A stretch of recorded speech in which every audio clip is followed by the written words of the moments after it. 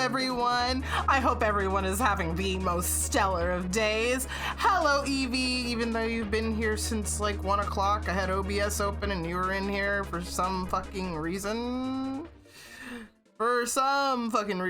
No idea why. Hi, Evie. Hi, Tony. Hi, Toon. Hi, Nero. And hello to whoever else is hanging out in the audience with us today. I just started. I mean, there's no harm in hydrating, I guess. Hold on. Ugh. Okay, I had to get my bottle. Also, hi, Wolf.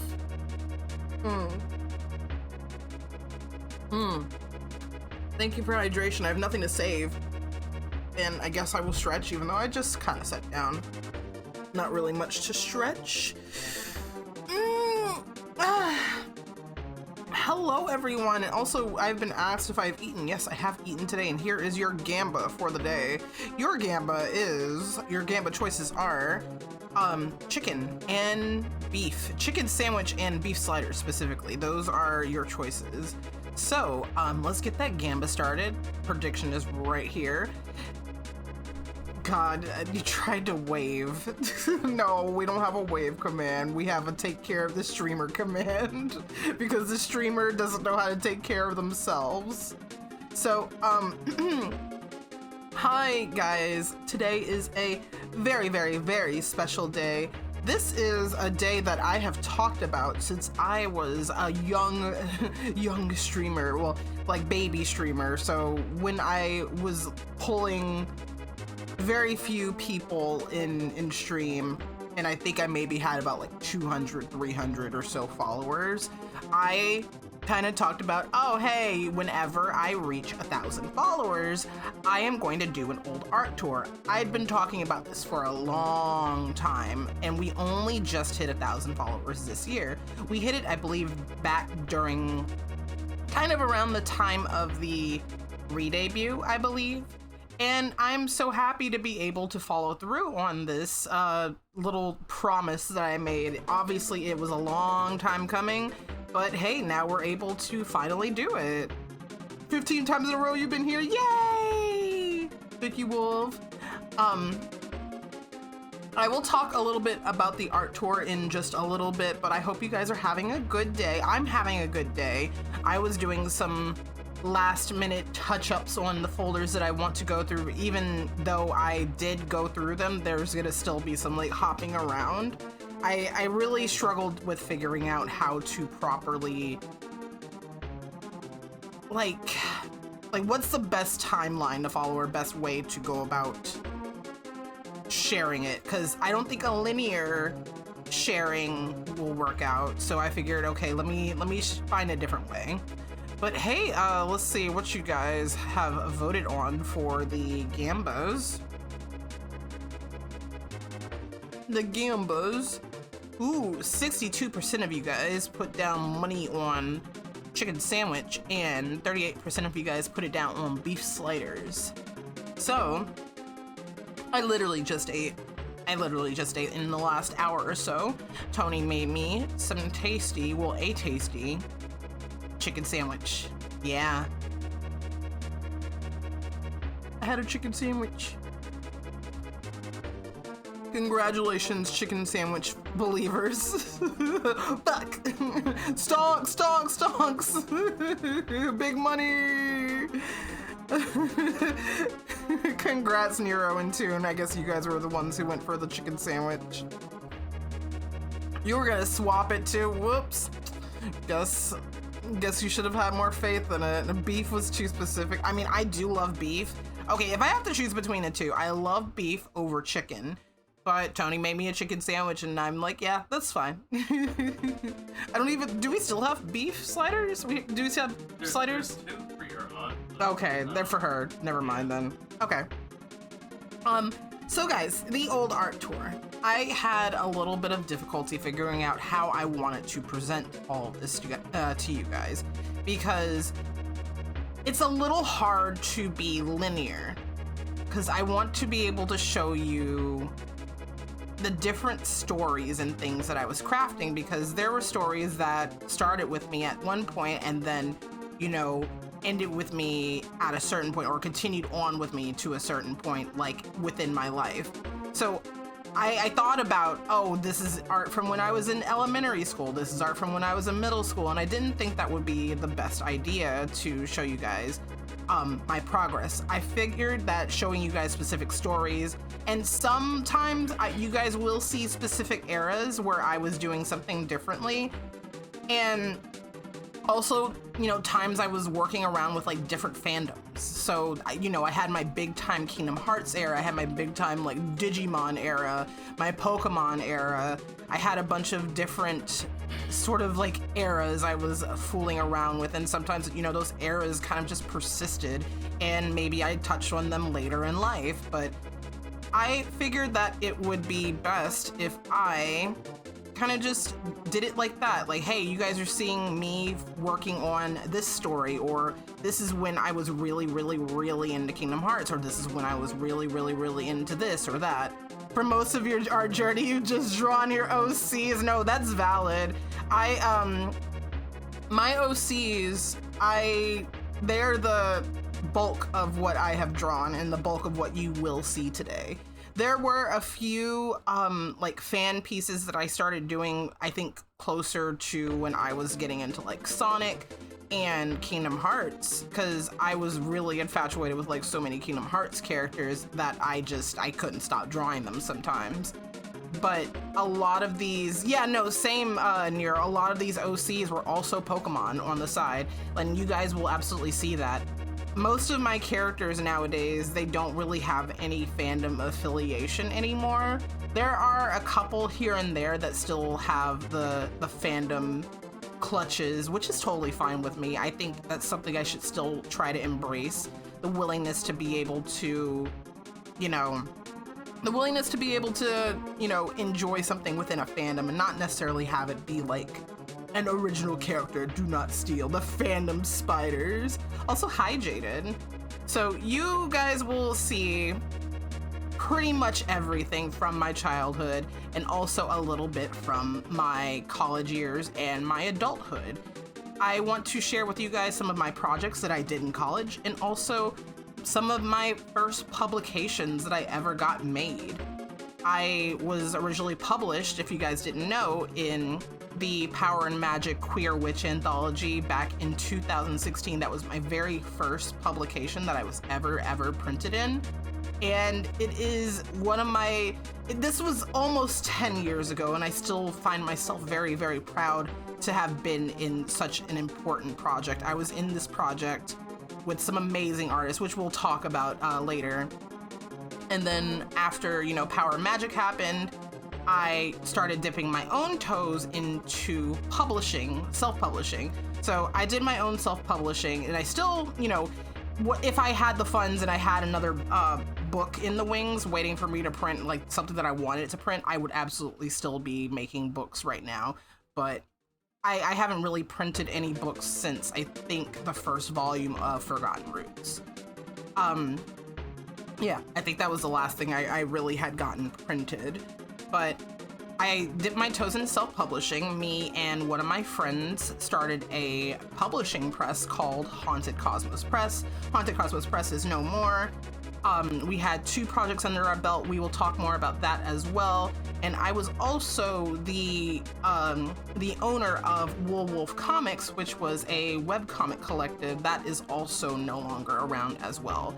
I'll be talking about all of those things. I'll be talking about the wins. I'll be talking about the losses. I think you might think like, oh shit, we don't have to talk about the losses, but I feel like it's really important to share with you guys that, you know, being a professional artist is not fucking easy. It's never been easy. I've been doing art professionally since I was 14 years old. Should not have been doing it that young. Should not have been doing it that young. My greatest advice for teenage and like just teenage artists, I really, obviously, hopefully, I do not have any children watching my channel. Please go do your homework if you are watching my channel and you are under the age of 18. But my biggest advice for young artists is to not immediately feel like you need to monetize your skills. I think that when you're young, you absolutely need to use that time to develop and figure out what you want out of your creative output. Do you really want to make money from it? Do you really want to be at the whims of somebody else's creativity and be a hand for them? Do you really want to kind of, I'm not gonna lie, I got spread thin, like a lot. I still get spread thin a lot, even professionally, even to this day. And I think that's really important for young artists to think of, because it's not really talked about. It really, really isn't talked about. You just see the ability to open for commissions and you see, oh shit, I can really make money from this talent that I have, from the skill that I have. And I don't think too much thought is put beyond, oh my God, I can monetize my skill. I don't think that there's very much thought put behind that at all. But without further ado, I would like to show you guys my very first art piece that I ever posted online. I managed to find it in my DeviantArt folders. It's honestly been in my files since forever. I've never gotten rid of it. I've always kept it saved. It is there to stay. And so I look back at it so very fondly every now and then. A quick disclaimer, you know, I want to tell you guys that it is okay to have a little bit of like oofness whenever you see your old art. I know that the cringe is absolutely not real, and I think it's important to look back at your old art with fondness and think about how younger you felt when you were drawing. You were happy, you were having a good time, and I think that is what is truly important to remember whenever you're looking at your old art and you're like, oh my God, I can't believe I did this. You were happy. And when looking back at all this old art, I did cringe a little bit. There were some things that I was reading, some comments that I was making on some of my old art. You guys won't see some of the comments. I will show like one comment that I did make on one of my pieces, but other than that, you know, there were times where I looked at it, I was like, oh shit, oh boy, okay, baby Vexy, all right. And some art pieces where I was like, oh, okay, that's something, that's a thing. But I just need to sit back and remember, like, hey, baby Vexy was having a good fucking time drawing this shit. And I'm so happy for them. I really am. But yeah, without further ado, you guys want to see my first art piece? Yeah? We're ready? We're ready? All right.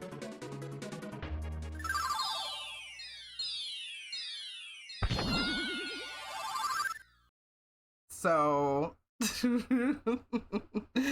me put some music on, actually. I'm edging you. Let me put some music on. let me put some music on. Yeah, let me turn it down a little bit and there we go. Have a couple of tunes, right? You guys like music, right? You like to hear things, right? Stalling? I'm not stalling. So, as you know, the thing to the... I had to put my fingers up to figure out what my left and right were. The thing to the right of me, this thing right here, I actually did that within the past couple months. That was a piece that I did of myself for the Produce VTuber fashion zine. And that is the most recent iteration of drawing, like, my persona type character. The image that is behind me is my first instance of drawing a persona type character and the very first image that I've ever posted online. I'm gonna move. I'm gonna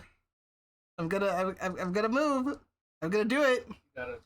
I'm gonna move. Yeah. I'm gonna do it. I'm gonna move. Go.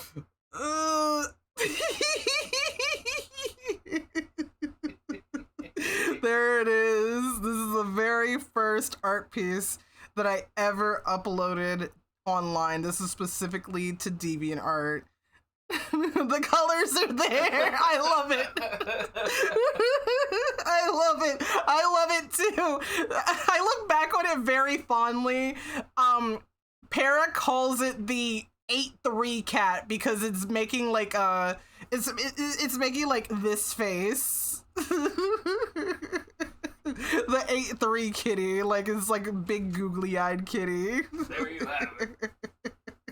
This just looks like, no, because Evie, that's what it is. That's literally what it is. So I was looking at the description for this image on DeviantArt, and this is this is what the image says. So the image was called Candace Kitty. For the record, I'm okay with people knowing what my government name is. It is on various publications of mine. I don't really care. So it's not going to be weird for me to show you guys what my government name is. Like literally, if you have a copy of Forgotten Roots, it's on the front page. A copy of any of my physical books, it's on the front. So it's not weird for me to share. But yeah, this was uploaded to DeviantArt the day after Christmas in 2003. So truly my Christmas gift to the world here.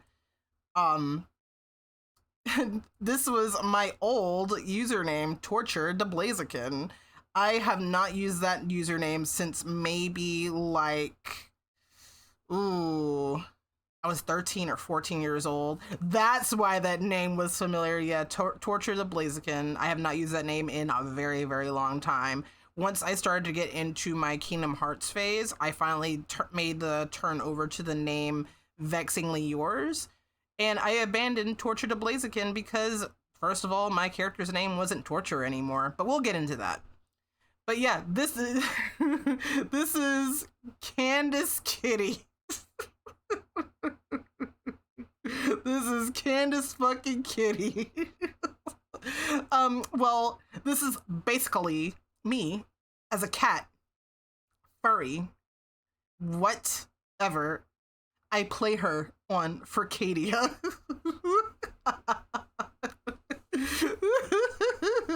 I play her on Furcadia. I don't know if anyone here really knows what Furcadia is, but it is. I'm not sure if it's still running anymore. It might be. I genuinely think it might be, but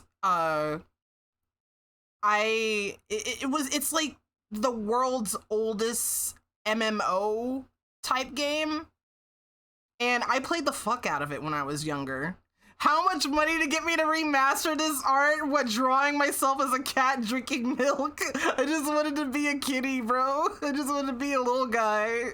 I knew what I wanted when I was like 10. Yeah, no, oh my god. I drew this when I was 10 years old. This is from when I was 10 years old, guys. Holy shit. Yeah. But I played the fuck out of Furcadia. I was addicted. I popped on that shit every day after school when my friends told me about it. Obviously, I was on the internet much, much younger than I was supposed to, but I feel like back then it was not really something that people really talked about or thought about. So I was making friends with people who were a good chunk of years older than me, like dead-ass teenagers.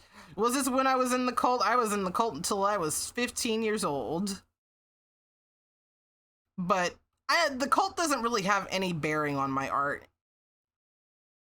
I can't even say like the cult had really any bearing on my art. You got internet access when you were 7? No, dude. Kids these days are just hopping on that shit. I wouldn't be surprised if they're hopping on this shit at like 5, 6 years old nowadays, which is like really not even. It's really scary and believable because you hear all these squeakers hopping on like Fortnite and Fall Guys and VR chat. Does anyone remember the Smungus video where the kid is just begging this dude in VR, like, I want to go to the Smungus world. I want to go to the Smungus world. And the dude, this guy could have done anything. He could have been really mean to this kid or sent them off like elsewhere to some shitty world. But he just decided, okay, here, you want Smungus? And he just opened the portal for the kid to the Among Us VR world. And he was so happy. He was like, yay! Like, people really need to parent their children because you could really be unlucky with who finds your kid online. They could be really, really mean. But yeah, this is Candace Kitty, y'all. You miss when all you had was Scratch and Animal Jam. Times were simpler. I think another game I played a lot was like Wolf Home. But yeah, this is Candace Kitty. I just really wanted to kind of show her off. I do have a lot of art of her, well, I have art here and there of her. Um, she ended up kind of getting her own sort of like story of her own that is completely disconnected from like who I am as a person. As I started drawing her more, I gave her more of a story, and instead of calling her Candace Kitty, I just started calling her CK.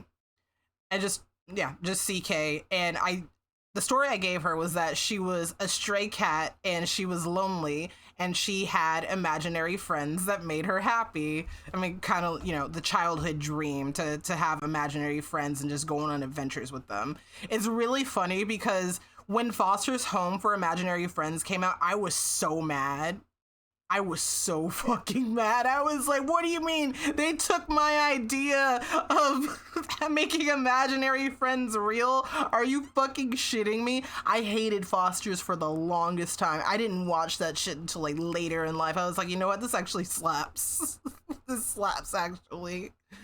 I could show you guys some more stuff of CK, but yeah, no, this is side by side. Yeah, the colors were pretty consistent. The pinks and purple is there. we're drinking some milk. A stray cat girl, you may say. So I will show you guys a little bit more of CK. All right, I have multiple folders to go through. I do not know how long this stream is going to be. But yeah, let's show you guys some more of CK. So ooh, I could show you some of the earlier ones. Here's another one of her. I think I was like wearing more of a ponytail hairstyle as I got older, so I just like gave her like ponytails and stuff. 50-hour stream. Pew, pew, pew, pew, pew, pew. I got to sleep sometime.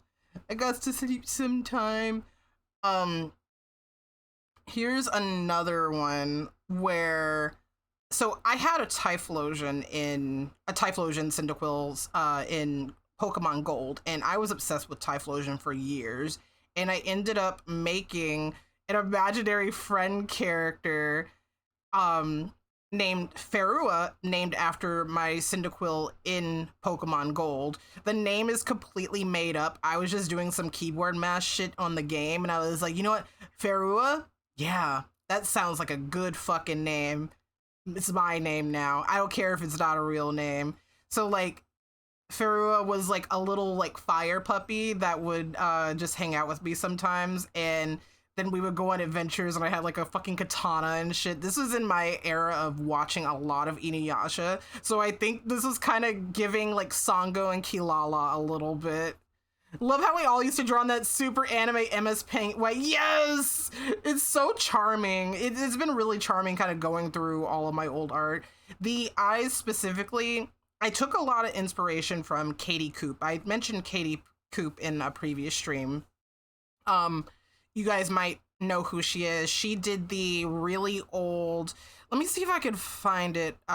Maybe some of you guys might know what I'm talking about once I pull it up. There were two really old anime how to draw books. Let me see. Katie Coop.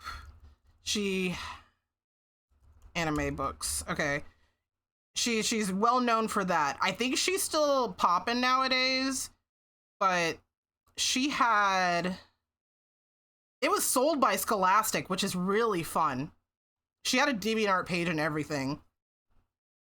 So Katie Coop's How to Draw Manga, she had two books. I remember my cousin had this one, and I had, let me find it. I had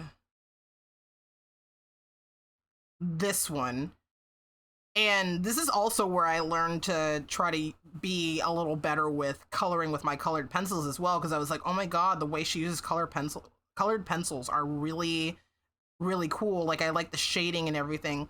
I didn't really have much of a concept of shading before, but this book really, really did help me. I did have other books, how to draw books growing up.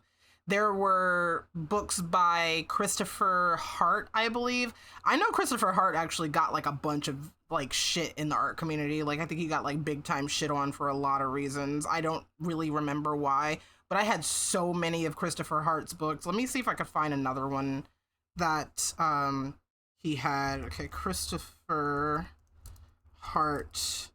I think he had like a chibi book, like how to draw chibis book. Yes, yes, yes, yes. Okay, hold on. This was one. This was the one I had. Yeah, Manga Mania. He had a bunch of different books, and I don't think he was the person doing the art for these. I think he ended up commissioning a bunch of artists, different artists, because once you open up the book, you could see a bunch of vastly different art styles in it. So I had the Manga Mania series. I had a bunch of these books too, but I remember using this one like a lot. Ooh, Midnight Paladin, thank you so much for the follow. But yeah, no, these two books, they were my main books to use to learn how to draw. I kind of wish I had this one just to say I had it, but you know, red pill versus blue pill. But yeah, you could probably see in the eyes that it looks very like Katie Coop inspired. I was using a lot of her techniques to like draw when I was younger. And let's see, I have I have a couple of where I was starting to figure out CK's story as far as like, oh, she's a stray cat. Turned myself into a stray cat, stray feral kitten, about to come and bite your ankles. So there's her in like an alleyway. And then I actually gave her a reference. She has torn clothes and she had blood on her jeans because she got into a lot of fights and stuff. She was just scrapping. So she became a scrappy stray kitty and kind of just ended up having a character of her own. And I never called her Candace Kitty like ever after a while. So yeah, that's CK, ratty little cat. Ratty little cat. I did do a lot of art featuring myself and my cousin. Was this? No, it's not, Evie. I no, it's not. Why do you keep asking? Bring back CK. Bring back CK. Why do you keep asking? I drew me and my cousin a lot. Evie is really interested in the cult timeline. I don't know what else to say about the cult other than I was in the cult. You just want to know. You want to know this timeline. Time-like? I mean, I will say that the cult had no bearing on my art at all. Because like here's my thing. When I was in the cult, I largely didn't pay attention. ADHD, I joke about this, but it's probably the truth. ADHD and mental illness probably saved me from the cult because I had no attention span whenever we went to Bible class. All I wanted to do was draw. I acted out, I talked, and I just did not want to partake in whatever the fuck was going on. And we went 3 times a week, 2 hours each time we went. And I'm just sitting there fidgeting. I want to draw. I just want to do me. I don't want to be there. That's kind of what saved me. Me wanting to be creative and not wanting to be there kind of just saved me.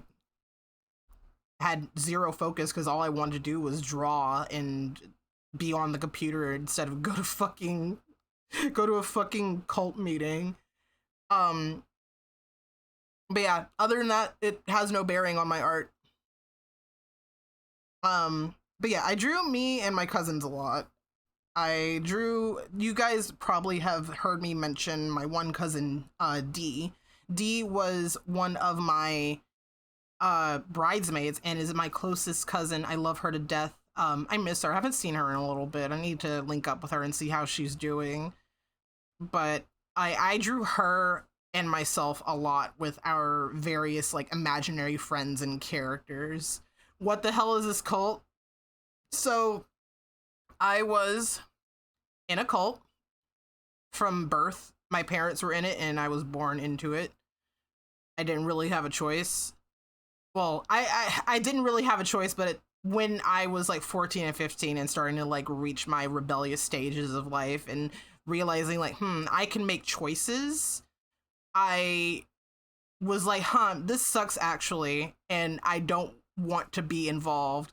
Yeah, this is not a bit. This is not a bit, Wolf. This is legit. The cult is called the Institute of Divine Metaphysical Research. So you guys can look that up if you like. I'm not going to really give you a history lesson about what the fuck that is, but you are very welcome to look it up. Yeah, this is not a bit. This is not a bit. Yeah. Drew me and my cousins a lot. So here is my cousin. I drew her. Those words already concern you, let alone shrinking. That's what I'm saying. It sounds like a bunch of just words kind of thrown together to sound intelligent. And, you know, I'm gonna stop. They go send their ninjas after me. They're gonna send their ninjas after me. But yeah, I drew my cousin D like a lot. And I also drew her with her imaginary friend. I think his name was like Sensei or something like that. He was just a big rainbow bird that breathed fire, and he had like fangs too. I don't remember like everything about him. That was like her deal. I think I let her color both of those pictures, but I drew them. A little collaboration. It has an up-to-date website. Sure it does, Evie. I wasn't joking. I had also drawn like a mini comic of me and D together. I think I'd only drawn like 2 pages, but I could only find one of the pages. And it was like we were ghost hunters together, and we were going around trying to find out the anomalies around our city. And here's like here's a little bit of what I had drawn. Just like look natural. How can I look natural? I'm with you. I don't know which one is supposed to be which, but I just know that they're both supposed to be us. I'd be willing to guess that I'm the one that's like look natural, and like D is like, oh my god, okay. I had a rival for CK. I had a pirate cat lady. Her name was Virus. I don't remember anything about her other than she was an evil pirate cat, and sometimes she got in fights with CK. That's literally it. I feel like sometimes I would just draw characters just to draw them. Like, I just feel like drawing something. What could I do? Okay, a pirate hat, a cat. Got it. Evil pussy. I couldn't tell you anything about this character other than that she was CK's rival, basically. We can close. You know what? I'm not gonna close this. I'm just gonna keep it open so that every time I close an image, we just see her right there slurping on the milk, slurping.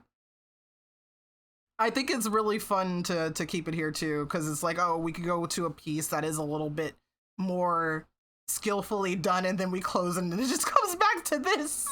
You just come back to this. So that is more or less it for CK. Oh wait, no, I have one more piece that I did of her. Not much to talk about here. I think I really like that one song. I think it's a Jill Scott song called Living My Life Like It's Golden. And I was just like, oh, let me just color CK in like a gold color with like sparkles, with her being kind of like happy. The Phantom of CK. How many subs to remake this? 20. 20. 20. HD CK remakes. Where are we gonna bring CK back? She's chilling. She's living her best life in the corners of my mind. And before Evie pulling out his credit card, he just sighs and he just like pulls out his wallet and like taps his card on the table gently. How much is 20? I don't know. I'm not John Twitch. Okay, so CK was pretty important. She's a pretty important character. I do want to show my second piece ever that I posted online. And where is it? I didn't properly put it in a folder, so I'm gonna have to scroll for it just a little bit. Found it. So this is the second piece I ever posted online. I don't remember what date I posted it, but it was probably not too long after I had drawn CK. So I drew Rora, the Ryan, and he's like, I think he's supposed to be part rabbit and part lion, but there's like no rabbit here. I think I was thinking like, oh, why are they in italics? Why are they? What the fuck? Why are they in italics? Holy shit. I think I was thinking the end of his tail is like, oh, it's like a round bunny tail. And maybe his ears are a little longer to make you think of a fucking rabbit. So yeah, that's Rora. You'll see the name Rora again in a little bit because I ended up reusing that name for another character. But I don't know why I chose these colors. I think he's kind of giving Simba a little bit. Polygonal Simba. I think I think I was exclusively using the Bezier tool in MS Paint to draw this fucking thing. Half rabbit, half lion. This is just a prototype of Grace Novamon. Hold up. Let me see that. Grace Novamon. Who are you? Grace Novamon.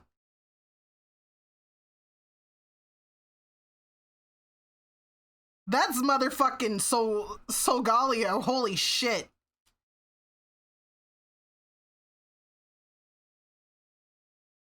Oh, it's a merge of the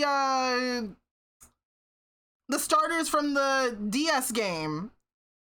Yeah? Is that what it is, Nero? Like Coronamon and Lunamon, like they merged? Is that what the deal is there? Dianamon and Apollomon. Okay. Gotcha. But yeah, not really much to say here. I think I was trying to make it into a character, but I didn't really do anything with it. I think it's like I said, sometimes I just drew shit without any real purpose being there. But, you know, sometimes that's okay. Not even sometimes that's okay. It is absolutely okay to just do shit without a purpose. And I kind of wish I still had that that energy, just doing shit for no reason other than I want to and because I like to. Not because I need money, you know. There's CK again.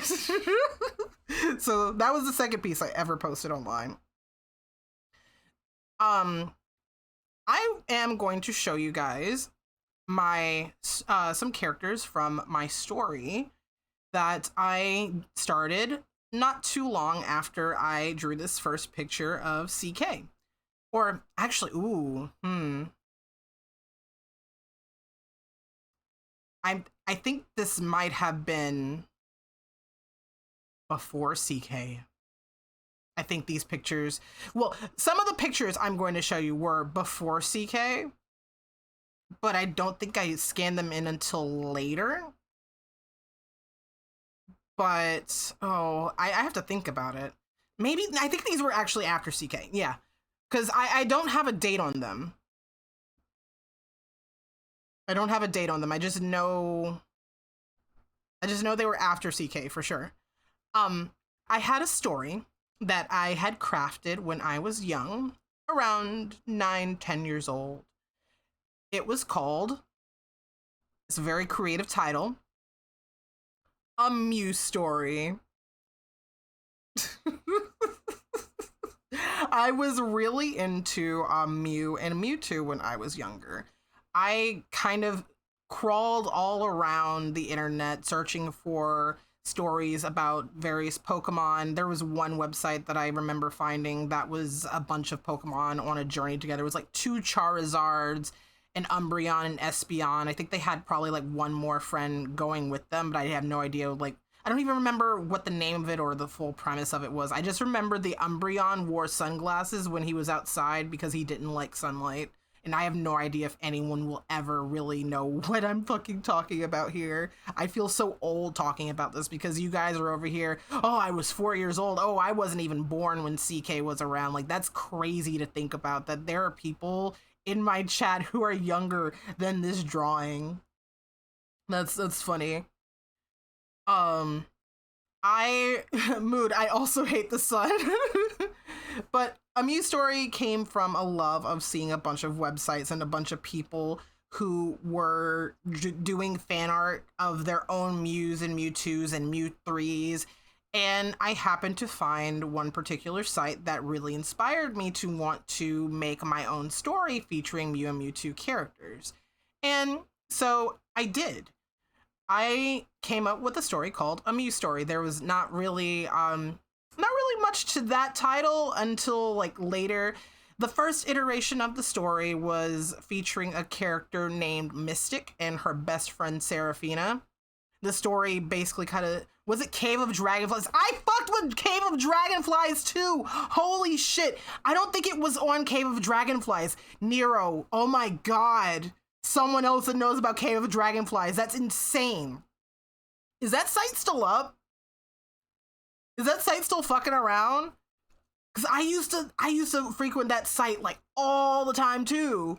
But I don't think it was on there. It's still up. That's crazy to think. What is it doing now? What are they doing now? Do they just like upload Pokemon stuff nowadays?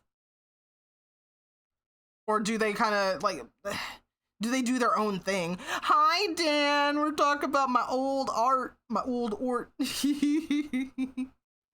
I hope you're doing well.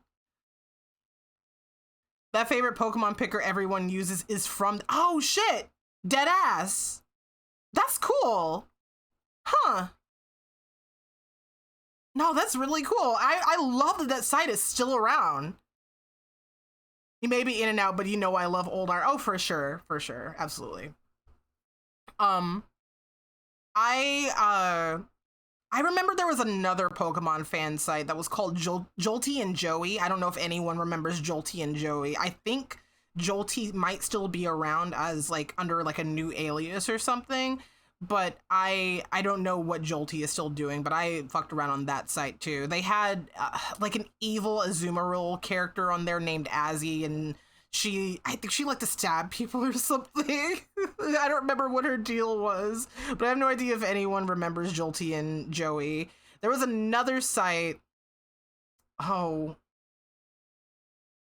Caffeine and Sugar. That might be another one that no one fucking knows what I'm talking about for that one either. And one more Pokemon site. I'm getting away from a Mew story now that I'm just thinking about all these old fan sites that I used to tread on. There was one site called Blue Forest. It was a site that was completely dedicated to Suicune and Lugia because this person was insane about both of them. And they had a bunch of art, a bunch of fan art, a bunch of fan fiction that either they or other people submitted to them to be uploaded to the site. And there was one story about Lugia falling in love with... This was like around the time of... I don't think... No, because Ruby and Sapphire had already come out. But Lugia fell in love with the 13th legendary. I think they had like only like 12 legendaries or something at the time. I don't remember. But Lugia fell in love with who was the 13th legendary. Like, she didn't know that she was a legendary Pokemon because she was kidnapped and made to do evil things, and Lugia fell in love with her. And I was like, this fanfic is so good. I love it so much. And I managed to find it too. I was thinking about it. I remember thinking about it and like, how can I find it? The site itself, Blue Forest, is not around anymore, but it is on the Wayback Machine. It is still available on the Wayback Machine. But I digress. A Mew story. So A Mew story, it was about a Mew named Mystic. She was a purple Mew. I am going to show you guys some art. I will show you guys my art, but I will also show you guys some art that was made by another person. There is something a little unfortunate about the context of this art, though.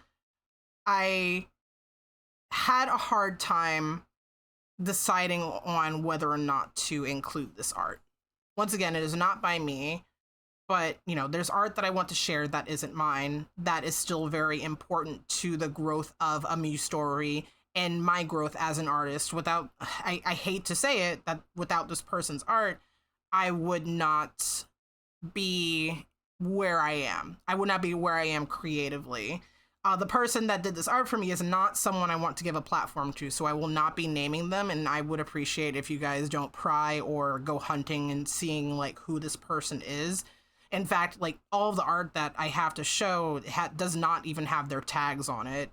They never signed it. It's just, the inclusion is just very important to me in understanding who I am as an artist. And once again, I won't be saying who they are. They did a ton of gift art for me for my story, and I felt like it would be important to include. That's pretty much it. So I will show you guys some of the art that they did of my characters, because they were one of the first people to draw these characters for me. Yeah, no, I feel like a lot of people have been there where like you have people you don't have an association with, but you have like so much old art that it's hard to get away from. But this is the first splash image I ever had of a Muse story that this person did for me. This is Mystic. She is a purple Mew, and this is Seraphina. She is a blue Mew Meowth hybrid. So she's got the black ears, so that shows like her Meowth lineage. They were besties, and Mystic, she didn't really have a story at first in the first iteration of it. It just seemed like she was always a damsel in distress for no reason other than to be a damsel in fucking distress. And Seraphina, she kind of had shit going on. She was hanging around with Mystic, going around in forests and stuff and exploring. But then she was like, I kind of see my calling in life, and it's to lead other people and take care of them. So I made an offshoot RP site, like an RP forum, for Seraphina and for people to roleplay with me and with their own characters and with Seraphina.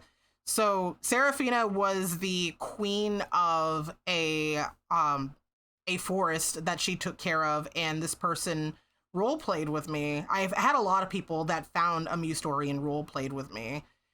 But yeah, Seraphina was just ruling over a land, and she had a mate that was this person's other character. He was like a cyborg Mewtwo, and they just ruled over this this forest together peacefully with their adopted tiny gray daughter. Everyone used to draw Pokemon this super furry anime style. I know it's so nostalgic. It's so beautifully nostalgic, and I love it so much. And this is MS Paint as well. The person used a lot of MS Paint. I always like looked forward to seeing their art, because it's such a shame that I'm not speaking to this person anymore, because I remember waiting to see every day, okay, what new piece are they dropping online, you know? That dates it so well, reminds you of the good old days of the net for sure. But yeah, Mystic was big time damsel in distress. She had no purpose other than be damsel in distress. Seraphina had shit to do. So I have a few more pieces of them. I have another piece of Seraphina that was done by this person. I really like this. I want to bring Seraphina back in some capacity after going through all these images. I love her so much. I think I was both on like a Tenchi and Inuyasha kick with designing her. Obviously, once again, I didn't draw this, but that was the vibe that I was getting whenever I was working on her design. Seraphina did have more to her later in life as I was in like feeling her character and changing the story. So I ended up rebooting the story at some point or another, featuring like a bunch of other characters. Like, let's see if I can find a picture of her. I can show you guys the big bads. I can show you the evils of a Mew story. It would be cool to see redraws of my old art. Oh, God. Maybe someday. Maybe someday. I know they're in this folder, bro.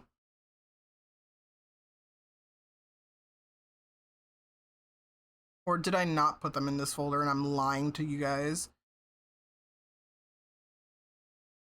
I might be lying to you guys. Okay, wait.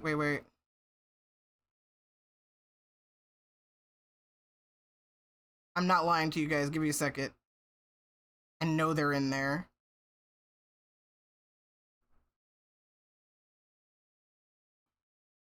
If not, I have my own pieces, and it might even be better just to show you my own pieces of these characters.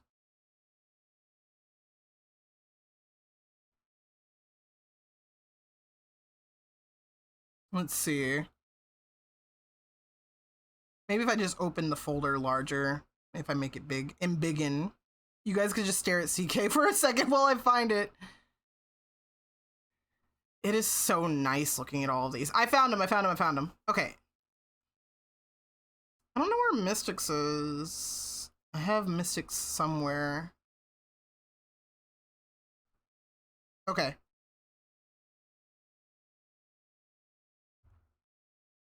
Chibi. Here, chibi. Oh shit, can I actually not open these? Are these in a format that I can't see in clip and that's why I can't see them? Ooh. I could see them on the preview. Oh shit, it's like a weird old formatted GIF file. Let me screenshot them and show them to you. You missed the pro tags? It's okay, you'll see them again. So this is Darkstorm. I've drawn Darkstorm since. I've actually drawn her as recently as last year. Darkstorm, she is now just called Storm. She was an evil Mew, and she kidnapped Mystic, and I don't remember why she kidnapped Mystic, but she did. She kidnapped Mystic and Mystic's boyfriend, Dark. He had to save Mystic. So this is Dark. No, I'm evil kitty. See, we have Dark and Darkstorm. The funny thing is, Dark and Darkstorm are siblings. They're siblings. Funky Kitty versus Evil Kitty. I'll pop the pro tags on stream again for just a second. Here's Mystic and Seraphina again. Turn on the TV, any channel, they kidnap the Mystic Kitty. But yeah, Dark and Darkstorm, they were siblings, and there is one more evil Mewtwo. Her name, I did lose some art for sure that this person had done for me, because I can already see some like places where I just don't have art. I am a bird now. I am a bird now. And you know what? This is actually going to be fitting for later when I show you guys the old iterations of Vexy, and you can see me side by side next to all of them. Here's Gold. She's supposed to be, she looks a little bit more doo-doo brown here. But she's supposed to be a gold Mewtwo with like a silver tail, and she had a sister named Silver who was a silver Mewtwo with a gold tail, and Gold was evil and Silver was like, Silver was supposed to be like, not MILF, because like I feel like everyone that, every time someone says MILF, they kind of think of like, oh, mommy gonna make me tie me to the bed and whip me and stuff. No, Silver was like, she was like mommy, but she was like mom. She was like a like hardcore mom character. Springtrap color. I don't know if I have any more art from that specific person in this folder, but they drew my characters like crazy. They drew them like insanely. Oh, wait, no. I have one more character. Look, MILF could take many forms, and I simp for all of them. Sometimes the mom can make you die, and sometimes the mom can make you a pie. Which one do you want? And Kariko. Kariko was a she was an angel Mew. She died. She died, and now she's just a guardian angel. And I wish I could find the one of Kiro. So Kiro from Cardcaptors, I actually ended up making him into a fan character in a Mew story. So basically Kiro from Cardcaptors, but as a Mew. He already basically looks like a Mew. So here's Kiro from Cardcaptors. Let me show you guys. I'm sure some of you know what he looks like, but I'll just show him for the sake of it. And then there's Chunky. He's dead. So there's Kiro. I made him as a Mew. He had like blue eyes, and he was also an angel Mew, and his story was like different from Cardcaptors. He was actually an angel who died, and he was sent to work with Kariko, but Kariko was like in love with him, and she wanted to do her job, but she couldn't stop fawning over him, and Kiro was just not like feeling her. Eventually Kiro came around after like some danger happened, and they ended up being in a relationship. There's Chunky. He's dead. He's still a little dead. He's just got a statue going on for him. But yeah, I loved Cardcaptors.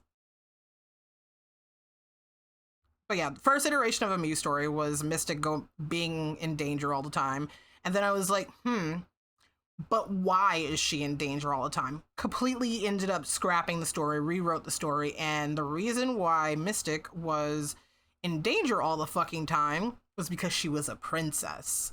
I ended up kind of turning the story into an original story. It went away from the whole Pokemon context almost, outside of the characters being Pokemon themselves.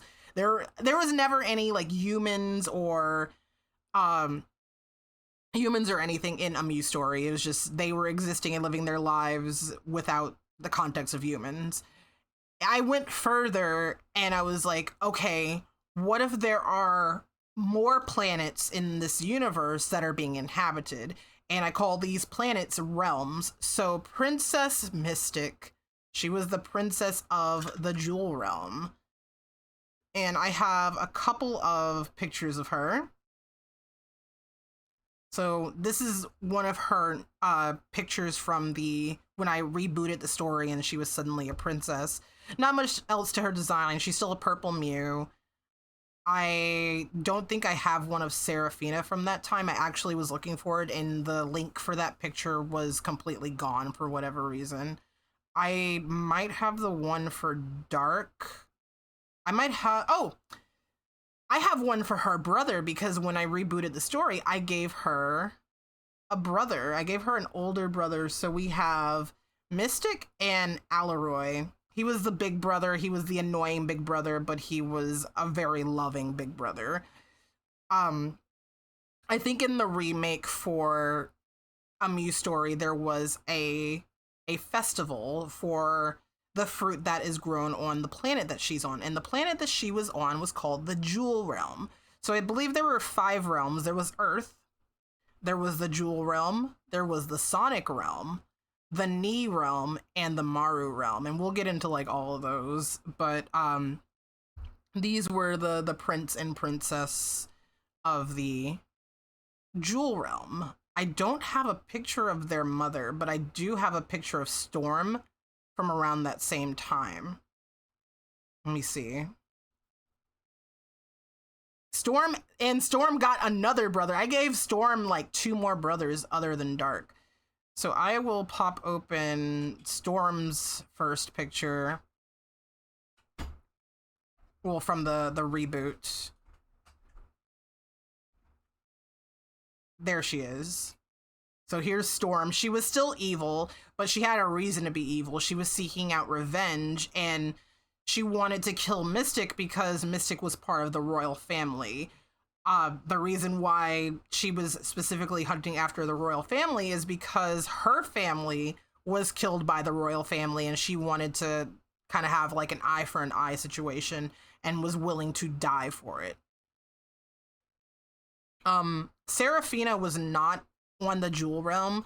The story went, Mystic went to the festival for the fruit on Jewel Realm, and was kidnapped by the prince and princesses of the Sonic Realm. And I'm going to show you those characters along with another character that you guys might be like, who is that? I love my MS Paint art so much. It's so silly. So I mentioned before that I drew my cousins and myself like a lot. I love my cousins very much. They were they still are very much my life. I love them to death. And, you know, I put them in my story as characters. So the Sonic Realm was a planet that was ruled entirely by children. The way that more Sonic, well, they're called Sonicians. That's the like demonym for people who live on the Sonic Realm, the Sonicians. They would have they had like a radar that would find like a child if they were like having a hard time, they were not getting what they want or needed in their respective homes, and they would be warped to Sonic Realm where they could live happily with other children.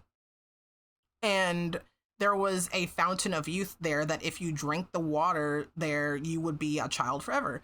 So these are, I don't have a full body for this character, but this character right here, the top right character, the orange one right here, that is based off of my cousin D. And this is D's sister and my other cousin T that I've probably talked about before. And this is me kind of like arguing with them and being annoyed by them, which, you know, kind of was my reality. We like to bother each other. We like to annoy each other. Once again, I've referred to my cousins as my siblings on multiple occasions because, you know, I kind of did have a sibling-like relationship with them. But they kidnapped Mystic, they took her to Earth, and Seraphina was the one who found her on Earth, and they became besties on Earth. Let's see. Storm had 2 other brothers. Let me see if I could find them. There we go. So this is Storm's younger brother, Lazarus. Or actually, technically her older brother, because he was born before her, but he was transported to the Sonic Realm and drank the water from the Fountain of Youth, and he's forever a child. But he also got bitten by a vampire, so he's extra child forever. I was obsessed with this character. I in the canon of the story, my character, the one that's based off of me, Torture, the orange character from the middle picture that I showed you guys here. So this was one of my other first passes at a Persona type character. Torture was a Blaziken at first, but then I was really into, you know, Mew and Mewtwo. So I changed Torture into a Blazitu. So part Blaziken, part Mewtwo. These are not horns. These are extra, like, you know how Mewtwo has those weird, like, antenna-like ears? So Torture just has 4 ears. Torture literally has 4 ears. That's what's going on there. But in the canon of the story, because Torture was actually in the story of a Mew story, but we can get to that later. Lazarus and Torture were dating. They were together. They were an item. Let's see. I have a few other fun pieces of other characters and other characters to show you guys. I have to kind of pick and choose because I don't want to spend forever talking about a Mew story as much as I would really, really love to. But I want to show you Storm's like assistant character. So Storm had an evil assistant character with her, and her name was oh, the edge is so real. Secrets of Mystery is her name. That's her full fucking name. Secrets of Mystery. Torture is such a bad name. Yeah, no, it's funny because my friends would make fun of, like, poke fun at me, like, haha, torture, like torturing someone. But yeah, this is Secrets. She was a Mew, but oh, guess what? Look at those wings. Look at those wings. I wonder what that means. Could she be half demon, half angel? You would be correct that she is half demon, half angel. You would be absolutely correct that she's half demon, half angel. She was, oh boy, guys. I would be willing to bet of, I would be willing to say that Seraphina was my first Echo. And what I mean by my first Echo, I mean like the character that I hyperfixated on first, I think. Other than CK, because I think CK was like, you know, my persona character. It's okay to, because that's my persona. I'm gonna draw like my personification a lot, but I think Seraphina was my first hyperfixation character. And Seraphina was blue. She was just a blue cat. And then Secrets was also just a blue cat, but Secrets had more of a story to her. Seraphina did end up getting more of a story too, but I can share that later. Secrets' story, she was not a brooding rogue in the dark corner of a tavern. Later on, as I got older, I made her into a recovering alcoholic mercenary who did not want to be paid in money, but was instead paid in plushies. Her story was that her father, who was a demon, killed her mother, who was an angel. And Secrets was one of 3 children. She had a sister named Sprite, and Sprite Sprite's full name is Sprite of Darkness. I wonder, do I have a picture of Sprite in here? I gotta have a picture of Sprite. Please tell me I have a picture of Sprite in here. I will be so sad if I don't have a picture of her in here, because I feel like I do. Hey, she is a recovering alcoholic is insane. It sure is, buddy. It sure is. Oh boy. I gotta have Sprite in here somewhere, dude. I feel like I did save a picture of her in here. But her sister Sprite was more angelic, regardless, you know, she had, I mean, despite the fact that she had the name Sprite of Darkness. Yeah, I don't know either, guys. I don't know. I was just like, oh, that sounds like a cool fucking name. That's what we're going with. Sprite of Darkness. Yeah, boy. Sprite was more of a angelic character. She was nice, she was sweet, she was not a murderer. And Secrets was just over here, you know, assassinating people because she was being paid in plushies and also dealing with recovering from alcohol. Oh, do I really not have a picture of Sprite in here? That's crazy. I have a picture of Sprite's dragon form, which I can also show you guys Secrets' dragon form. Secrets, she has a lot of fun things going on with her later on in the story where she went so mad with rage that she literally went blind. And so I had an era where I was drawing her without her pupils because she literally went fucking blind, dude. She went blind and then she just started killing shit because she was just crazy. She went insane. This is much, much later. This is 2008. This is 2008, and this is when I had Photoshop and I was actively experimenting with like doing a painterly style type thing. But I really like this piece. I think about it. I think about it fondly. It would be cool to revisit something like this in the future too. Maybe remake it as well. I think there are a couple pieces in here that I think would be really cool to return to. Back in the day, we had a bunch of things on the site. In the the GeoCities sites where it would be like, oh, your site is going to win this award or whatever. And I had an award that Secret So I found a picture of Sprite. Hold on. Here's Sprite. There's Sprite. There's Sprite. Not much else. There's Sprite. We had a bunch of like awards that you could give to other sites, and they could basically be free advertising. I don't think we saw it as free advertising. I think it was just like, oh, hey, your site wins this award. Your site wins that award.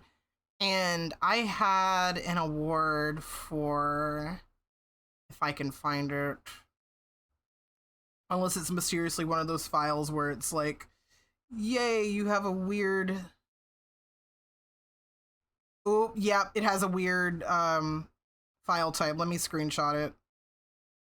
Yeah, I had a feeling. I think some of these images are going to be weird file types because it's like, it's a GIF, but I think it's like an old GIF that is not recognized for whatever reason. But I had like a cuteness award, and if I saw a site that I thought had like a bunch of cute art or was just cute in general, I would fill out the sample part with the name of the site and send it to the person that won the award. And there were a bunch of other awards as well. There was like a gold award, a platinum award, silver, gold award, where it's like, oh yeah, I really, really like your site. Here's this. You could have this. Yeah.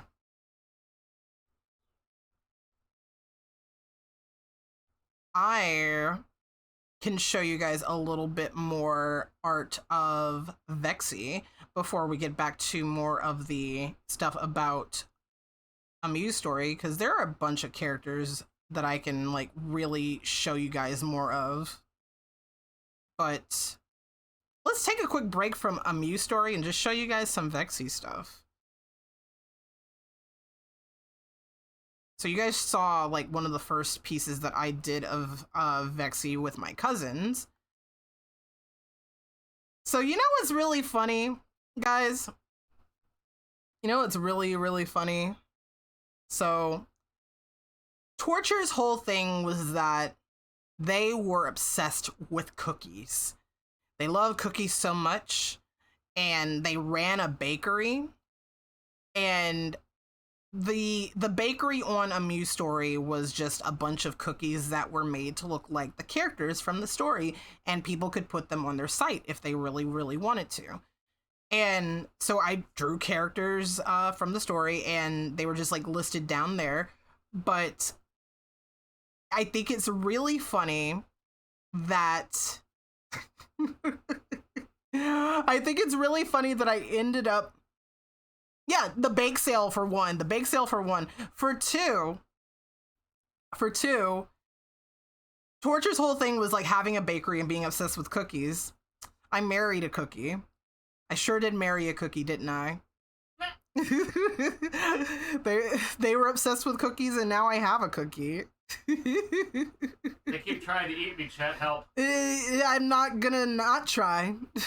What is chat gonna do? Get eaten in, like, when they get in your way?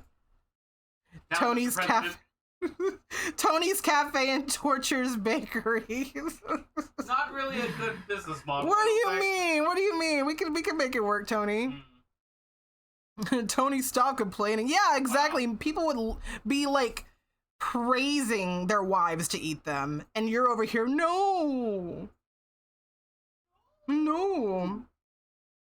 So we're bringing in a bit more Torture art, and we have two other characters. Is there any old Torture story about aliens? Kinda, yeah, but not really in the way that you're probably thinking. Torture did have two sisters. I'll show those later. But Amuse Story had mascot characters. I had about 5 mascot characters. We had Torture. Torture was, you know, that was me, but also the main mascot. And there was also Blast. Blast was a snapping Squirtle. I thought I was like the funniest bitch in the world thinking about a snapping Squirtle. So he's just a turtle that he's just a Squirtle that bites. He likes to bite. And this is Lori. I wonder, can you tell what she is? I don't know. I don't know what she is. I have no idea what she is. So weird. I cannot tell at all, guys. There was a fourth mascot named Silly. I don't have a full picture of Silly, but he was just a lime green Mew, and he was the nerd. It was like I feel like they were mascots for different reasons. I think Lori was the art mascot. Blast was like just like a cutesy mascot. Silly, he was supposed to be like the webs, like, oh yeah, I do the coding for the website type thing. And then I had a contest for a fifth mascot, and I don't know if this artist is still around anymore. She went by Kingdom Hearts Master 7, and I ended up finding her on Tumblr like years later, but I don't know if she's still using Tumblr. She ended up doing a like Homestuck Ask blog where she was role playing as Troll Calliope, like Calliope, but like as if she is a troll. And she made a mascot named Roro, and Roro is he's just a griffin. He is just a griffin. You remember that? But Lori is a Dratini and Pikachu, because I really like Dratini, and I was like, yeah, let's see what happens if we just toss Pikachu on there. Why not? Do I have some more pieces, some early pieces of torture? Oh, now we're starting to get into territory of like the species change. So yeah, I don't have too much of old torture left, so I will just show you guys the species change. I have to find it though. Like, I have everything in the folder, but it's just like everything's kind of like out of order, bro.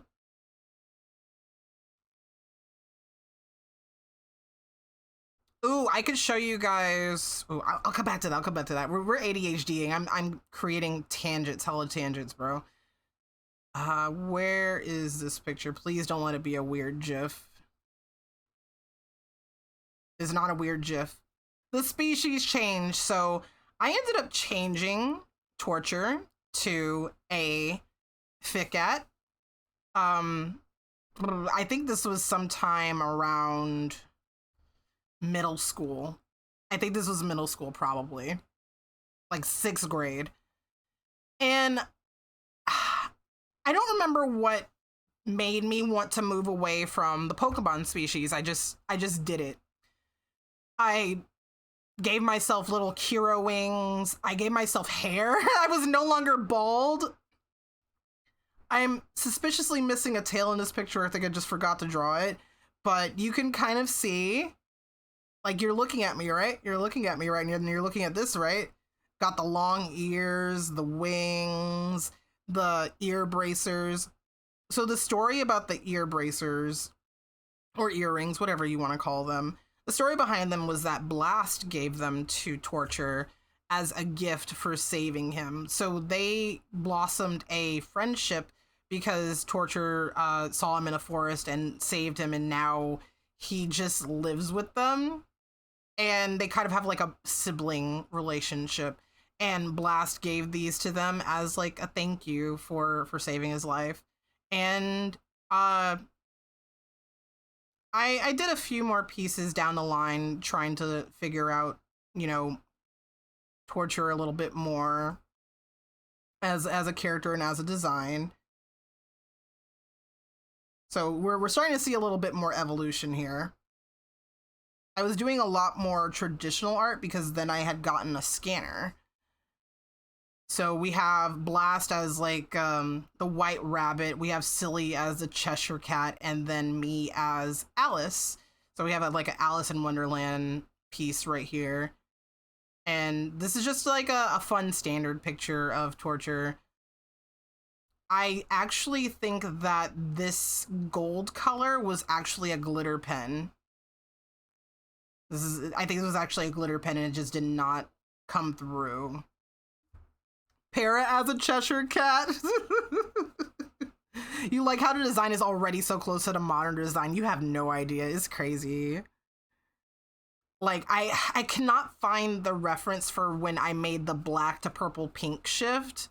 Like, the very first reference of that, I couldn't find. Wait. For Affinity, save me. For Affinity, save me. For Affinity, save me. Save me, for Affinity. For Affinity, save me. For Affinity, save me! It saved me. It saved me. You have it? What do you mean, Dan? What are you talking about? You were saying what? What do you mean you have it? You're not getting away that easily. Bro, have you been saving my old art? You've been saving my old art?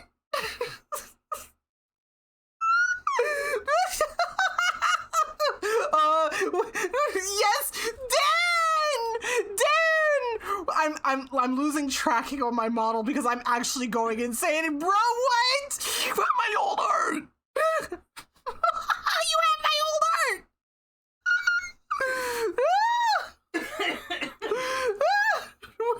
have my old art. You have my old art.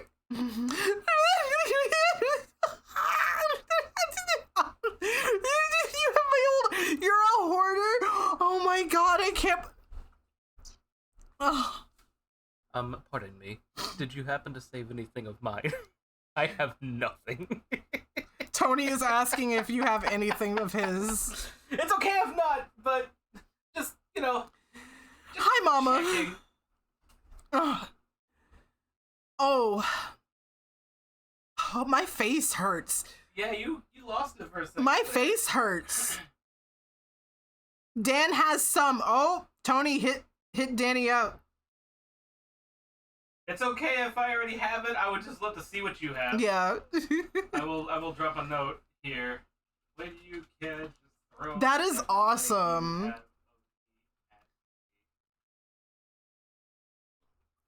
That reaction was like Arlo reacting to Metroid announcements.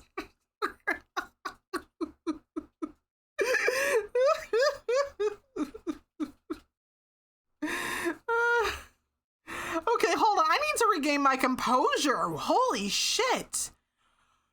Whew. Oh my god. I love knowing that someone has been saving my old art. Cause like, I felt like I was keeping up with my art, with saving my old art pretty well. But I had an unfortunate like reformatting happen with my old Mac and I lost some files. Not all of my files, just some. I lost like a lot of old commissions that I don't have access to anymore. If they exist, the customers are the ones that have them. I don't have the original files for them anymore. I have like one commission that I did like 2 versions for. It was like a safe for work and not safe for work version, and I don't have the not safe for work version anymore.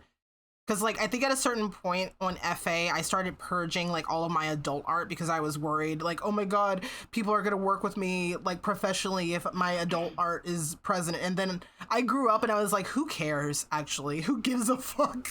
Who gives a fuck? But yeah, Torture became a FICAT, an original species do not steal. You know what? I don't care if anyone makes a FICAT. They're just phoenixes, chicken, cat hybrids. Torture specifically had 2 sisters who were goddesses. And at the time that I made her their sisters, I was really into Greek mythology, so I named them. I might have named them after some Greek mythology goddesses. So here is one of Torture's sisters, Aphrodite. She was the goddess of the Knee realm. So you guys remember I mentioned the different planets of A Muse Story. Aphrodite was the one of two goddesses of that realm, and then can I find the other one? I hope I can. Saying who gives a fuck is how you started drawing the freak shit for sure. Yeah, no, I am absolutely freak nasty now. Oh, is she in here? Please, I have to find her. I'm like looking at all the orange pieces because her other sister was also orange. I might not have put it in this folder. Let me double check because I do really want to share her with you guys.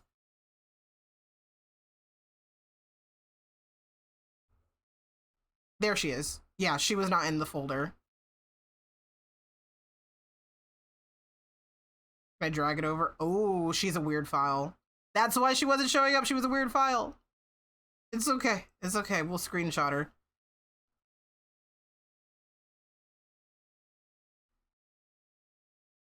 So Aphrodite was like the super hot mama type. And then we had Hestia. Hestia was the punky sister who was like ready to always beat some ass. And they liked to bully Torture because Torture wanted to completely reject their divinity as a goddess. So like I ended up working in like, oh yeah, Torture's a goddess. Heads up, yeah. Torture is a goddess and doesn't want to be, but their sisters were kind of really like pushing the agenda like, hey, don't you want to be worshipped? Don't you want to be loved? Don't you want to be like praised? And Torture's like, not really. So that was the whole deal with them. So they resided on Knee Realm where they were worshipped by the Neans. And the Neans, they were all Mews and Mewtwo's, but they had like more bird-like features. So they had wings. Some of them had talons or beaks and stuff like that, but they still more or less looked like Mews and Mewtwo's. And they had a rivalry with the Maru Realm, and the Maru Realm were Mew and Mewtwo's also, but they were more snaky. So they were Sneeple. They were snake people. They had like Naga bodies, like snake halves, basically. I don't think I really have any pictures of them, like the snake species, but I do have a picture of the queen of the Knee Realm. So she answered to the goddesses of the Knee Realm. So this is Irelie. She's the queen, and she would grow like long, cunty talons that could scratch you and stuff like that. I liked her design. I don't remember what else she had going for her, but I know a lot of the Knee Realm characters, they had a lot of kind of like Bird of Paradise kind of looks. Like they were very like brightly colored. I wonder some other ones. Ooh, so we talked about the Jewel Realm. The Jewel Realm also had a goddess. I think every realm had like a ruling goddess. And the goddess of the Jewel Realm, I actually don't know if I could show this because I feel like Twitch will be like, that's ass, and they'll kill me.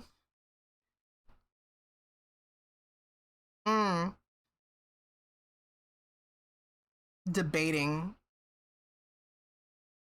Do I have another picture of this character I could show that is not their ass?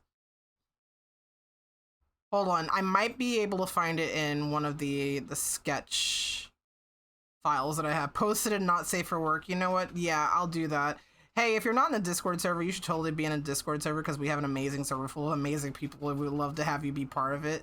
I will toss this picture of her. It's not even a bad picture. I just worry about Twitch being like, that's ass. That's ass, buddy. That's booty. Hold on, I'm gonna post it. I have to find it again. I just had it. Literally just had it. Bro, I literally just had it. This is crazy.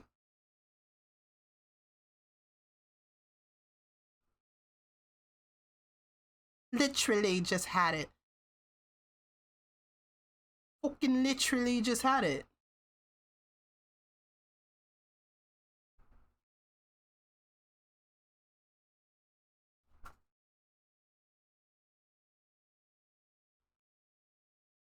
Okay, I found it.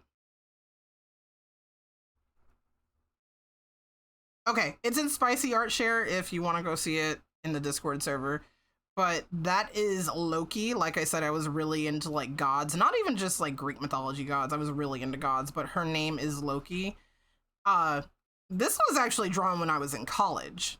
So this is slightly newer.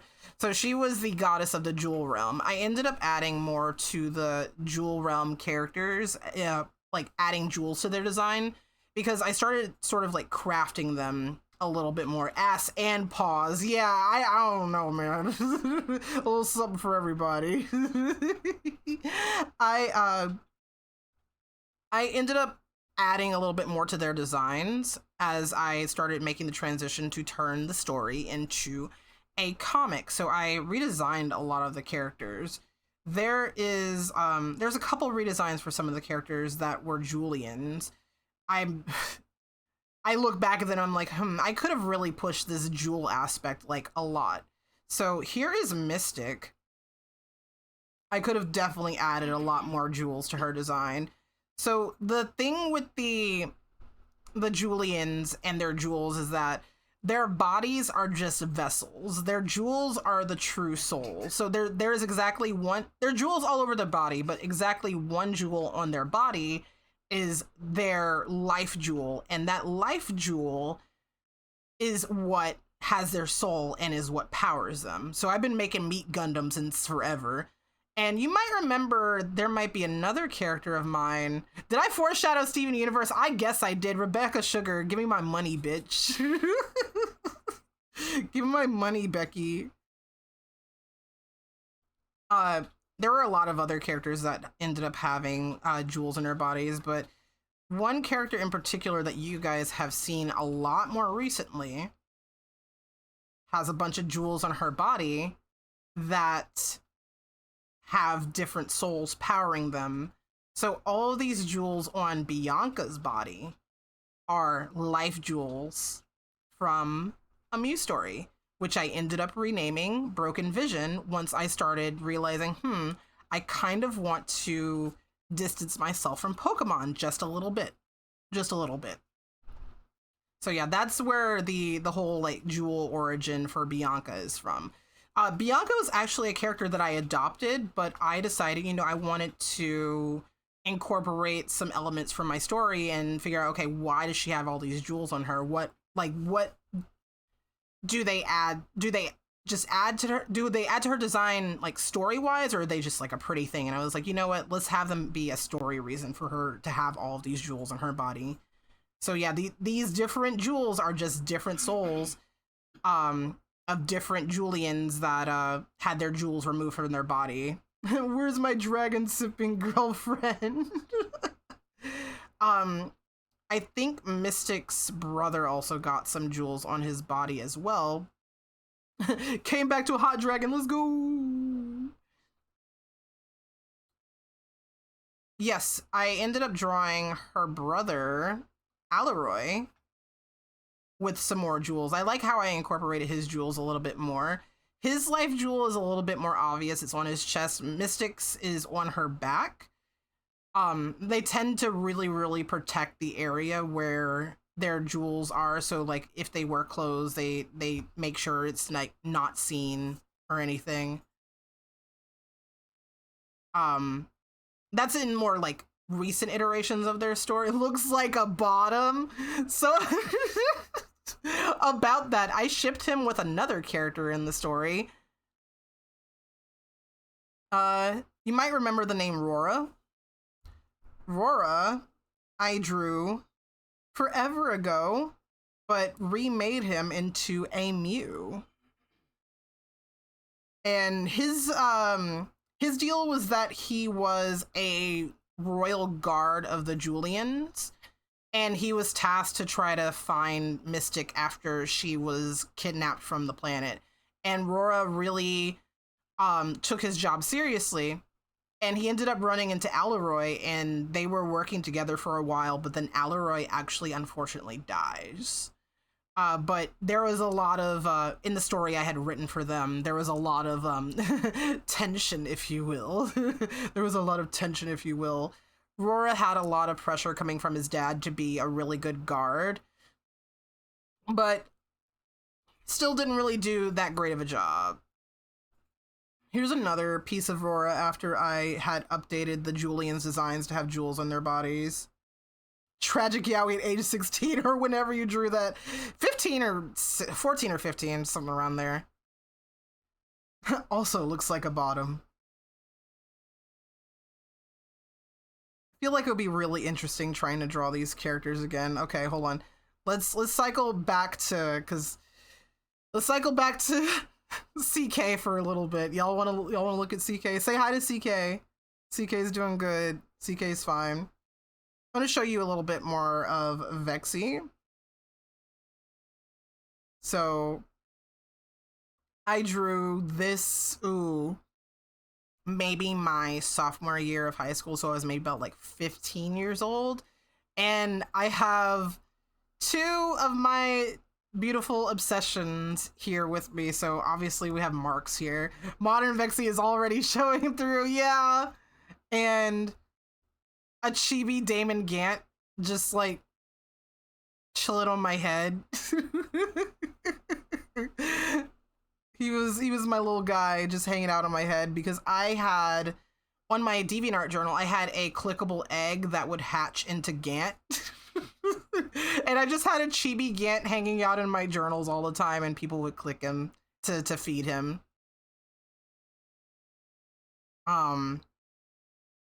Let's see. I have a little bit more of Orange Vexy. This is me playing my DS at the time.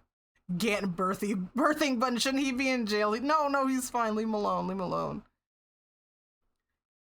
In an old forum you frequented, we had a Damon Gant fan club in the shitpost sub forum. It's not a shitpost no more. It's real. Not anymore. He was just born. This might be the first one where you gave it to me with no context. I could identify it as yours from the style. Oh, I love that. This one is, I think, either slightly older or newer. Wait, hold on. Does it have a date? This one does not have a date on it. But this does. This is 2009. So this is when I started to make more FICAT characters, more Phoenix Chicken Cat characters. So we have Vexy here with Trinket. Trinket was a FICAT who was the daughter of an inventor, and he died, so she carried on his work, and she made a lot of like really fun rave like inventions. I can't remember any of them off the top of my head, but I decided to draw Torture and Trinket together in a rave. I think by this point, Torture's name was actually, like, I think by that point, I did end up changing Torture's name to Vexy, and Vexy actually had a last name. Can I find that? I had a reference sheet.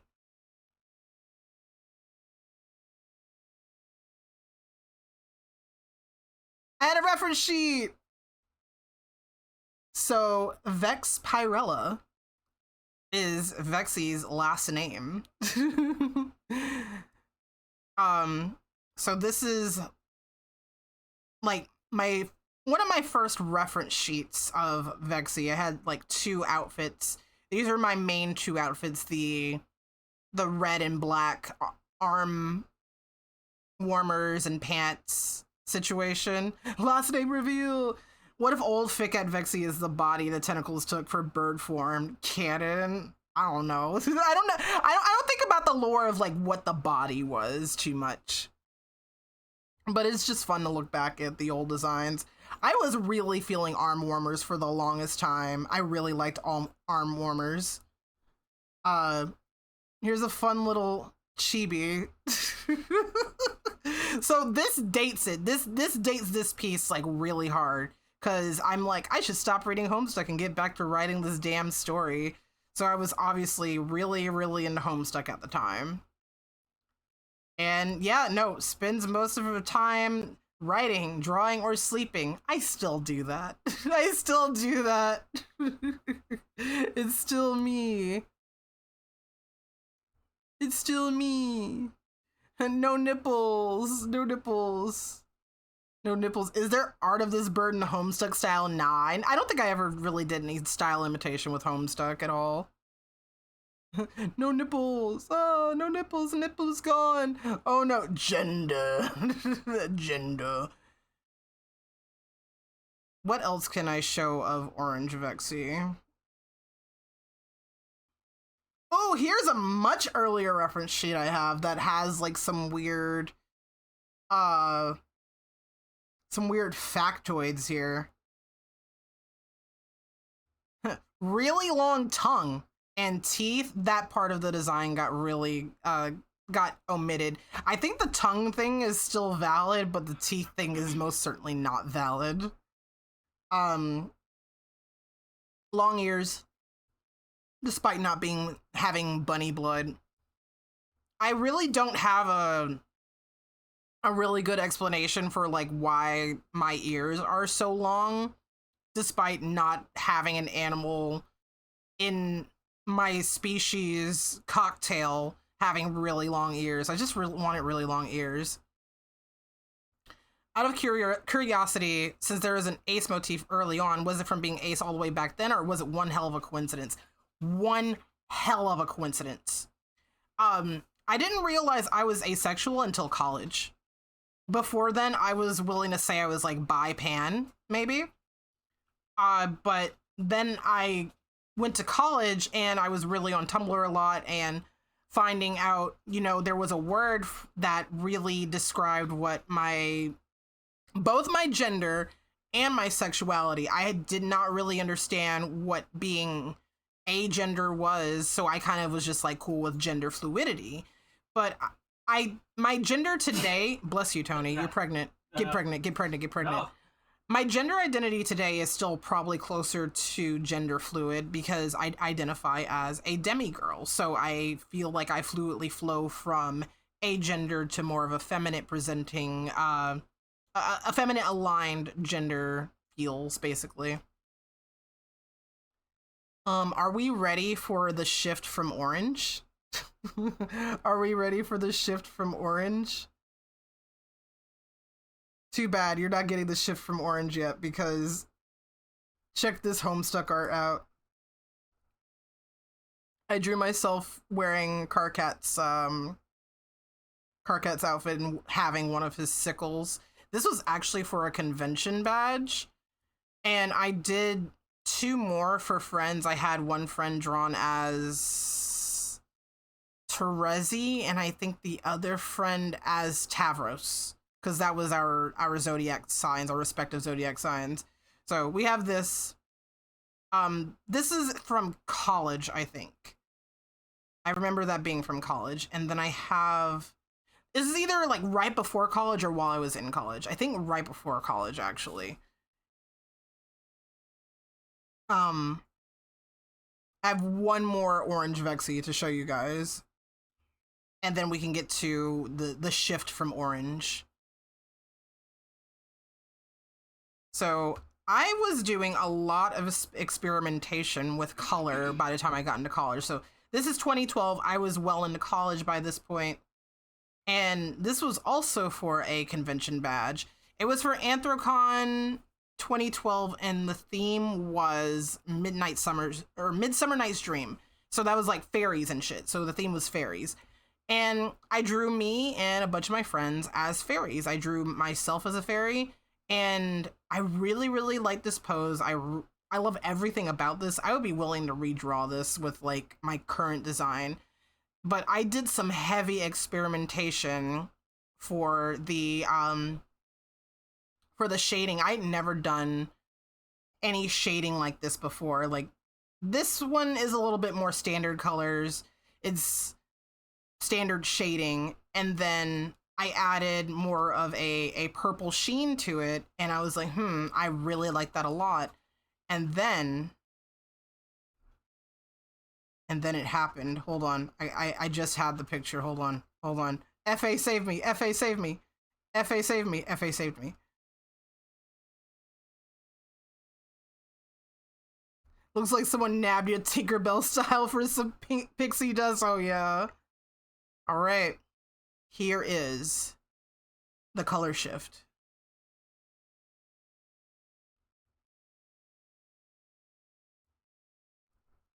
If you get kicked, you're probably going to die. Yes! Yes! Yes! M. Bison, yes! Orpal. So, Vexy became black and pink. I just really liked black and pink, and I wanted to change. And there was a lot of, like, fun factoids here. This is when I figured out myself, like, sexuality-wise. I don't think I had figured myself out quite so much with the gender yet. But yeah, this is one of the first iterations of pink Vexy. Obligatory big ass joke there. No paw pads. No paw pads. Yeah, that's them. That is them. Let's go back to Candace Kitty. Did you miss her? Let's go back to CK. I can show you guys a couple of more recent pictures of characters from a Muse Story or Broken Vision, and then I can show you guys the comic pages for Broken Vision. They got thicker since, oh boy, they did. So here's a fun picture of Storm and Secrets. This is when I actually ended up putting clothes on my characters because they were just sitting around naked all the time. I entered an OC pageant way back in the day. It was fun, but the owner rage quit at some point and just deactivated the whole account after. I don't remember what happened. I really don't remember what happened. But I entered Storm into the pageant, and this was from 2010. This is kind of around the time when I was really starting to work on the comic. And I think this was like a formal wear theme right here. And this sword right here, we're going to flip through some of the comic pages. We're not going to read all of the comic pages.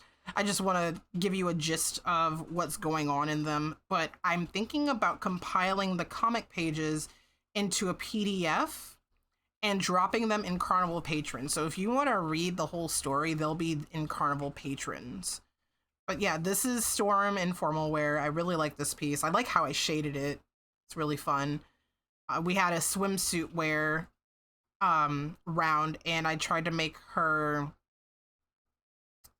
I think I ended up changing the design of the sword at some point so that her outfit fit the design of the sword. Pussy Jewel, I guess. Pussy Jewel.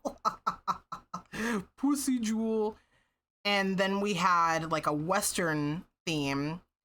And I was like, you know what? Let me involve Secrets in this. So Secrets, once again, was like her assistant, her minion type character.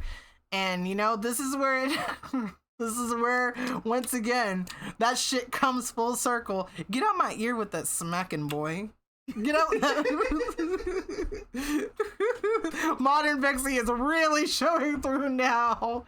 So I just had Storm tie Secrets up, and Secrets is dressed as a cow. This right here is my favorite thing ever in the history of forever. I think about this every day. I think about this all night long. I stay awake, not sleeping, because I'm thinking about this. But yeah, I will show you guys some more pageant entries for other characters in the future. Is there art with a clicker? No, but I might have accidentally, I might have foreseen me dating a puppy by writing a story about a puppy clinging and falling for a black person. I'll have to show that too for people who haven't read What's Under My Bed. Isn't Tony half puppy to start with? That is true. He's a cuppy. Kituppy? Cuppy? Did I just foreshadow all my partners? Is this One Piece? I think I did, dude. I think I did. I foreshadowed all 3 of them. Or I foreshadowed my way into 2 of them, and then then one of them I joked about enough, and then it just happened. Oh, here's a really cool one from this folder of Orange Vexy. I dressed myself up as Auron from Final Fantasy X. Me furiously drawing myself with Luna a lot. Yeah, what you trying to do there? What's going on? Not to keep showing you like a bunch of different characters from a Mew story, but I do want to show some of the basically progression with my art style and stuff. I really, like I said before, I really admired Katie Coop's ability to use colored pencils really well for shading. And so I learned to do that. And this is another character from a Mew story. He wasn't super important. He was one of the pets of the Sonic Realm royalty, and his name was Brisk. There was really nothing to him. He was just a super cute fella, and I have a couple pictures of him. He was just a little gay dragon. He was just a little gay dragon. That's it. Sometimes it's okay to make just a little gay dragon, you know? At some point, I called myself wanting to draw realism, so I drew Storm in a realistic style, except it's not really realism. I guess it's more detailed than anything. She's still kind of got like an anime eye situation going on, but I added a lot more for her to make her fuzzy and stuff, but that's like it. I might have done that with a couple of things. I don't think I have it, but I had one where I drew a Pikachu, basically. I had somebody that also I role-played with back in the day. He had a character that really had a crush on Storm, and they ended up dating. We don't talk anymore, but these characters ended up dating and having babies. Let me find their babies. So, his name is Thane. Thane is a Mew Celebi hybrid with Doc Ock arms. I didn't really know how to draw them because I'd never seen Spider-Man, so I was just like, oh, I guess they're like metal arms or something. So he has like Doc Ock arms coming out of his back. And they had babies, and this is Thor and Tenka. Tenka had a fun character arc where she got her arms cut off, and she had to get new arms. she had to get new arms, dude. Can I find that one? Bro, the baby had to get new arms, dude. Yeah. Found it. She got Doc Ock arms. I figured out what they looked like, so I ended up making them look better when I drew them the next time. Yeah, and she lost one of her arms, and it turned, like, metallic. So she has a metal arm. And she has a cape like her mommy.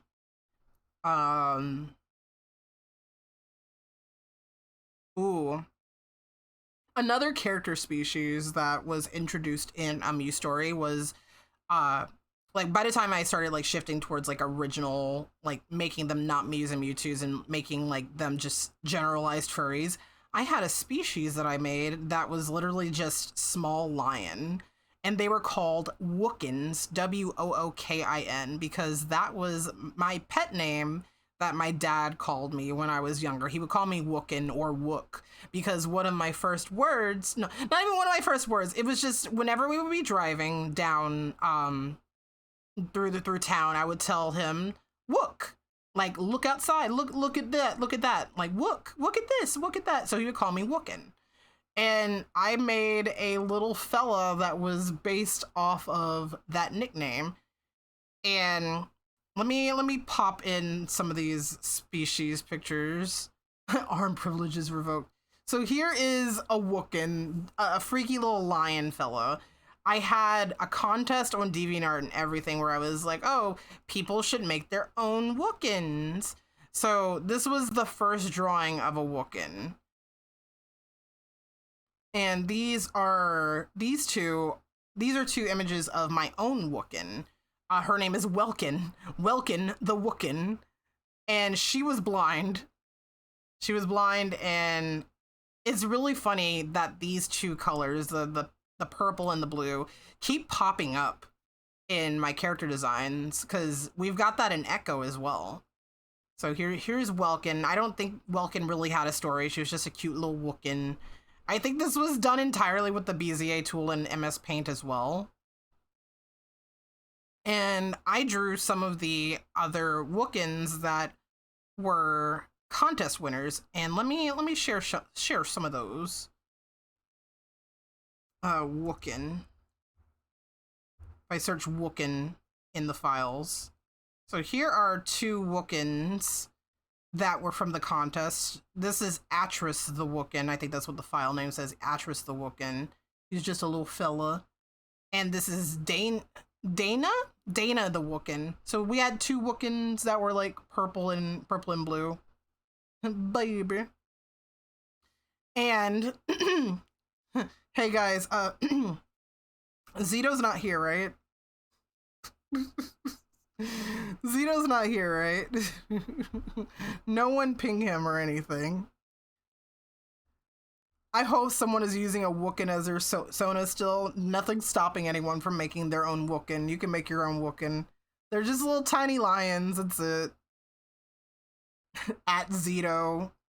I drew, this is Zito's original persona from when he was on DeviantArt, and I drew him as a Wookiee.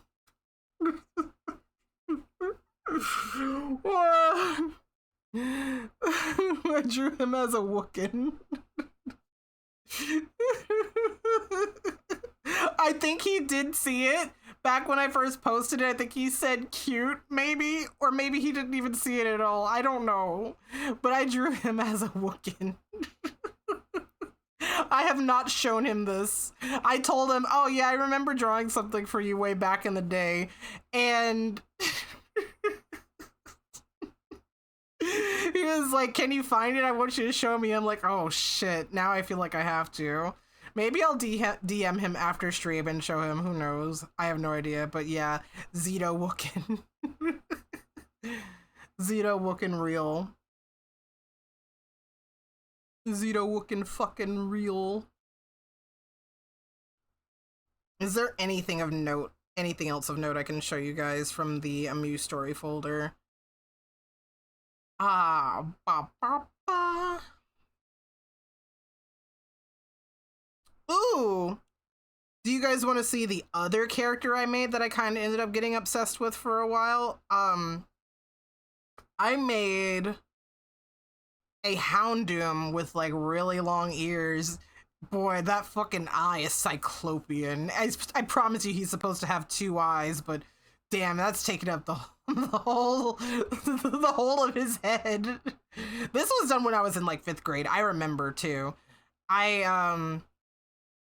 I named him Yukudai, and it's funny because my friends would say, are you trying to call him You Could Die? No, it's like Yukudai. Let me see if I could find a picture. Yeah, so I wrote his name here, and like, I think I was also trying to distance myself from the Houndoom thing just for a little bit because he ended up being a character in a Mew story. And I was like, that was when I was kind of starting to make the shift from the Mew Mewtwo Pokemon thing. So I was like, oh yeah, he's a blue demon. Yeah, he's a blue demon. And he didn't have much of a story other than that his wife hated him even though he really loved his wife. I don't have a picture of his wife, but I do have a picture of his daughter.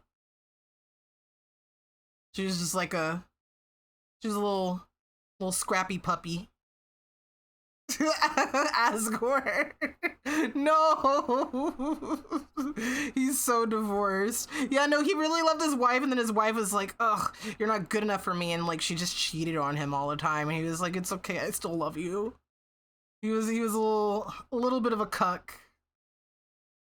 A little bit of a cuck without like meaning to be. I have another cute picture of Orange Vexy here. This is 2011. Yeah. So this is a blanket I actually own. It's one of my favorite blankets. And I just wanted to draw myself wrapped up in it. That's it. Nothing to that other than that. I love him. Someone has to. You guys want some edgy Vexy? You want some edgy Vexy? I got some edge for you guys. Oh, the edge clown colors are coming through, are showing through. They're starting to show through. So this one actually has a little bit of a story attached to it. There's ass in this, but let's see. It's fine. It should be okay. It might be too dark to see. Let me see if I can do some color balancing on it. Because I was looking at this, I'm like, I can't see shit on this. Brightness and luminosity. Like, oof, okay. Ow, the edge. Ow, the edge. Ow, the edge. Ow, the edge. So this actually has a story behind it. Bloody feet, yeah, you like that? This is 2009. So I had like an alternate universe where Torture became a butcher, some Mrs. Lovett type shit. And this was for a contest that I sadly did not win, unfortunately. It was like make an edgy version of your OC and just show like, oh, what would a dark side of them look like? And the story was Vexy, well, Torture. Torture could not, was not doing well selling at the bakery. So they were like, what can I do to bring people in? And so they just started killing people and cooking them. And Blast was horrified seeing his friend commit atrocities. So yeah, there's I did do a couple of pieces with Vexy in this state. Let me see. I did an icon. This was probably done about like 2011 or so. Yeah, Sweeney Todd type shit. Yeah, for real, Mrs. Lovett type shit. I did this. So we had like Butcher Vexy and the spade. There's a spade hole in the knife. Let me see if I can find the other one because I really, really like the other one. I'll be really sad if I can't find it, actually. Maybe it's 2010 because I feel like I remember being in high school when I drew it.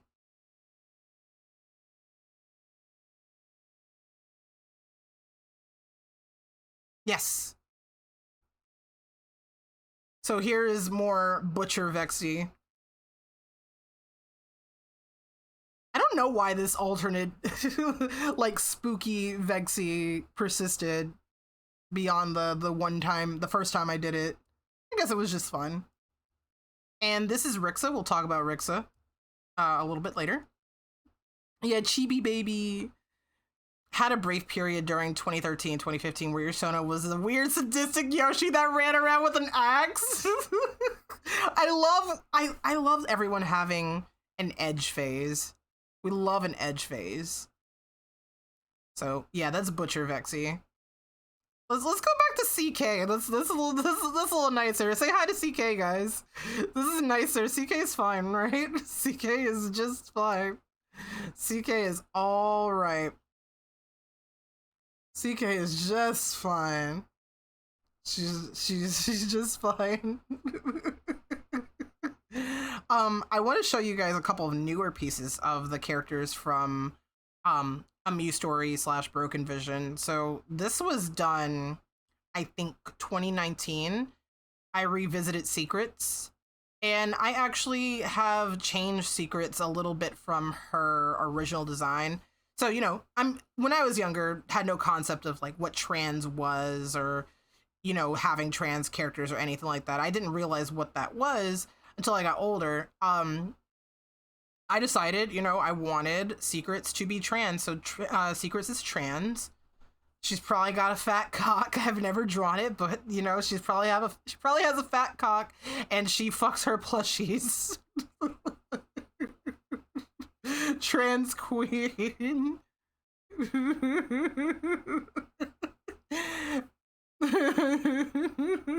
Wait, I can suck Secrets' gawk? She got that gawk? Now I have to draw that fat cock. Okay, Dan. Vexy, it's 4 p.m. It's time to draw that fat cock. Yes, Dan. Here are a couple of other newer pieces of Storm and Secrets. So this was in 2014. This was last year when I was kind of doing some like very casual Inktober stuff. So this is Storm with her sword, and this is Secrets. You can kind of look, I'm not going to say anything, but you can look very carefully. There might be an outline on her dress. I'm not saying anything. Maybe you can see it. Maybe it's just a fold in her dress. I'm not saying anything. It's okay.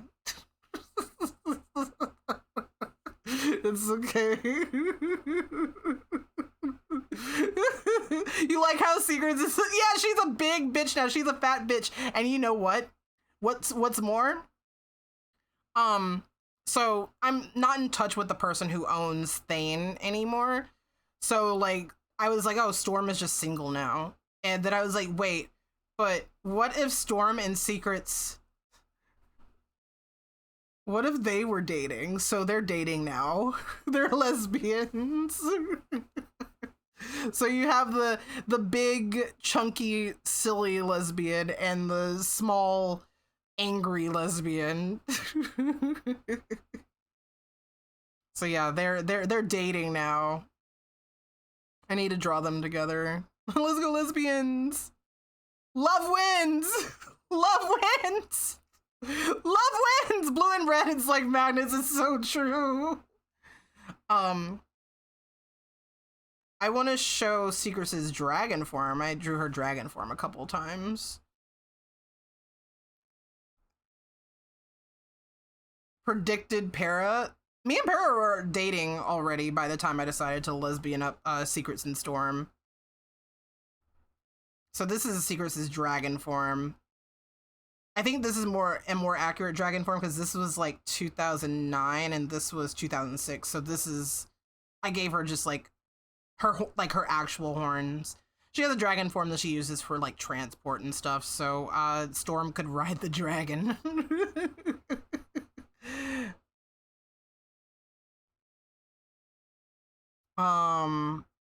Do I have anything else that I could show you guys in the Amuse Story folder? Oh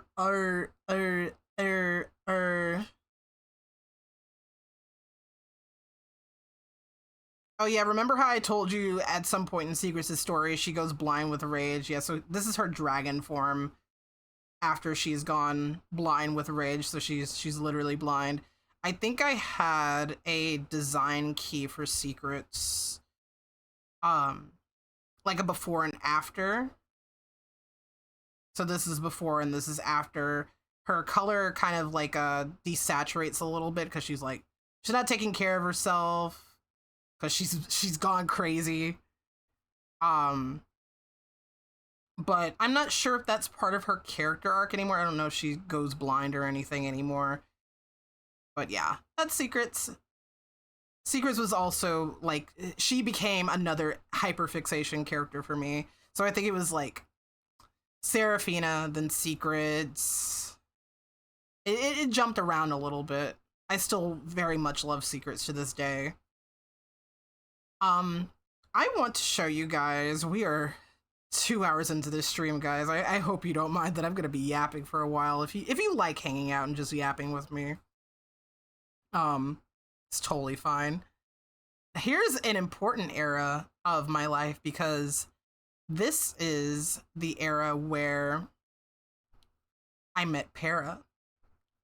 and I think this is a very, very important era to come to. We're here for the yapping. I'm here for the yap. You should draw the vault characters talking in the vault and have a bit with CK scaring people. You want to see more art of OCs you can simp over? So when I was about like 9 or 10 years old, I joined a roleplay group called the Midnight Grey Moon Houndoom Pack. I have no idea if the forums for this site are still up. I remember it had a GeoCities site. The GeoCities is long gone, so you couldn't even find that anymore. But Midnight Grey Moon was a Houndoom roleplay group where we all just roleplayed Houndoom and Houndour.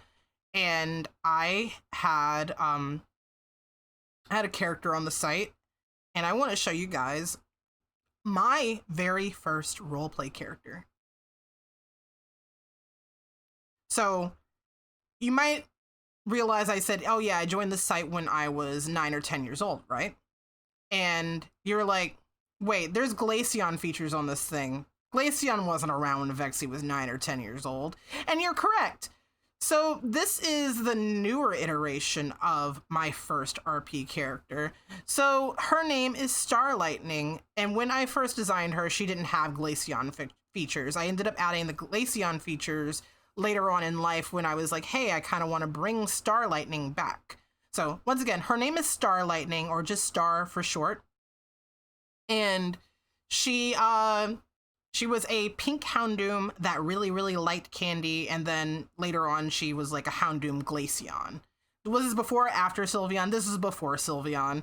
So this was around Diamond and Pearl era. So I love Star. Her story was that her mother was pregnant with her, and no, her mother was pregnant during a storm at night, and that's why her name is Star Lightning, because stars at night and like lightning struck, and then that was her name. I just predicted trans colors Eevee. I'm a fucking prophet, bro. I really am. I really fucking am. But her mother gave birth during a storm, and her siblings and her dad were separated from her and her mother, and her mom took care of her until an Ursaring attacked, and the Ursaring killed her mother, but her mother was able to like scare it off after a certain point. Someone made a backup of GeoCities before it went poof. Oh my god, really? Deadass? Like, what do you mean? What do you mean a backup? Like a backup of like every site, or do you mean like a Wayback Machine?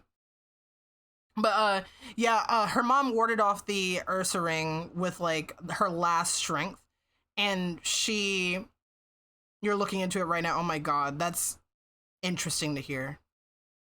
I might be curious about that, but let me continue with this. So with her like dying breath, she's like telling Star like, hey, I need you to go back to the den. I need you to be safe. And then guess who shows up? Motherfucking Suicune. Suicune shows up, and Star's mom is begging Suicune like, please take care of my daughter. Please, I'm begging you. And Suicune's like, yeah, sure, I'll take care of your daughter. So Star was raised by Suicune. And then Star eventually kind of just went off on her own and did her own thing. And she became friends with one of Para's characters. Para's character was named Necrosis. I'm sure Para could probably share some old art of Necrosis, but Necrosis was kind of a mean bitch character. And Star is like the soft, happy character. And it's really funny that we kind of came full circle with the soft, happy character coming around on the grumpy, mean bitch character, because Echo is the soft, happy, bouncy character, and Oliver is kind of a grumpy bitch. So we really did just come full circle with these characters.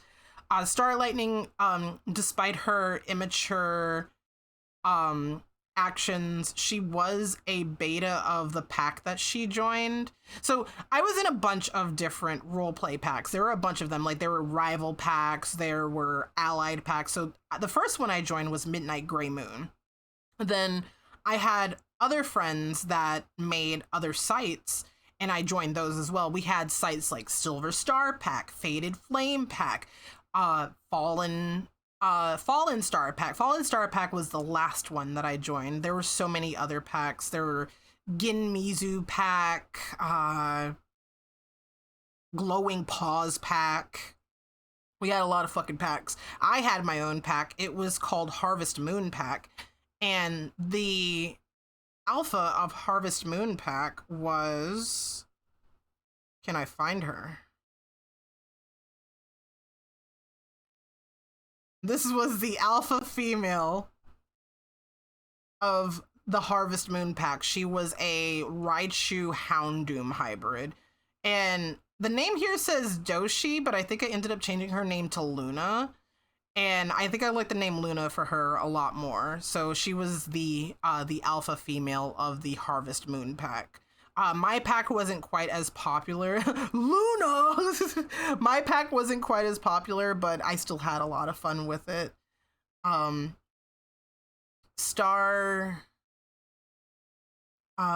had another early RP character.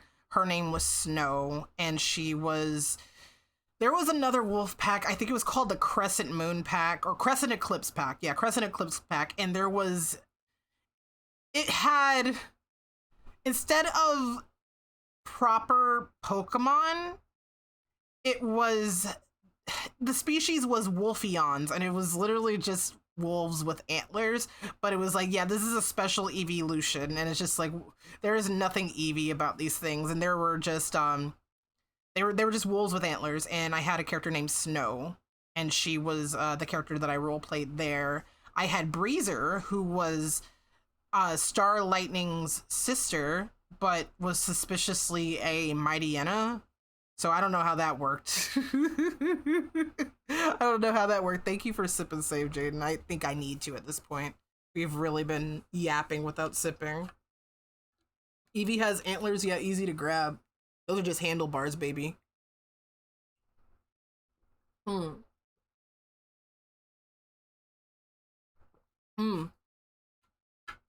Thank you. I had another character. I mentioned Silver Star Pack. I had this character. His name was Sparky. I mean, he was just a red Electrike. He was just a red Electrike. I have a bunch of pictures in here of characters that are not mine. This character was mine, but I don't remember his deal. I think he was just a trickster wolf. I don't think he was like a Pokemon or anything. He was a trickster wolf. He has like weird fucking Joker. You want to see how I got this smile type markings? And he doesn't have a front leg rather. He's missing a leg. Okay, here's CK again. I want to show you guys some of the older ones. I had that Gen 6 fox with the mustache. Why did I think it was a mustache? Oh no, hold on.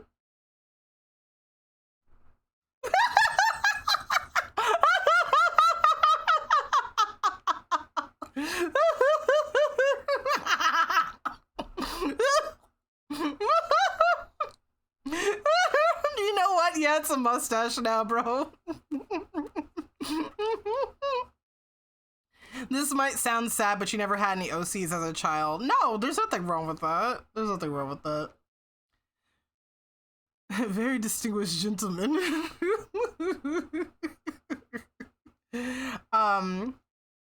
Let's see. Here are a couple other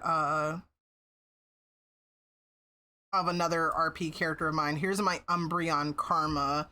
She was a one-eyed Umbreon. Her brother ripped her other eye out, and I like the name Karma because she was a bitch, and you know the phrase karma is a bitch. So she was she became mean after her brother ripped her eye out. I don't remember why her brother ripped her eye out, it just happened. So there's Karma. You can feel the Warrior Cat's DNA. See, here's the thing, Nero. I was never into Warrior Cats. I had one of the books, but I never really got around to reading it. I never did get around to reading it. But no, these sites had big time Warrior Cats energy, like for real, for real. Let me. Ooh, I'm gonna show you guys some art, some old art that's not from me, some old art that belongs to another person. Okay, art for me, all. Ah, I found it. This is another. This was my second RP character, I think. She shares my name. Her name is Candace. So you might notice that I'm a little vain. And I'm like, yeah, let me just name my characters after me. Why the fuck not? I mean, who gives a fuck? George Lucas named Luke. Come on, Luke Skywalker. If he can do it, so can I. I don't give a fuck. So this is Candace, and she is a Suicune Raikou hybrid. And my friend Nova, I actually really don't know what Nova is up to these days. I haven't heard from Nova in a really long time. I hope she's doing all right. Last I heard, I think she had a baby. Yeah, last I heard, I think she had a baby. I hope everything's going well with her. But I remember drawing Candace and sending in the character application for the character for the site Faded Flame Pack. So Candace was part of the Faded Flame Pack, and she was best friends with Nova's alpha character, so much so that Candace actually ended up becoming a beta. The chain of commands in the Pokemon Wolf Pack situation was like, you know, obviously you have the alpha, you have the betas who are like second in command, they help uphold the law. The deltas, who were just kind of slightly under, they still have some kind of authority, and then the omegas, who just kind of made up the basic population of the pack. And there were also other categories, like there were the puppies, the pups, and the elders, who they were just old. They were just old omegas. And then we had outsiders. They were either outsiders because they were evil, or they were outsiders because they just didn't want to be in a pack situation, basically. Candace, I had another person that I role played with other than Nova in the, I mean, it was a community, you know, we were all role playing together. There was someone in the pack that I ended up role playing a lot with. His name was Chaos, Chaosu. I think that's how he said his name, Chaosu.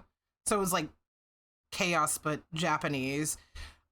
His character was an edgy Umbreon who had like he was like a demon from hell reincarnated as an Umbreon, and he had an evil brother, and his brother was always kind of seeking out revenge against him. And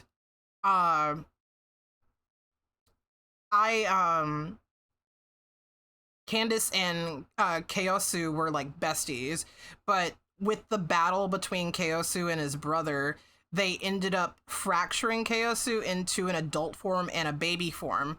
So at the time, Candace was just a puppy, so they ended up becoming like besties as a result.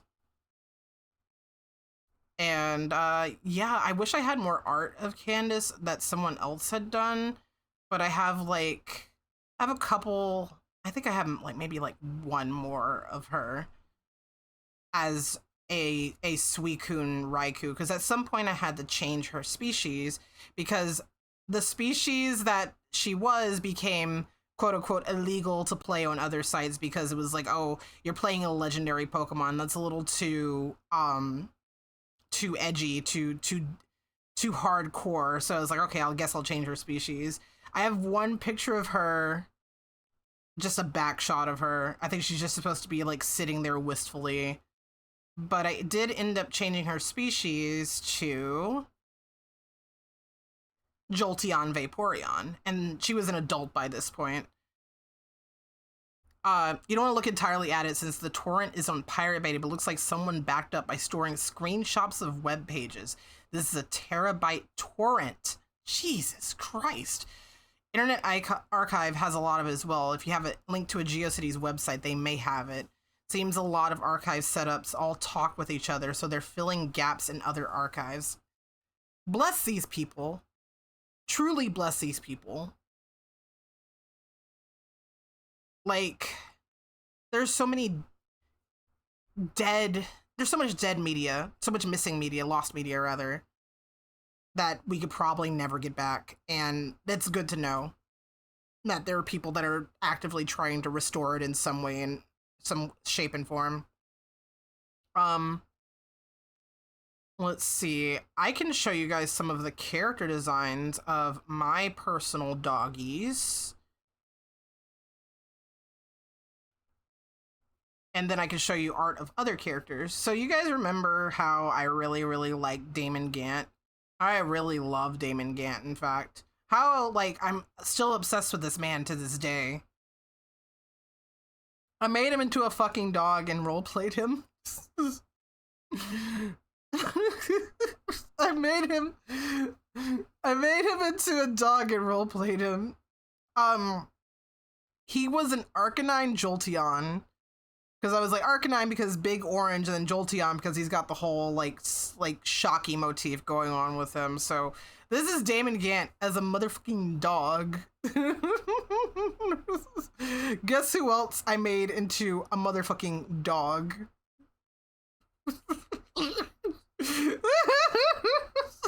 Look who else I made into a motherfucking dog. I made Luke Atme into a motherfucking dog. So Luke Atme was a Lucario because, like, of course, why wouldn't he be a Lucario, you know? Genuinely surprised there isn't a nearly full backup recreation of GeoCities with how important it was to early web and how cheap a few terabytes of website is to host now. It is a little shocking. A little shocking and a little sad that there isn't. I don't remember role-playing them too much, honestly. I might have been able to role-play Gant, like, a couple of times, and maybe Luke, like, once. But yeah, the anatomy on this dog is so good. So I actually didn't draw this one. This was a friend of mine. A friend of mine drew this one for me. Here's another piece of Star Lightning. This was actually by Jelly Kobold. Another little Star Lightning. They did a bunch of pieces of Star Lightning. Oh, now a bunch of pieces of other characters in the packs. Because this was, I think this is around Silver Star, Fallen Star pack, because Silver Star was like the first pack and then Fallen Star was the reboot after the pack was like in a state of disrepair and they needed to rebuild from the ground up. Here's another picture of Star Lightning that Para did. This is Para art, guys. So we got some Star Lightning art of some Star Lightning art from Para. I'm sure Para could share more of their Doge art as well. They also drew Gant for me. They did the line art and then I colored it.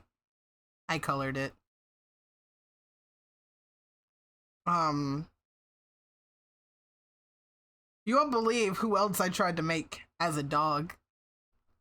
You know what, chat? Who do you think I made as a dog? Who do you think I made as a dog? Couldn't possibly, you know, make any other dogs. Godot. No, I have standards. I already made me as a dog and me as a cat. Edgeworth, no. Y'all probably could have seen this coming, but yeah, I made Marks as an Eevee. I made my boy as an Eevee. I don't remember RPing him very much either. Marks was your second guess? Yeah. I don't remember playing him very much either. I had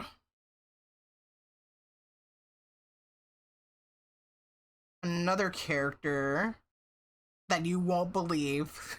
You guys won't believe your eyes when 10 million fireflies. Actually, you guys will not be able to guess this at all. I'm just gonna show you.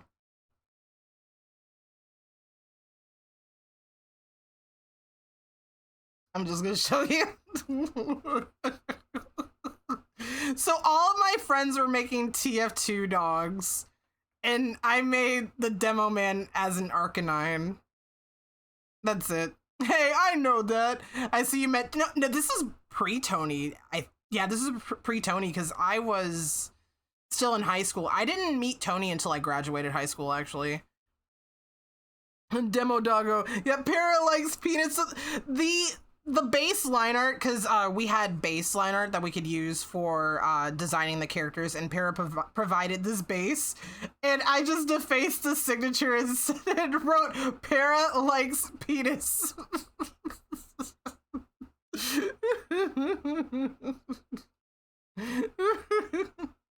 So this is Demo Hound.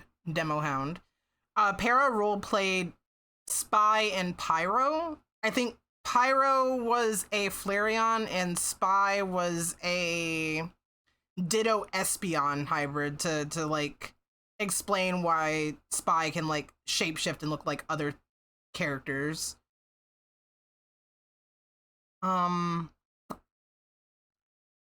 Ooh. This is another character of mine, a Jolteon. So me, Para, and another person that we knew, we made Jolteon Jester characters. So we have Shenanigan, and there were 2 other Jolteons. Yeah, I have no ass. The explanation there is like Jolteons don't really have an ass, they just have spikes there. So I just wrote that there. I was lol random, that's all I could say there. I did a piece with all 3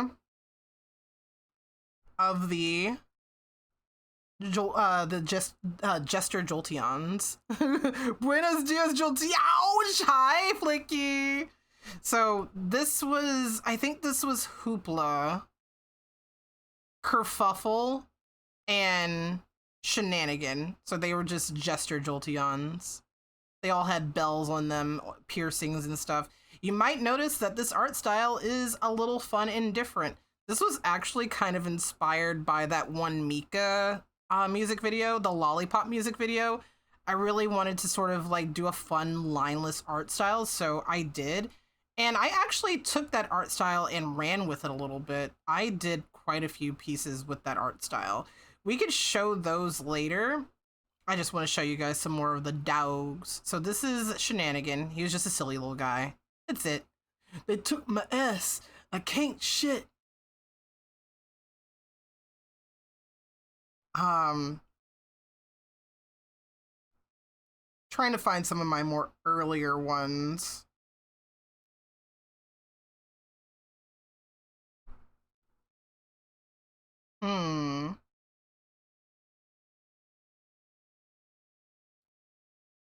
Okay.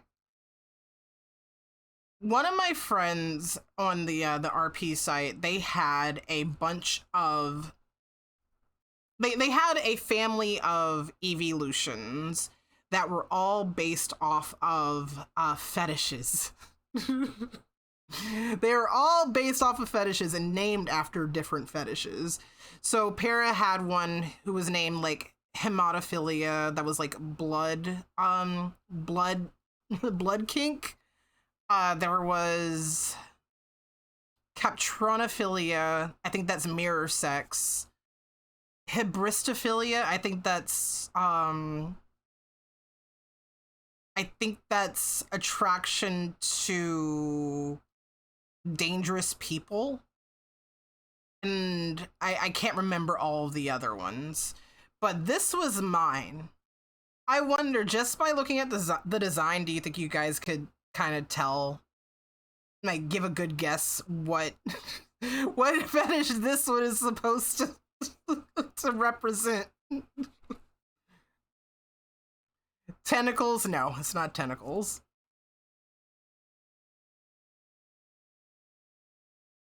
I'm really trying to remember all of them. It's not tentacles, actually.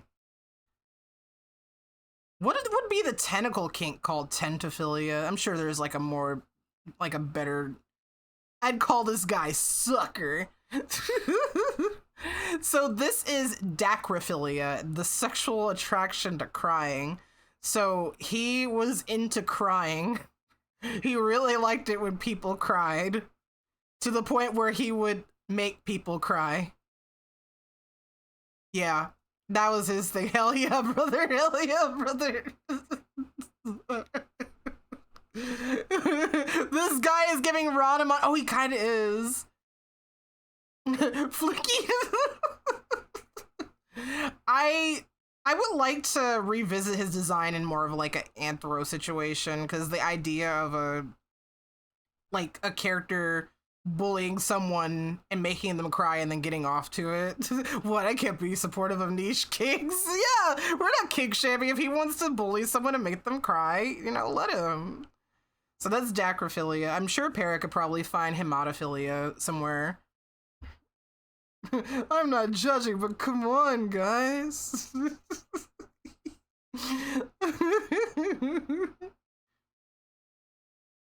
So this is where we get to a little bit of a fun part. I can show you guys some of the characters that did end up being repurposed. We had a similar conversation in Flicky stream earlier, but let's go. Niche interesting kinks. Someone's at a funeral and you're suddenly bricked up from all the crying. Yeah, so there's a couple of characters that ended up getting repurposed down the line, whether in design or in personality and spirit. So this is Phloxin Nasa Nihilipilification. Yeah, that's her name. Phloxin Noxa Nihilipilification. Yeah, that's her name. Eevee really is a grenade with how often he explodes upon learning something new. It's true. It's true. So Floxy ended up... Can we just call her Dogfish? You can call her Floxy. So Floxy ended up getting repurposed for one of my comics that I'm no longer working on. Let me show you guys...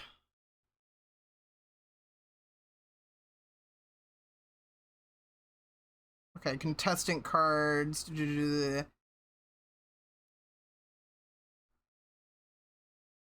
So Floxy got repurposed into this character, and you can probably still kind of see the inspiration there. She is still blue and orange, and she still kind of got the like modeled patterning going. The personality of the character was completely revamped. So Floxy is a Vaporeon, Lucario. She's got kind of like the Lucario chest piece and on her paws and everything. She's got the Lucario like head testicles as well. But I ended up repurposing Floxy as an Oclot, and I think that is an Alaskan whale dog. So yeah, that's what she ended up being repurposed into. Her character, once again, completely different. I in fact actually don't really remember what Floxy's personality was like as a Pokemon character, but this Floxy is just Gordon Ramsay. Gordon Ramsay, but if Gordon Ramsay was a fish. Okay, take a look at CK for a while. Look at CK. Say hi to CK. CK is here. CK.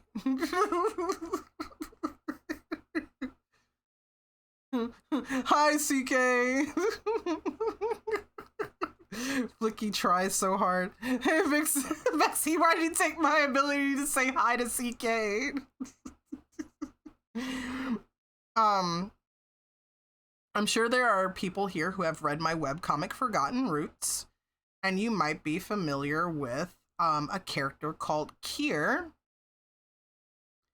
And you might be wondering, hey, I wonder if Kier came from a character that existed previously, and you would be correct, even though I'm sure you would never ask yourself that question ever. So I had a Houndoom character.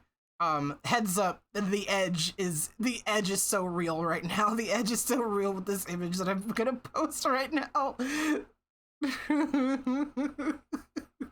It's so real. Ow, the edge. Ow, the edge. Oof, ouch, the edge raw. So here are a couple pictures of Malice. Shadow the Hedgehog. So this is Malice. Malice was he was a little Houndoom. Well, he was a Houndour first, and then he was taken in by a family of, like, I think Arcanines, but his mother Arcanine, like, really loved him and kind of doted on him more than her born children. And her his Arcanine dad was like, hey, look, this little mutt needs to get thrown out. And so he actually tried to attack this poor puppy and threw him off a fucking cliff into a river. Yeah. Just threw him into a fucking river and tried to kill him. He came out, I think he was blind. I don't remember if he was blind to begin with or if he was blind after he... No. He was blind after the fact. So he was swimming in the river, well, trying to get out of the river. The rapids were, like, trying to sink him, and he was... Do I have deep parental issues? What do you think, buddy? What do you think, buddy? Anyway, he was drowning, and then he was, like, praying for someone to come save him. And then Jirachi showed up and saved him, but had the, like, monkey's paw of, like, hey, if I save you, I'm sorry, I have to take away one of your senses. So he went blind after Jirachi saved his life, and his entire appearance kind of, like, changed as well. He wasn't blind. He wasn't blind. He was mute. He was mute.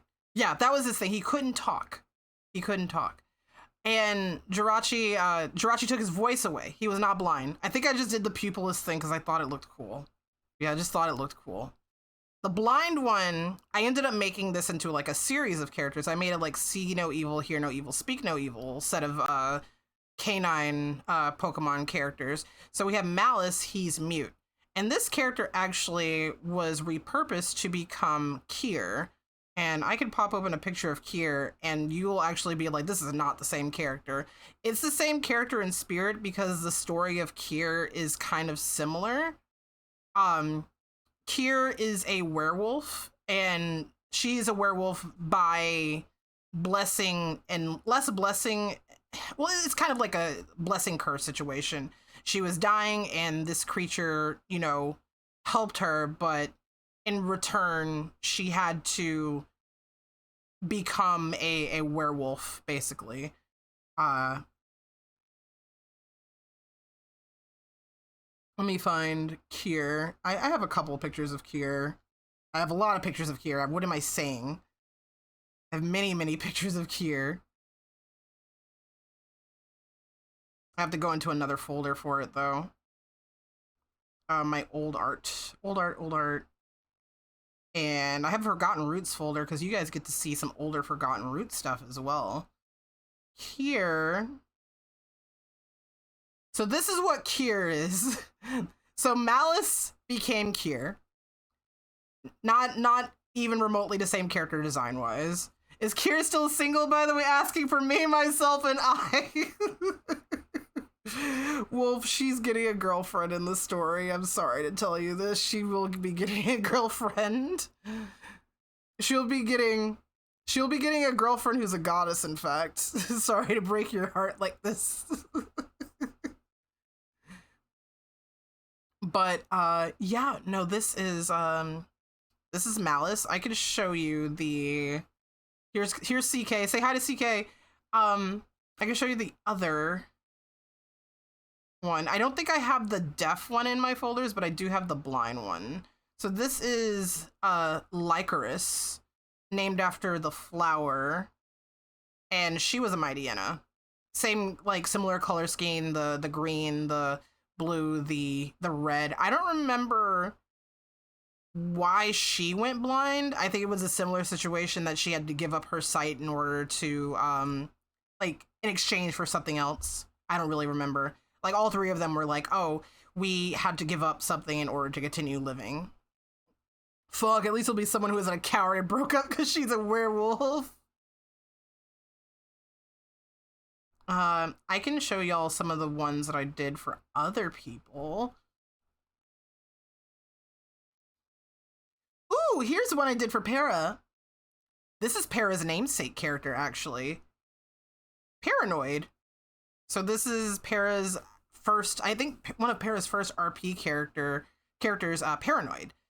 Paranoid was an old lady Houndoom. She was actually a nanny. So she took care of all the pups in the pack. And what are some other doggies? Oh, I've seen this Houndoom. Yeah, Paranoid. Here are a couple more fun doggos. This is someone else's character, a Mightyena Vaporeon character. Someone's Eevee character. I like how so much lore involves Houndoom. Bro, we loved Houndooms. We had every species of like dog Pokemon. Like at some point we were like, okay, let's include Lucario, but the Lucarios have to be feral. Like they have to be on 4 legs. And then like, oh, let's include Snubbull and Granbull because those are also technically dog Pokemon. I had a Granbull character, and then Black and White came out, and it's sad because I feel like had Sylveon come out around the time that we were still actively doing these role plays, we would have had an influx of Sylveon characters, but we included the Herdier line, the Lillipup line as well, and I had a Lillipup character too. So this is someone's Eevee character. Here's another Houndoom character of that was someone else's. I don't remember whose character this is. I don't think it's Para's. I don't think this is Para's character. No.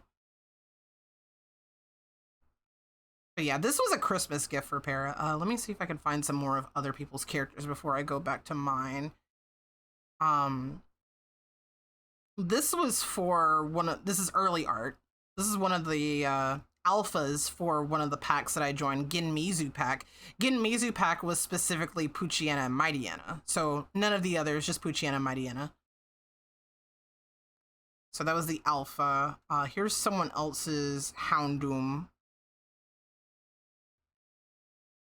Two-tailed Houndoom. I think there's 2 buttholes, guys. We shitting out both buttholes. Here's a green Eevee. This is me doing some more painterly style stuff. I really like it. I one of the things I kind of pride myself on is, even when I was younger, was to experiment and just try things a lot. Yeah, no, the textures on the trees, obviously, you know, I was experimenting and trying like texture and stuff. Greavy, green now, attack. I think I might have a few more to show of other people's characters. Yes. So this is Marrow. This is not a hat or anything, or like a covering on his head. That's just his face. Yeah, he just has a skull face.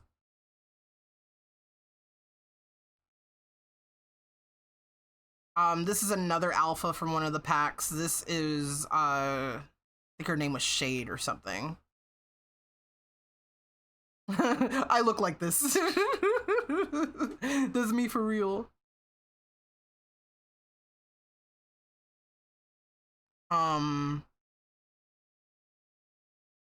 Oh, I did a bunch of icons for various people on the site. This was like a Scrafty Houndour character. We've got a couple different like Eevees and Houndooms and stuff like that. I think this was supposed to be like an Arbok character, an Arbok hybrid of something. Ooh, and then we get to some other things that I can talk about in regards to characters that Babe, did I eat the man's torso in Friends? What? What do you mean? Did I eat the man's torso and friends? What?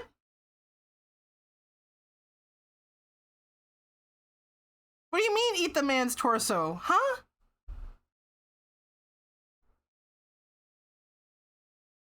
What do you... Huh? Eat the man's torso and friends? Huh? Anyway. Icons. Is Tony okay? I don't know, bro. I did a bunch of icons for different people. But yeah, here are more icons.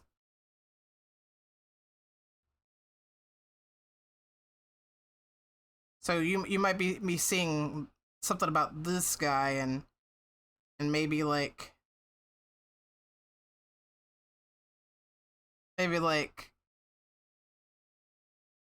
these guys.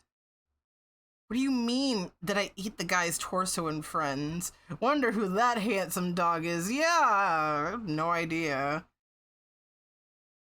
We'll come back to that, though. They look familiar, though, huh? They look familiar to some of y'all. Maybe familiar to some of y'all. We'll see. I want to show you guys a couple more of the designs that I had, some more of my characters.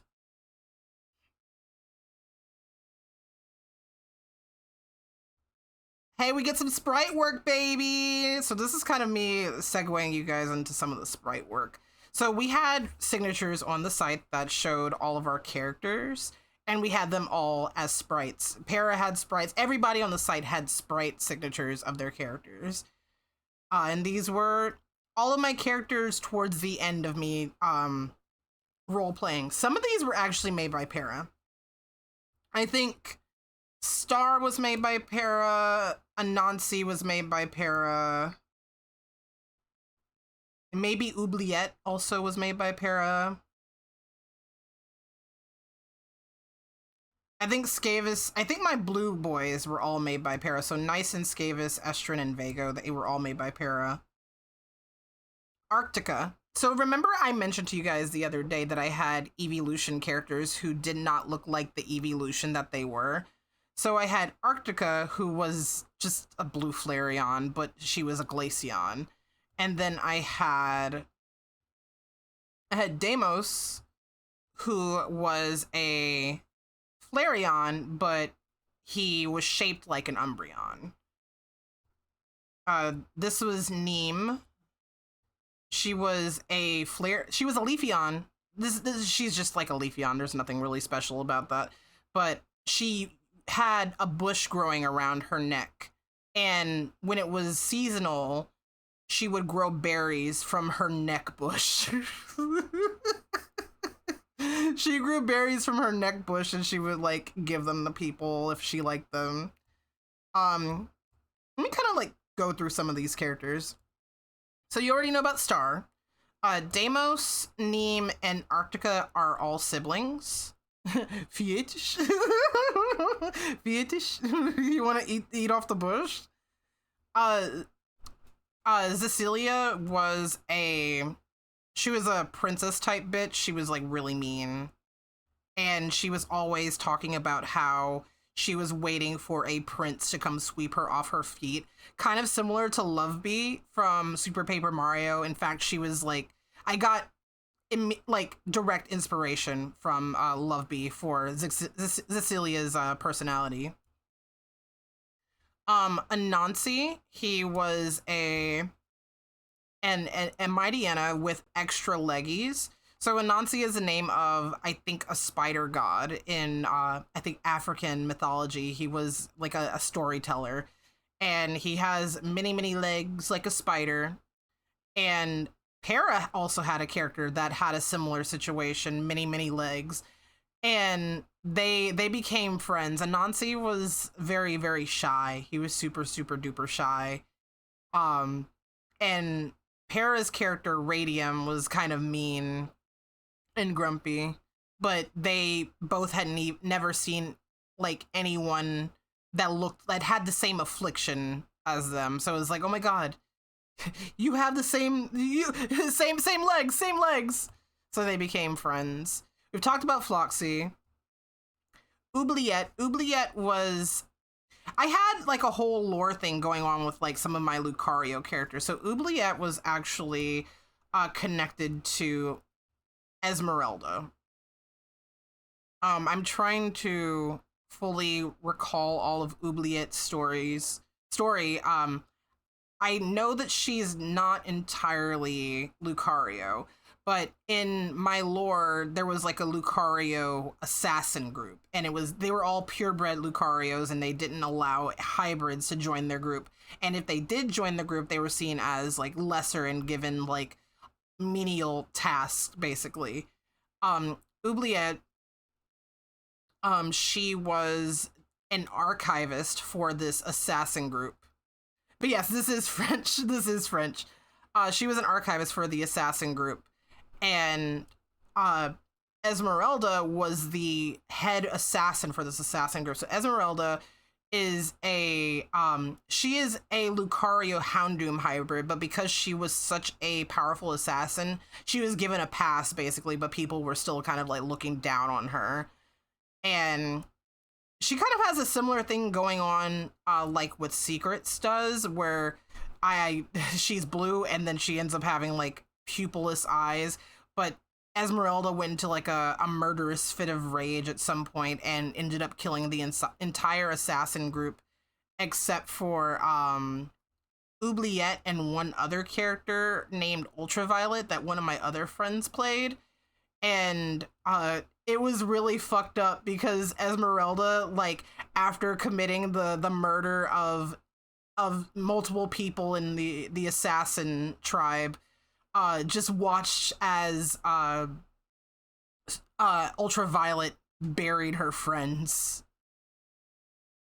It was just like, damn, that sucks. Just let it happen. Like, did all the murdering and then just like watched her bury her friends.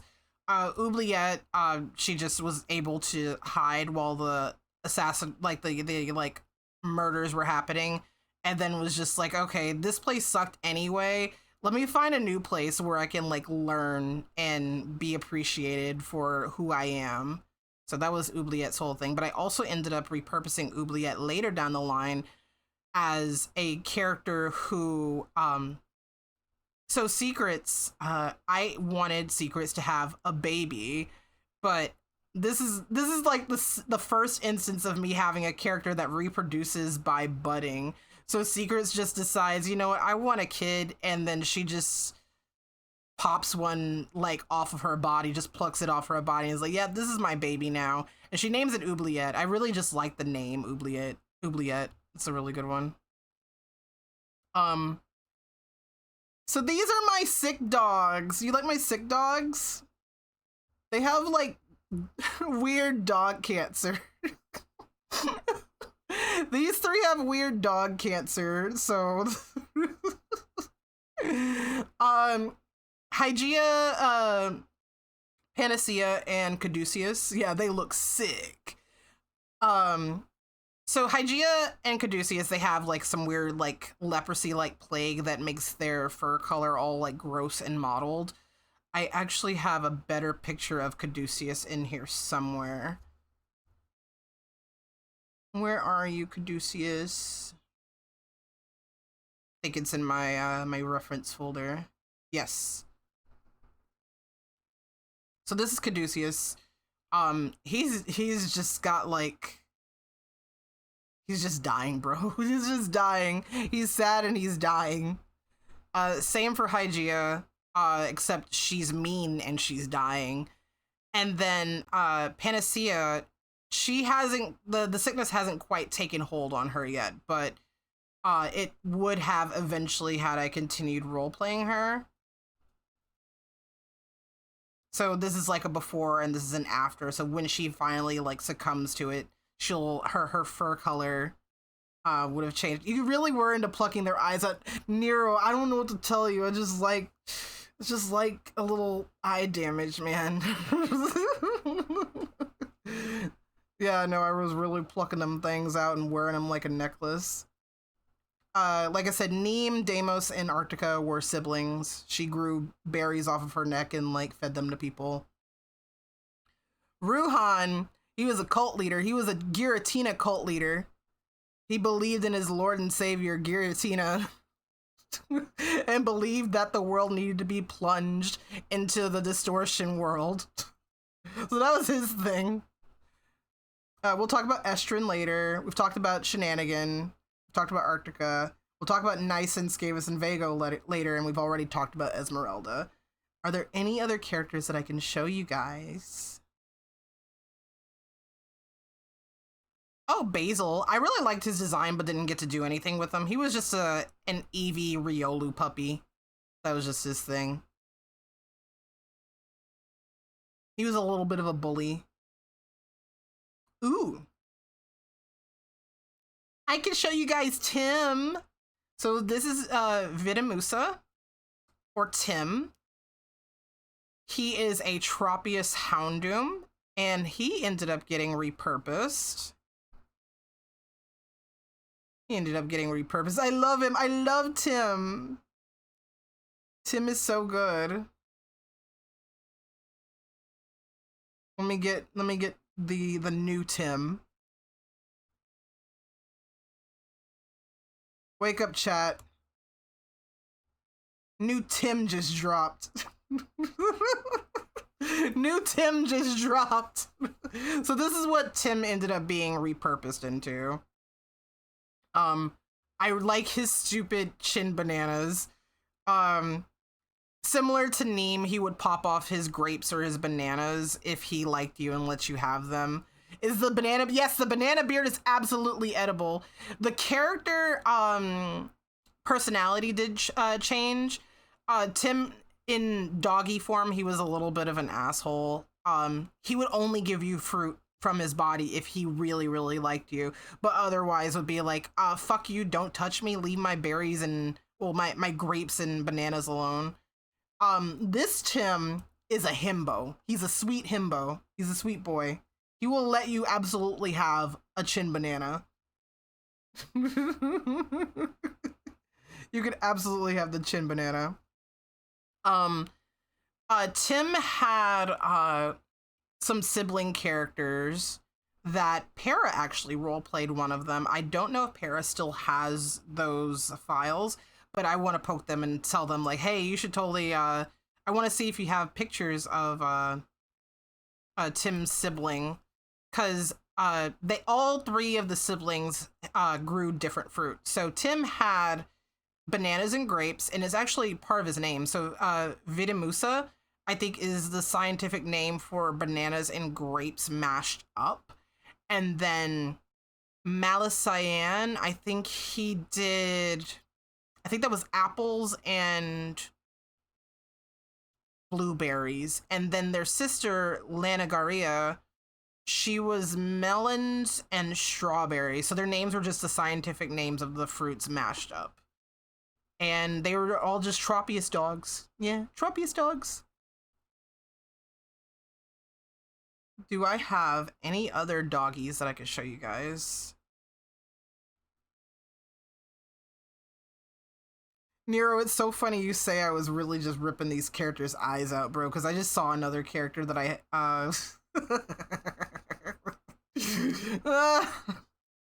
what is wrong with me? I think I just like eye trauma. I think it just looks cool. It's not visible on here, but on one of the roleplay packs that I was on, the pack was being terrorized by an evil Suicune that summoned like dark ice, and it was actually one of the first instances where we were all actively fighting as a pack against something evil. So Ashlyn, that's her name, she was the puppy character of one of my characters and another friend's character.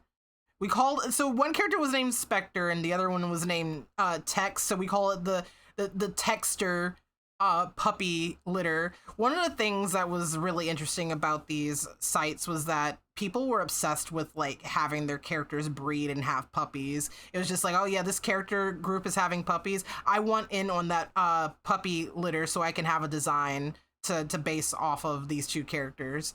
So she was part of the Texter puppy puppy litter, and she grew up. I do have a picture of her as a babby.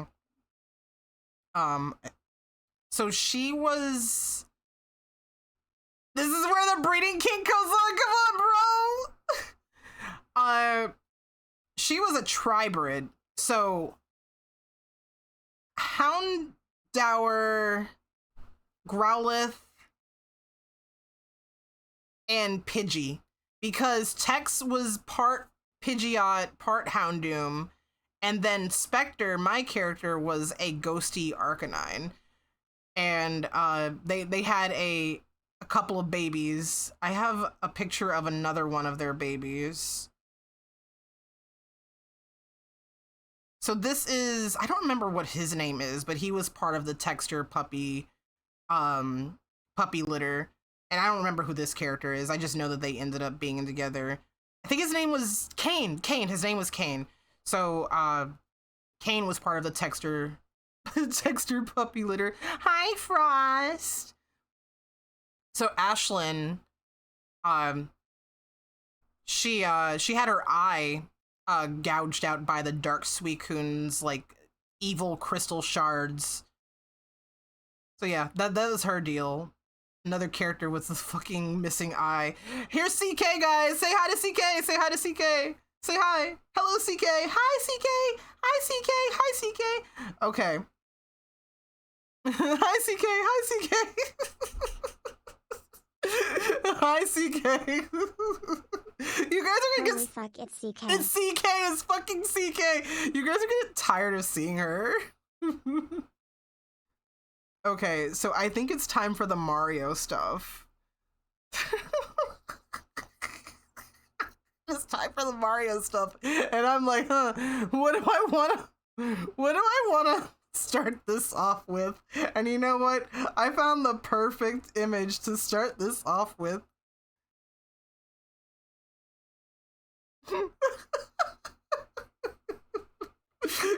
Why is Daisy tied up? I don't know why I didn't. I think maybe I just did not like Daisy back then, but I drew the whole Mario cast from Mario Party 6. I think it's funny Mario's in love and like Peach is like a back off buddy. Yeah, Wario ties. So I drew like the entire cast of Mario Party 6. I think this was the one with the Sun and Moon characters, Brighton and Moonho, whatever her name was. So yeah, this is the cast. The fucking Toad down here, bro. This is fun. This is fun. I don't have too many of the like actual Mario characters. I have more stuff of my Yoshi character. So I like how Mario is bald. Wait. Compared to Luigi. Oh my god, he is. He kind of is.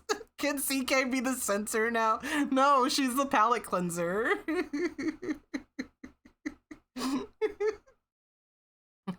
Not Mario Party 4, 6 out of 20. 10 even. There's CK, there's CK. Hey, CK, see. You guys might have seen this because I posted it in Tony's server a while back, like a good while back, right?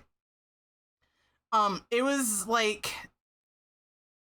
I think I was like, hey, someone give Tony 5 subs and I'll post the picture of my old Yoshi character. And fair warning, he doesn't really look much like a Yoshi here. He's a Yoshi in spirit, and I say he's a Yoshi, so he's a goddamn Yoshi. I didn't really draw him in the Yoshi style so much, like the traditional Yoshi style. So this is my Yoshi character, Starshi. He was just a buff Yoshi. He was a buff Yoshi. He has a Koopa shell on his back because I always thought that Yoshi had a Koopa shell on his back. And I just kind of kept it there. And then when I realized, maybe it's not supposed to be a Koopa shell on Yoshi's back and it's actually a saddle, I was just like, you know what? No, he killed a Koopa and is now just wearing its shell. He needs to come back. Sir, you need to come back. Sir, you need to make your way back. He's a babe. Yeah, so Starshi was part of a bunch of other Yoshis that I made. So this falls into like the whole space thing. I made a bunch of Yoshis that were based off of space. And I can show you them.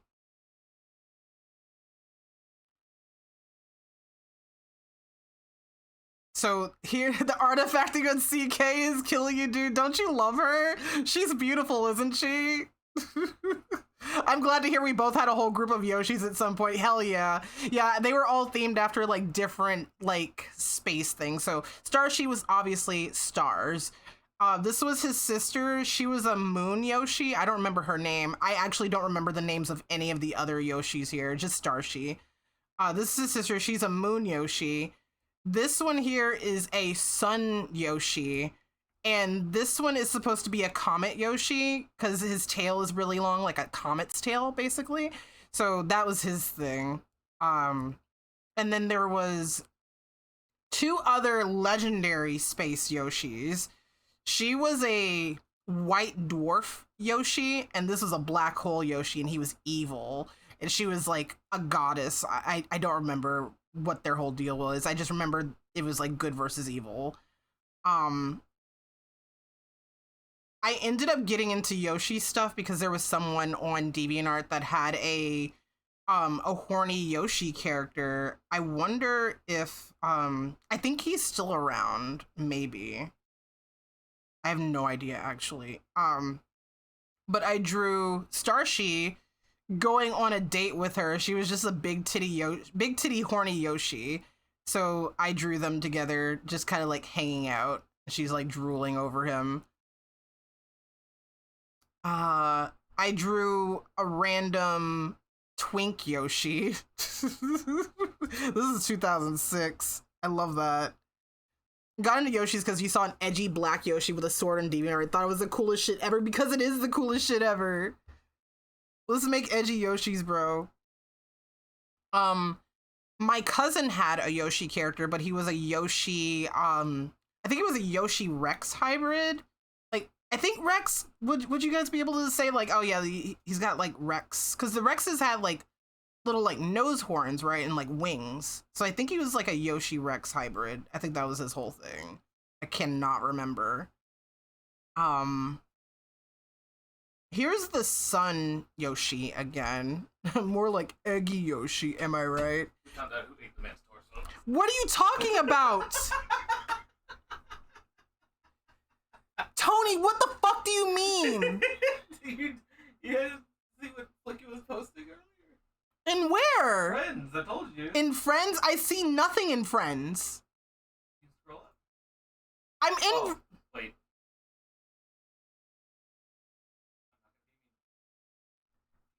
In Galleria? Okay, fine. Let me see what's going on here.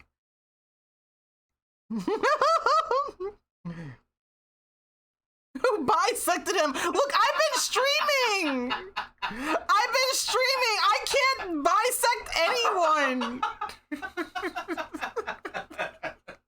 I can't bisect anyone. Why would you blame me? I'm over here talking about my little guys, man. Leave me and my little guys alone, dude. Anyway, here's the sun Yoshi again. She's like conjuring up some fire or something. Some cool shit. I did a pixel art of Starshi. I am trying to figure out what the bases were. I think it's a Dratini sprite, but I don't know where I got the arms and legs from. But this is supposed to be a Smash Brothers like player card, basically. So it's got the like little Yoshi egg emblem in the back. Smash Flash 1! Trico, like, yeah, I'm thinking Trico. Smash, Super Smash Flash moment. I think that's all of the Yoshi ones. Okay. Skunk? Is it skunk time, guys? Do I show you guys my skunk art? A couple of my skunks. You guys want to see my skunks? I have like 4 skunks. Skunks. So full disclosure. Hi CK, hi CK, hi CK, hi CK, hi CK. Hello Daddy Pim, hello Daddy Pim, hello Daddy Pim, hello Daddy Pim. Full disclosure, I got into Sonic because my my boyfriend at the time, he was really into Sonic, and I was like, oh, I really want to share this thing with him that I haven't really, you know, engaged with. I did watch Sonic Underground growing up. I really liked it. I'm sure there is probably a lot to be said about Sonic Underground now, but as a kid, I'm not gonna lie, I ate that shit up. Manic was my boy. I loved him so much. I drew him and Sonia forever ago. There is a colored version somewhere. I have no idea where, but I did color this digitally. But Sonia and Manic, I did draw them, and then I drew Tits the Bat as well. I drew Tits the Bat. And then, of course, I had my own Sonic characters. I don't have art of the other ones. I just have art of one, and it's not like... I think maybe I just didn't save it or keep it either. I don't know. But I have pictures of one of my Sonic characters, and here she is. Her name is Vicky. She is a raccoon. I don't remember what her story was. I really don't remember what her story was, but I made her around the time, this is kind of around the time that the DeviantArt Sonic team stuff was happening. Like, everybody was making a Sonic team. Like, there was Team Purity. I don't know if anyone remembers Team Purity or anything, but everybody had a Sonic team with their friends. Everybody was like, oh yeah, this is my team. This is my power person on the team. This is my flight person on the team. This is my speed person on the team. Like, everybody had that going on for them. But yeah, this is Vicky. I remember she was cute and nice, probably. You do remember Purity? Yeah, I think she's still around and doing art. You shared a server with Purity once. Nice. Yeah, I remember her art way back in the day, and I think she's still absolutely still doing some stuff. I didn't have too much Sonic stuff. I got into it because my boyfriend was, and I played some of the games. So here's my track record with Sonic games. Hi CK. My track record with Sonic games are Sonic Heroes, Sonic Adventure 2, and then Sonic Rush and Shadow the Hedgehog. I stopped playing the Sonic games after because of Shadow the Hedgehog, because I was like, damn, this shit sucks, dude. This shit sucks so bad. That game made me stop playing Sonic, bro. Like, I was like, oh, fuck yeah, Edge. Shadow is so cool. But I hated that game, bro. I couldn't beat it. Not a bad track record, all things considered. I don't see myself going back to any Sonic games. I think they were fine games, but I think I'd rather watch someone play it than play it myself. So yep, that's my skunk characters. Now it's time for a little break into some art style stuff. I want you guys to see some of my lineless art. Just a couple of my lineless arts.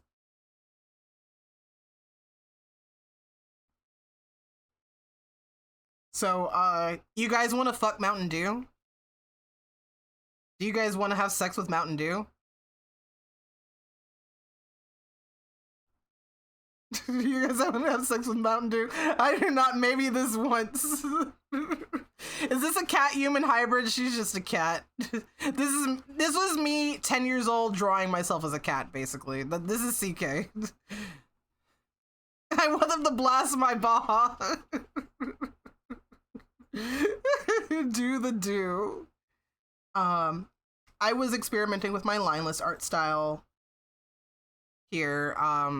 Green Vivian, you know what? Yeah, it's giving Green Vivian.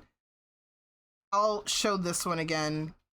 Still one of my favorite pieces that I've done. I want my voltage to go code red on their live wire.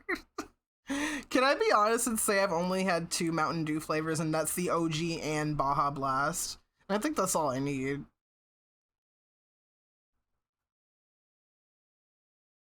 I don't think this character had any substance. I think they were just a cute, spacey character. I was experimenting with the lineless art, and I really like how this came out. Just super cute. Voltage fucks if you're ever curious. Here is a commission I did with the lineless art style of someone's axolotl character. And then one of someone's Star Trek character. I like this one a lot because I'm trying to think like what era the art style is kind of making me think of right now. Vexy, I love you. That is a Star Wars flight suit. Bait taken! Bait taken! I am the master baiter! Let's go! Let's go, baby! I'm the master baiter! Let's go! Me, I'm the master baiter! Fuck you, fuck you, fuck you, fuck you, fuck you!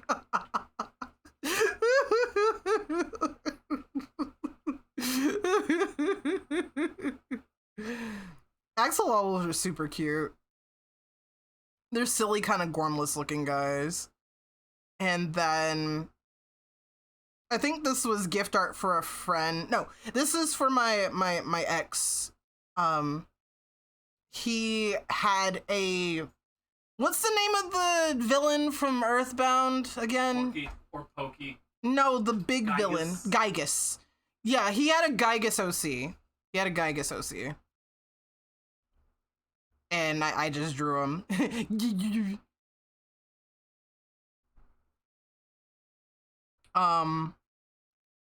Ooh, this one I think I might need to censor later, but I will skip this one for now. It's not even risky, but I'm not even gonna take chances with this one. I'll wait on this one. But yeah, I did some experimentation with lineless art. It gives off like, I'm getting like an 80s feel with the style that I was pulling off here. I don't know. I wish I could pinpoint the... have you guys played Fibbage? Fibbage 3 on Jackbox. It's making me think of that kind of art style, if you understand what I'm talking about. Okay, so the break from specifics are over.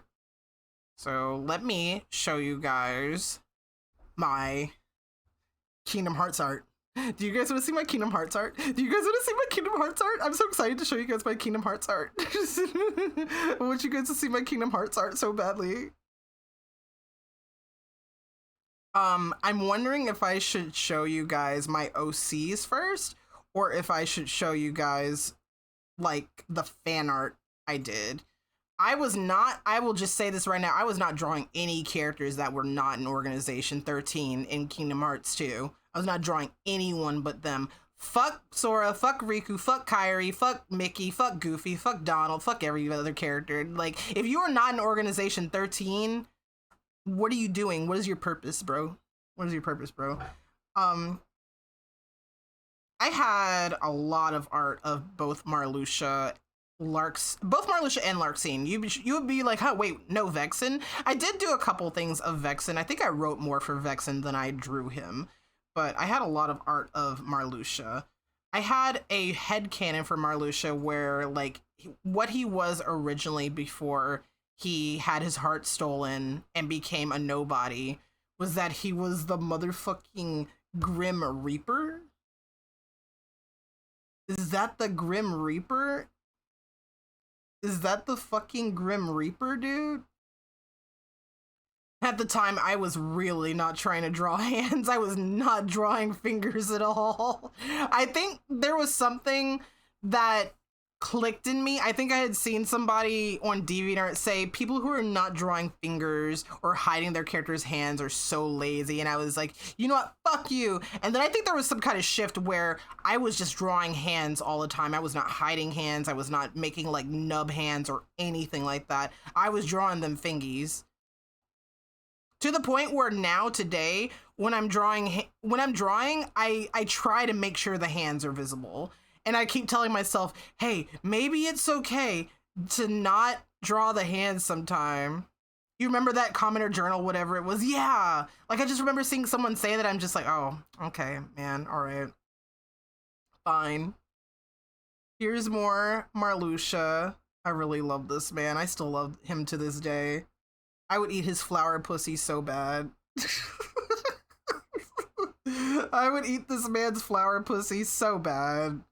This was when I was in 8th grade. Yeah, I was in 8th grade doing these. I drew him in a cute kimono for some reason. I don't know, he just looks cute.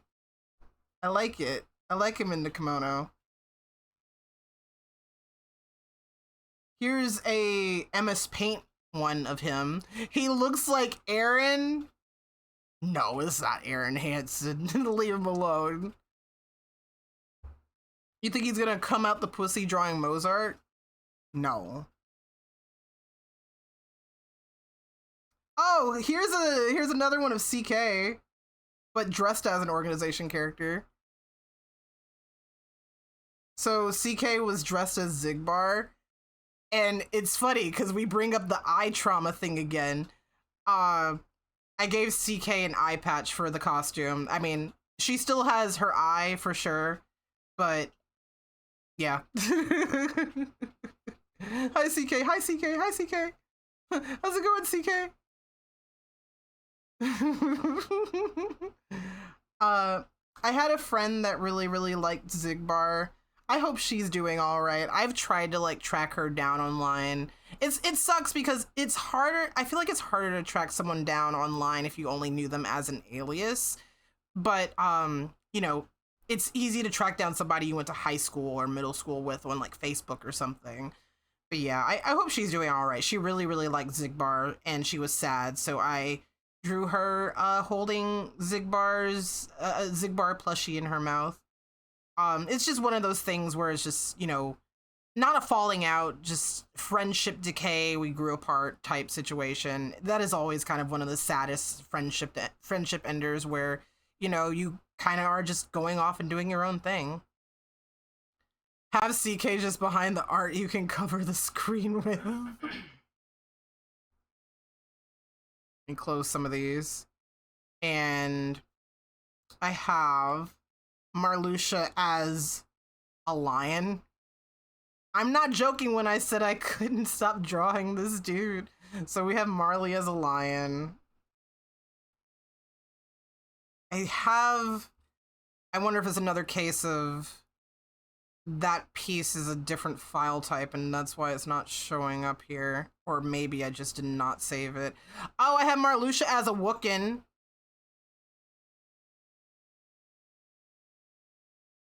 Yeah, baby, we got Marluxia as a Wookiee. Let's go. Hold on. We have Marluxia as a Wookiee, guys. Hold up. I mean, he already looks Wookiee as a lion. So I drew him as a Wookiee. Go ahead, guys. I wait for your Wookiee OC. I wait very patiently for your Wookiee OCs. Where is this piece? Maybe it's not in this folder. I think it is just in my old art folder in general. Oh, I'm gonna have to dig for this. My eyes, there's so much. And these are things that I happened to like find this morning because I was like, oh, maybe I can get into my old DeviantArt account really quick. And I did, and boy, there was a treasure chest of things that I just did not have saved.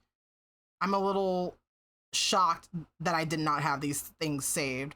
I was a little worried too because DeviantArt has, they used to have like a managed deviations page, right? And you could go there and look at all your deviations, but it's no longer been accessible. But they, thank God, they still are able, you are still able to see things in a storage file,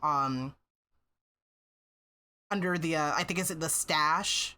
So they have like, I think it's called like Legacy Stash now. So if you have old art stored on DeviantArt, you should still be able to access it if you check the stash. So for whatever reason, you're hunting for some old stuff as well. Oh, I drew Starshie as a, I know we're done with Starshie, but I drew him as a little guy.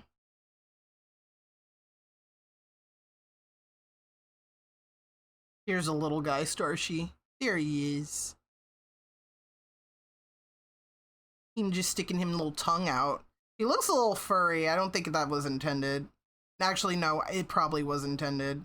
I don't know why I made him furry then. I can't tell you. Furry Yoshi? Hairy Yoshi? I think we could support a hairy Yoshi, right? We want a furry Yoshi. Ooh, okay, I found the thing I was looking for. So I drew some more of the Organization 13 members as lions. Everything was furry back then. So I drew Larxene and Demyx as lions. Because of the Lion King world in Kingdom Hearts. I was really sad that they didn't really take advantage of sending the Organization 13 to worlds where they could change, like, design and species. So yeah, that's Demyx and Larxene.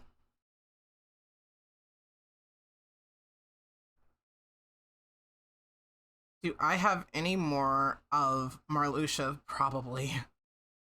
Probably.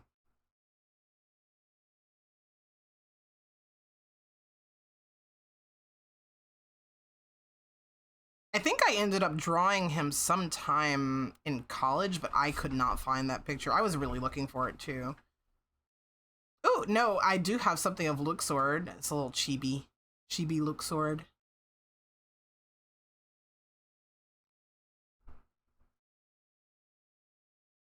And then I have one picture of Vexen. That's my guy. That's my dude. That's the dude I'm named after. That's the guy I'm named after. People will be like, what did you name yourself after? Yeah, this guy, this fucking guy. Weird ass fucking scientist. I think now I absolutely want to start showing you guys my fan characters for Kingdom Hearts.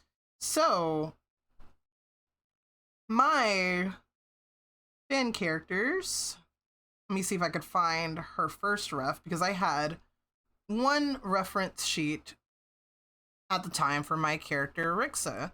So Rixa was my first Organization 13 member, and I wrote a fan fiction involving her. I do have that fan fiction saved as a VOD for you to listen to. It is a 12-hour VOD. If for whatever reason you felt like you wanted to listen to the whole thing, it is there. It is available for you to listen to. It is called Darkness Subsides, and it is a fan fiction about how Rixa joined Organization 13 and the trials she had to go through. Rixa as a character was a very sleepy girl. She suffered from hypersomnia, which means she was sleepy all the time. And her powers in the organization, her element was like spirit energy or like ghost energy. So she could call upon spirits of the deceased to do her bidding. And she was just sweet. She was sweet. She was very responsible. She didn't like nonsense. And she was very loyal to the organization. Here is another piece of Rixa in her mermaid form, as if she went to Atlantica. Like I said before, it was a real shame that Square never really sent any of the Organization 13 to any other worlds and deviated their designs in any way. I have a couple other Rixa references. She never really changed. She always had blue hair. She always had her hair in a ponytail. And one thing I always wanted to sort of like make important, like make known, was that she Even though she had a ponytail, she still had like a little bit of hair hanging down the back, her back.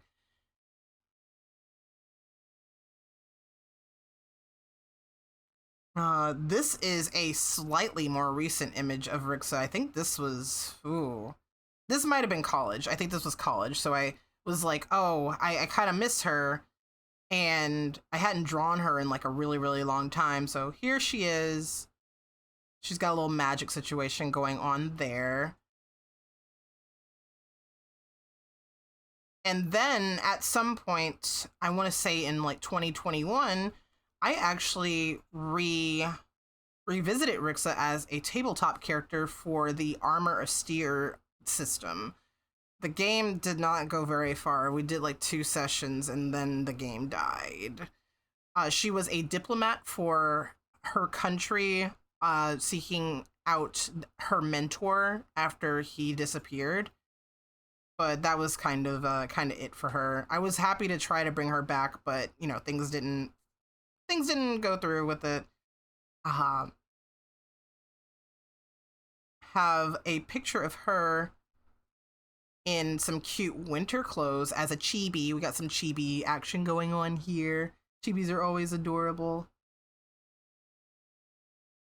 Another fun picture of her wielding some magic. I should have another picture of her doing magic as well. I wonder if I can find that. Because apparently it's not in the folder. I think that would be like a 2000... This is 2008. Maybe 2010 is when I did it. Because I think it was when I was a little bit more developed as an artist, because I remember kind of putting my whole pussy into it at the time. I actually remember I was doing my hair. No, I was getting my hair did. I was getting my hair done. I found it. I was getting my hair done and drawing this at the same time with my tablet in my lap. So this was one of the kind of last pictures I ended up doing of her for a long time, for a really, really long time. This is 2009. I was trying to imitate the square style just a little bit, at least in her eyes, because, because they always have the weird kind of like circular thing going on in their eyes. I'm like, ooh, let me see if I can like replicate that somehow. Her staff design was like always changing, dude. I feel like it never stayed the same. I was commissioned to draw Rixa for a commission a couple of years ago. Let me see if I can find it.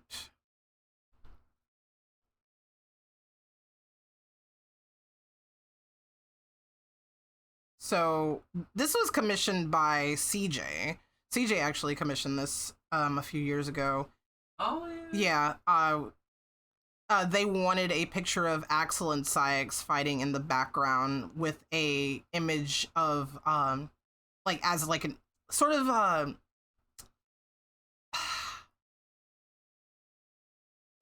like, I think it's just supposed to be like a juxtaposition.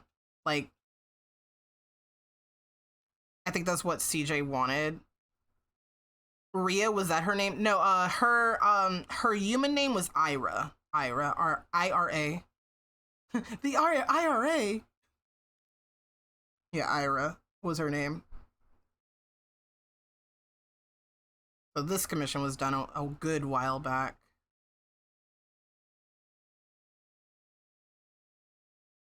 I had other organization characters as well. Rix's whole deal was that she was supposed to be a self-insert character, but I mentioned this before. I was really afraid of, like, writing that into the fan fiction that I had her in, that it wasn't, like, I didn't want to,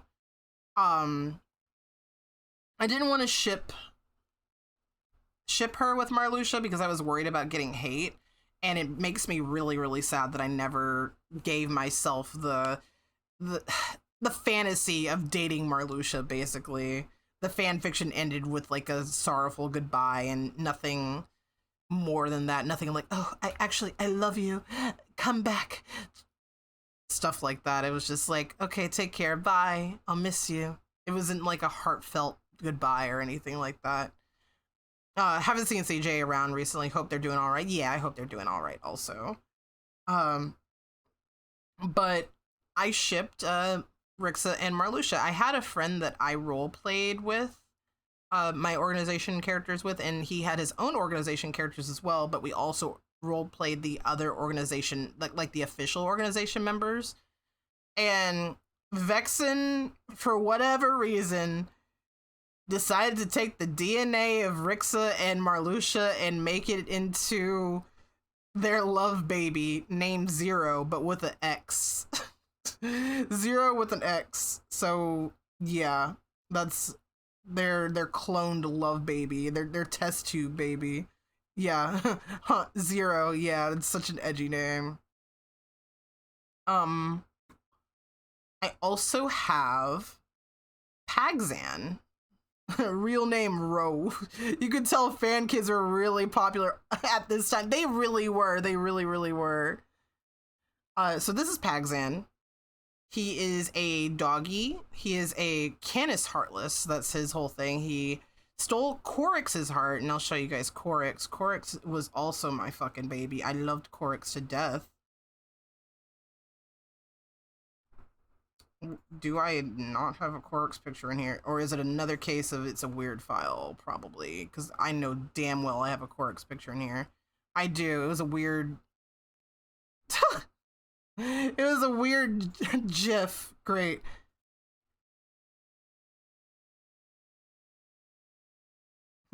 Gapin Panga. Yeah, Panga was, yeah. Panga. Pingers. So, Pagzan and Korix, Pagzan tried to steal Korix's heart, failed. In fact, other Heartless stole Korix's heart instead, and that's how Korix became a nobody. And then Pagzan was like, okay, I guess I'll take care of you now. Whatever, you're my responsibility now, alongside with Demyx. So Korix referred to Demyx as his brother. And I really do like this design of Pagzan, but it does not look like a Heartless at all, aside from the weird-ass Heartless cutie mark on his ass. I did end up redrawing Pagzan much later, as if he was a Kingdom Hearts character. So let's get a side-by-side. So this is old Pagzan, and this is the Pagzan that I was like, oh, let me see what I can do, how I can make him look more like a Kingdom Hearts actual Heartless. And I think both are great. But I don't think this fits Pagzan as a character. Like, the spirit is still there, but Pagzan was he was more of a threat, and this looks more like a silly guy than a threat, I think. The newer one has a Mega Man Battle Network virus kind of going on. Kinda, yeah.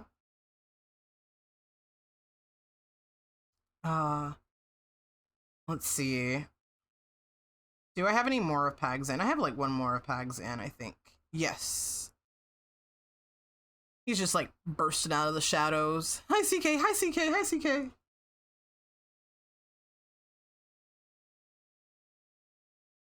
I have a picture of Xigbar giving Korix a gun. Xigbar is just giving Korix a gun.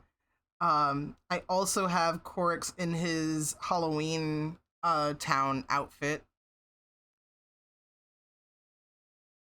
I think he's supposed to be like a little werewolf or something. Go, do crime, 1 Glock per kid. Korix was my baby boy. I loved him. Boy, I loved him. Shit, boy, I die. Oh, how I had died for some Mac Nuggets.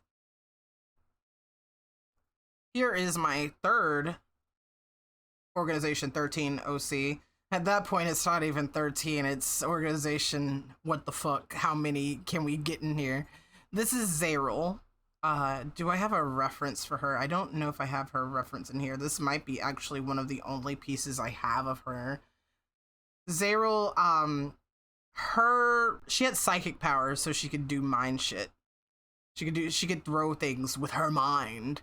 Blows you up with mind. That was her deal.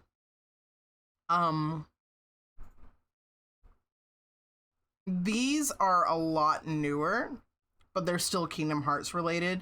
I drew some Kingdom Hearts, some other characters outside of Kingdom Hearts as Kingdom Hearts characters. So I drew Pearl from Steven Universe as a Heartless, and then I drew Suicune as a Nobody. These were old commissions that I had taken forever ago, and I really liked them. I just wanted to, try to draw characters that weren't in Kingdom Hearts in a different style, and I like it. It worked out pretty well.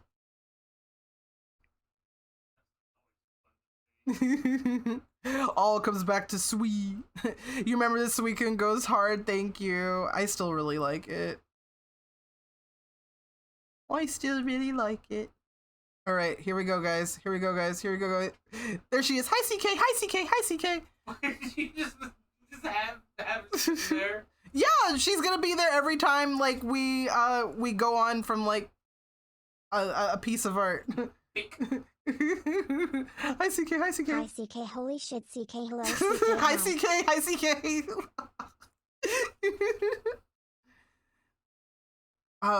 Let's see. CHK. What?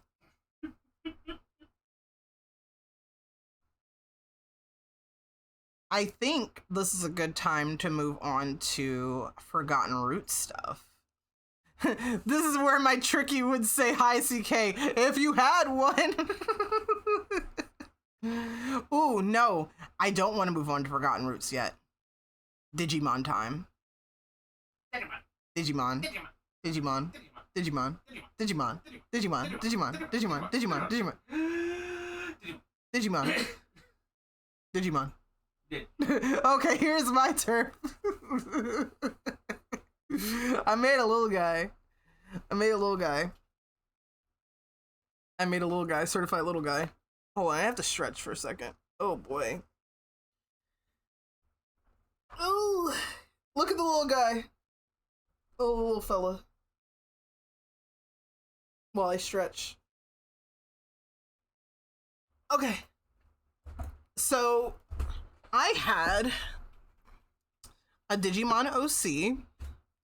Her name was Chevramon. So, Goatmon, basically. This was in high school. I have her original design somewhere in these folders. It's really, I think it's like buried. Oh, you know what? Let me do some digging. Just look at the baby. The name is funny because there's a Magna Kidmon now. Holy shit. Magna Kidmon. Is it also a little goat, or is it a, what's its deal? I think I have like a sketch file. Yes. Okay. It's a big guy. Like a cowboy with guns for legs? Holy shit. So this was my Digimon character, Chevramon.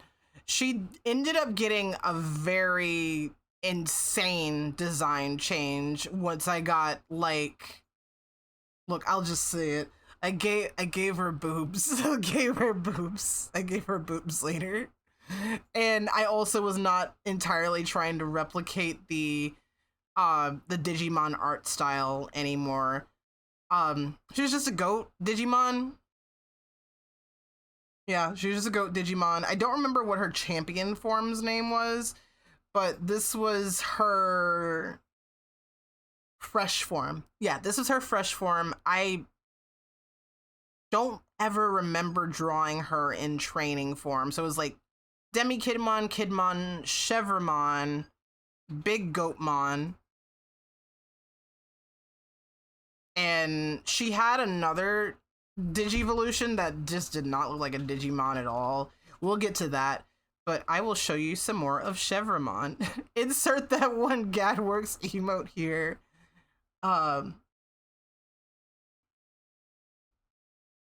So she got boobs, and I covered her up. She's like, stop looking at me. Don't look at me. As a character, she was mean. She was a mean girl. Not even like a mean girl, like teehee. She was traumatized. She's got trauma, so she's mean as a result.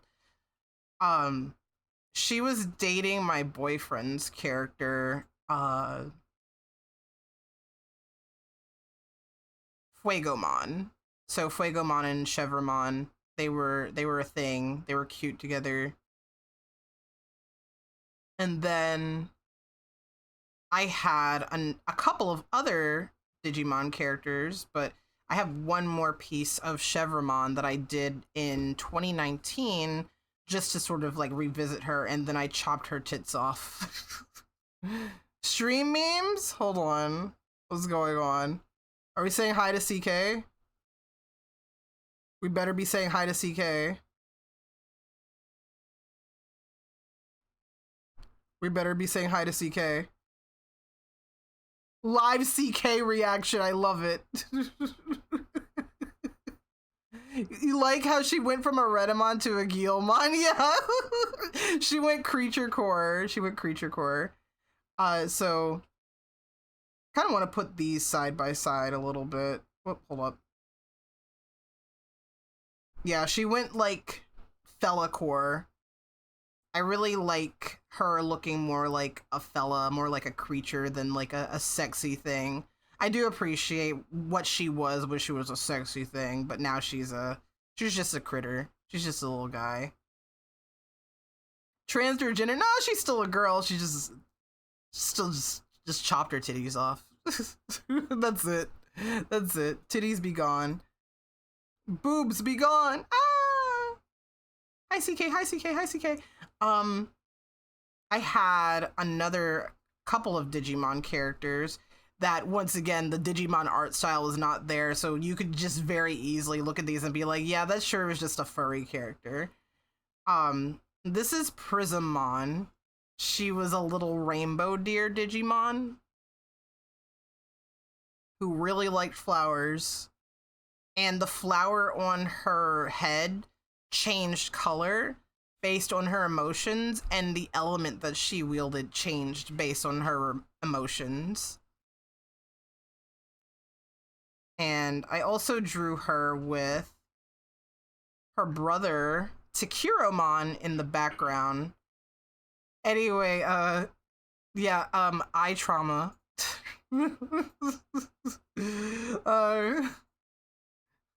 Eye trauma. Do I know about Tobu Catmon? I do not. Let me look that up. Tobu Catmon.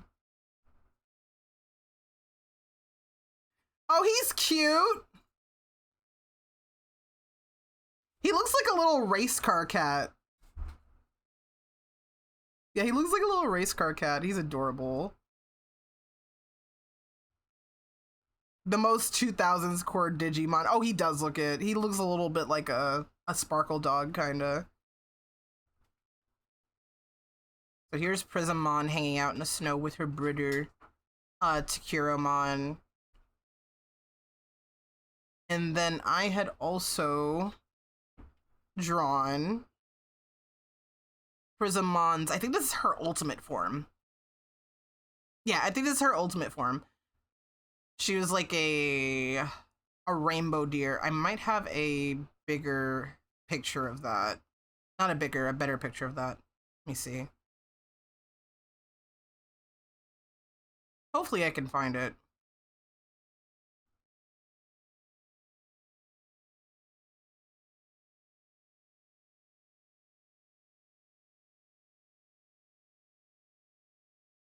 Just gotta find something with a bunch of rainbows.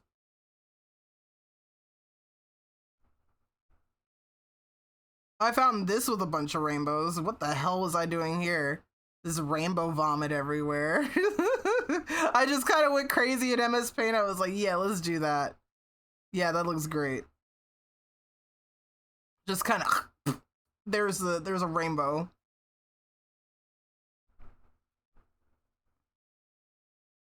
Yeah, I'm not seeing the other piece I did of her her ultimate form, because I have the full body of her ultimate form somewhere. I like how you gave tits to your furry Digimon before Crackmon made it cool. Look, I love boobies. Like, I don't know what to say. I don't know what to say. I like boobies. I like titties. I have one more picture in the Digimon folder. Hi CK, hi CK. Here's sad Chevramon on a cliffside. That's it. Yeah, she just sad. Yeah, no. Yeah, she just sad. Hi depression, hi depression, hi depression. CK, come back, save us from depression. Now I think I can show you the old Forgotten Roots art. So Forgotten Roots, for anyone who does not know, is a webcomic. I believe the site is actually still active. I think the What's Under My Bed site is the one that is down. Forgotten Roots is a story that I came up with when I was working on when I was doing National Novel Writing Month in like my senior year of high school. So in my senior year of high school, I decided, I wanted to write a fantasy story. And in this fantasy story, I had 4 characters, 4 guys, 4 white-haired men who were the main characters of the story, later to be 5 white-haired guys. And then there was another white-haired guy who's not necessarily a protagonistic character, but he's still there somewhere. So 4 white-haired guys who are trying to reunite their country after the fall of their gods, but they're really bad at their job because they're all terrible, terrible people. I'm so happy that I was able to find a bunch of old art of them, because there's old art in here that I don't think I had uploaded anywhere. I think it was all sort of like tucked away into my storage. Yeah, I think that was all tucked away in my storage. I don't even know where to really start with some of these because there's just so much art. I mean, I could show you guys the very first piece I have of Vago.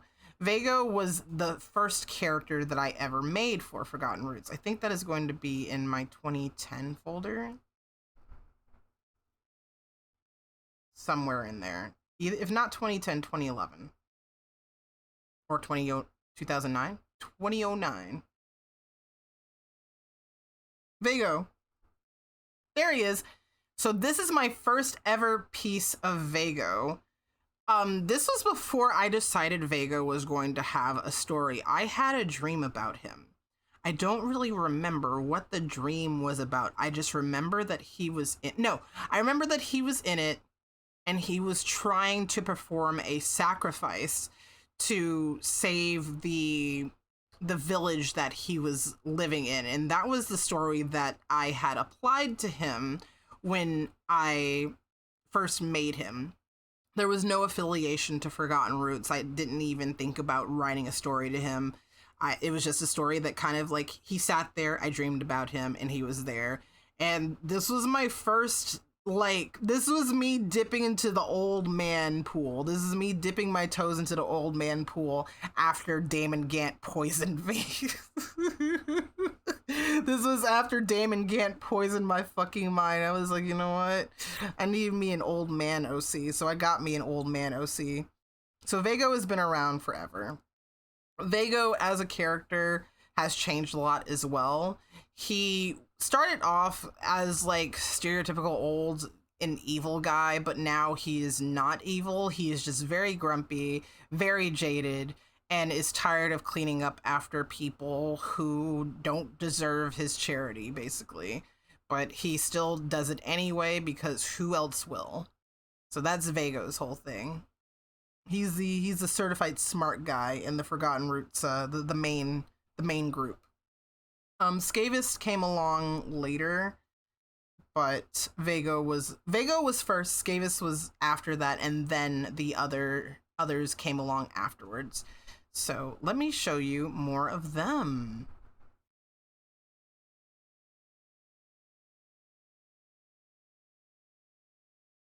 Ooh, I have so much to show. I don't even know where to start, guys. It sucks. Oh, it sucks so hard that I don't know what to show first. You guys want Edge? You guys want Edge? Yeah, you want Edge? So here is one of my first pieces of Skavis. Skavis has also changed a lot.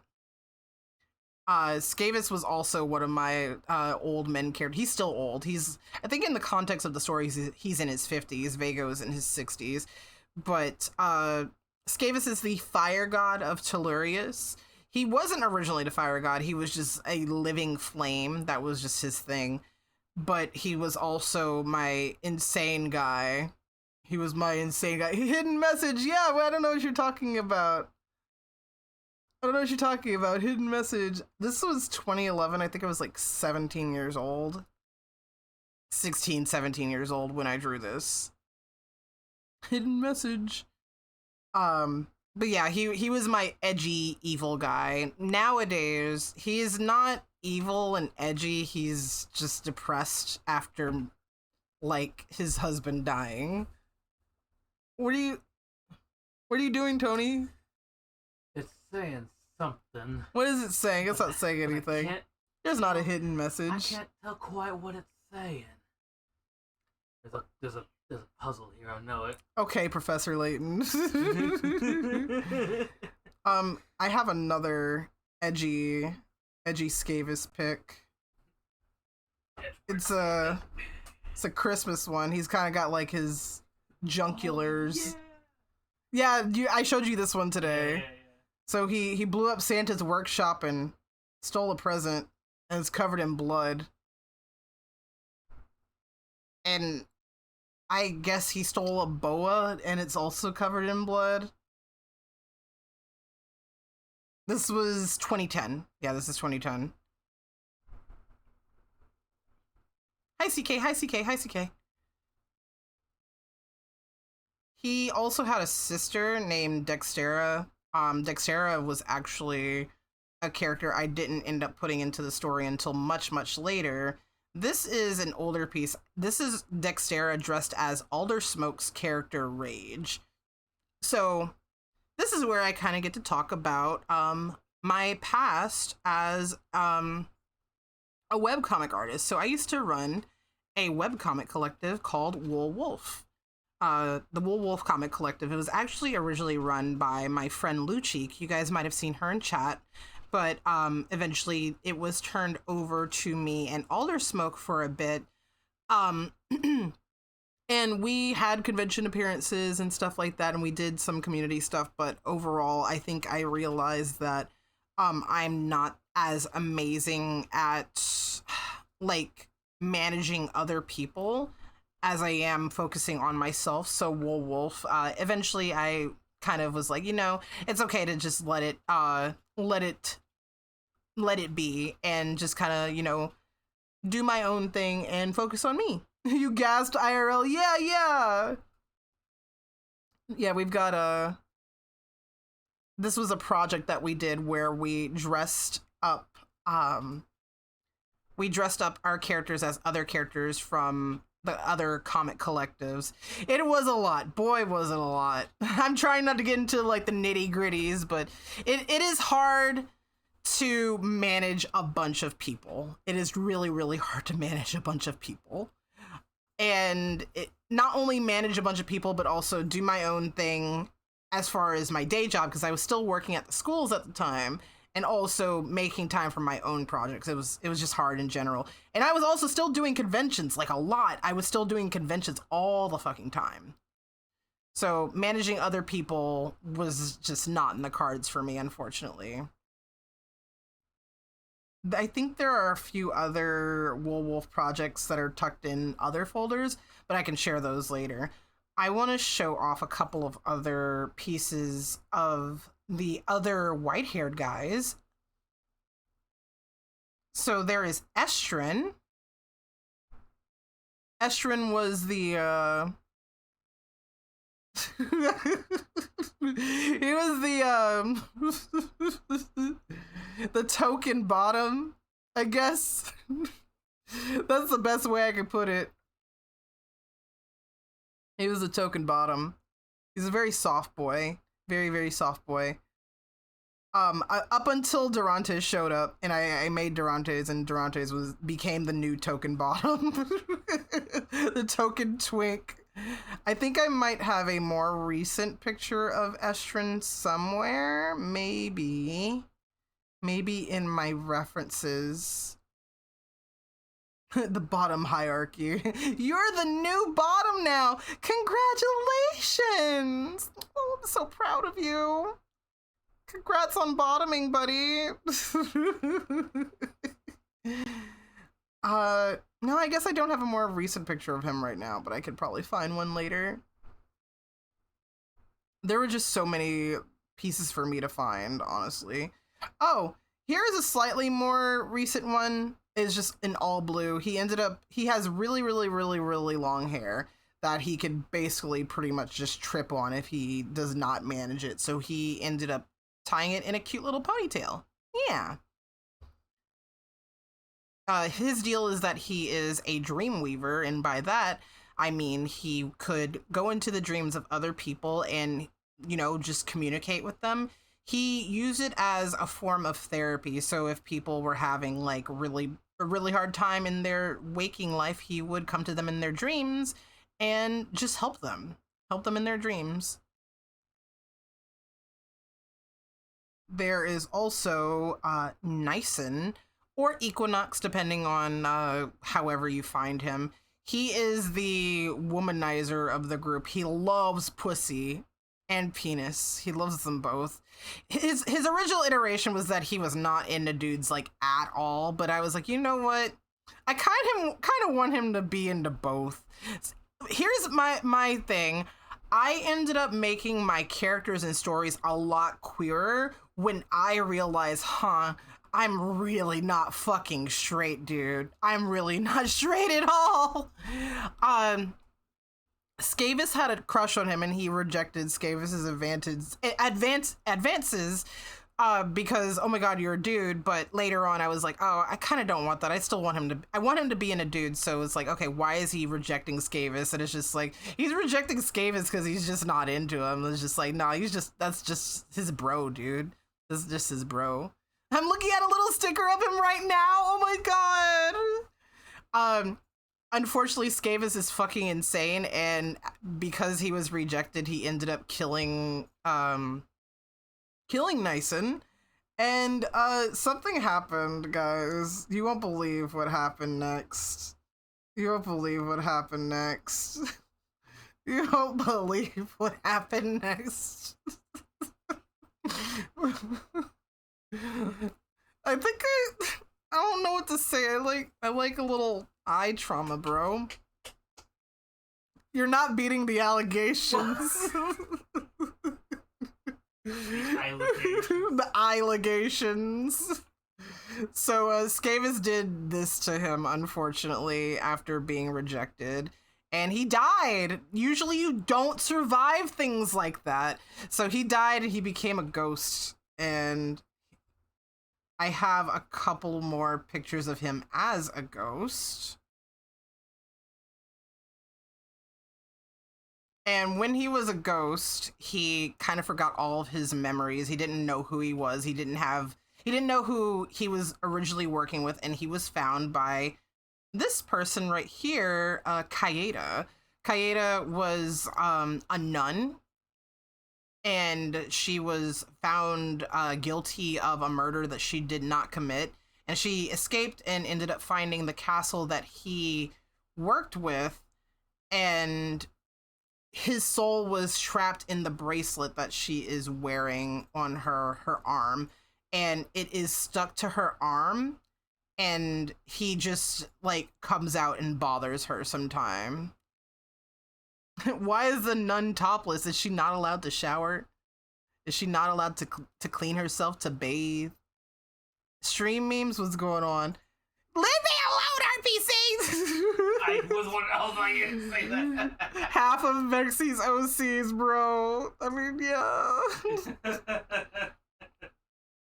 Why is a nun topless? That's not a shower. She could take a bath or something, or whatever. Eventually they do end up getting together.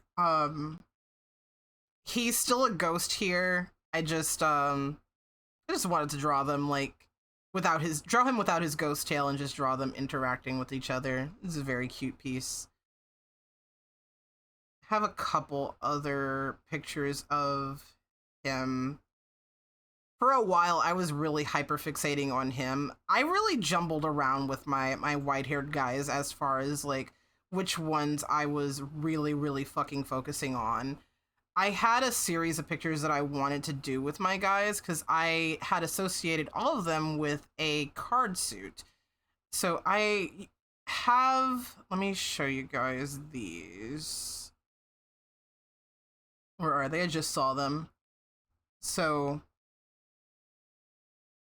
I did multiple iterations of like things like this. So we have Vago as King of Spades. We have Skavis as King of Clubs. Which host quadrant are they in? And we have Nyson as King of Diamonds and Estrin as King of Hearts.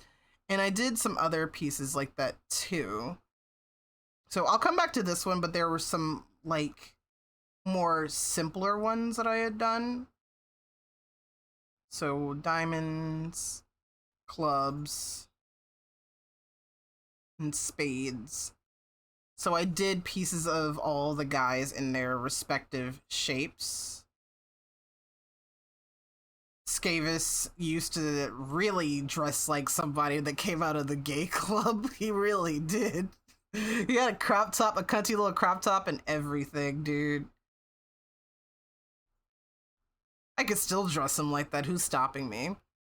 But I was also doing a piece of them all wearing like fancy clothing. I did one of Vago, and I really, really like him in suspenders. He looks so good in suspenders. And then I did one of Estrin. This braid was a son of a bitch to draw. This is before I had found like braid brushes. Like it's a real son of a bitch to draw. And then I just never did, well, so I did Nyson's, but my computer crashed as I was working on it, and I lost all the progress that I had done on it.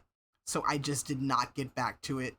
I just left it alone. I was just like, well, I'm fucked. I'm F-U-C-K fucked.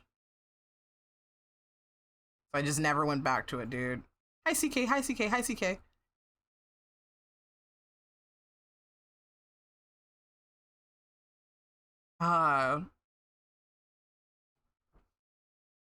I did a couple of pieces of Vago and his assistant.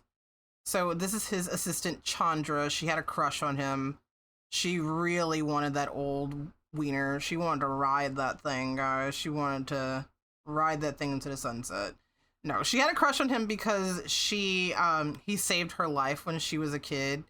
And she's just been obsessing over him since he did that. So she just really, really likes him. Self-insert. I mean, I'm not gonna say nothing. I'm not gonna say nothing. I'm not gonna say nothing. So remember how I said Skavis and Nyson were besties? I drew them having a drink together. At some point, I ended up shaving Nyson's ridiculously large sideburns. He had big, fluffy sideburns. I'm like, I'll trim them down. I do still like the fluffy sideburn look, but I think I like this look a lot more. There are characters in Forgotten Roots that I did not make. There are characters that were made by other people, and I ended up including them later on. And those characters actually happen to be these two, Zephyro and Verdun. So Zephyro is the wind god in the context of the story, and this is his husband, Verdun. And Zephyro is from a area where they don't get fun things like hot chocolate because they don't, the means are not there to make it. He was from like an island where, you know, things like that were not made. So Verdun gives him one. He's just like, what the hell is this? This is like his first winter with him together. So they are married. They're very, very married. And these two characters were actually made by Feedback. Feedback is one of my favorite artists, and I still love her art to this day. She made these characters and a couple of other characters as well. Here's another very cute piece of Zephyro and Verdun with a limited palette. I just wanted to do something simple with... I just want to do something simple with these two. That's it. Something very cute and simple. So I mentioned that there was a 5th white-haired guy in the main blue guy group. His name is Durantes. I don't know if I have a picture. Wait, okay. Let me introduce him properly and not introduce him in the way that I was about to. So here he is. This is Durantes. You can call him Ducky. I'll call him Ducky.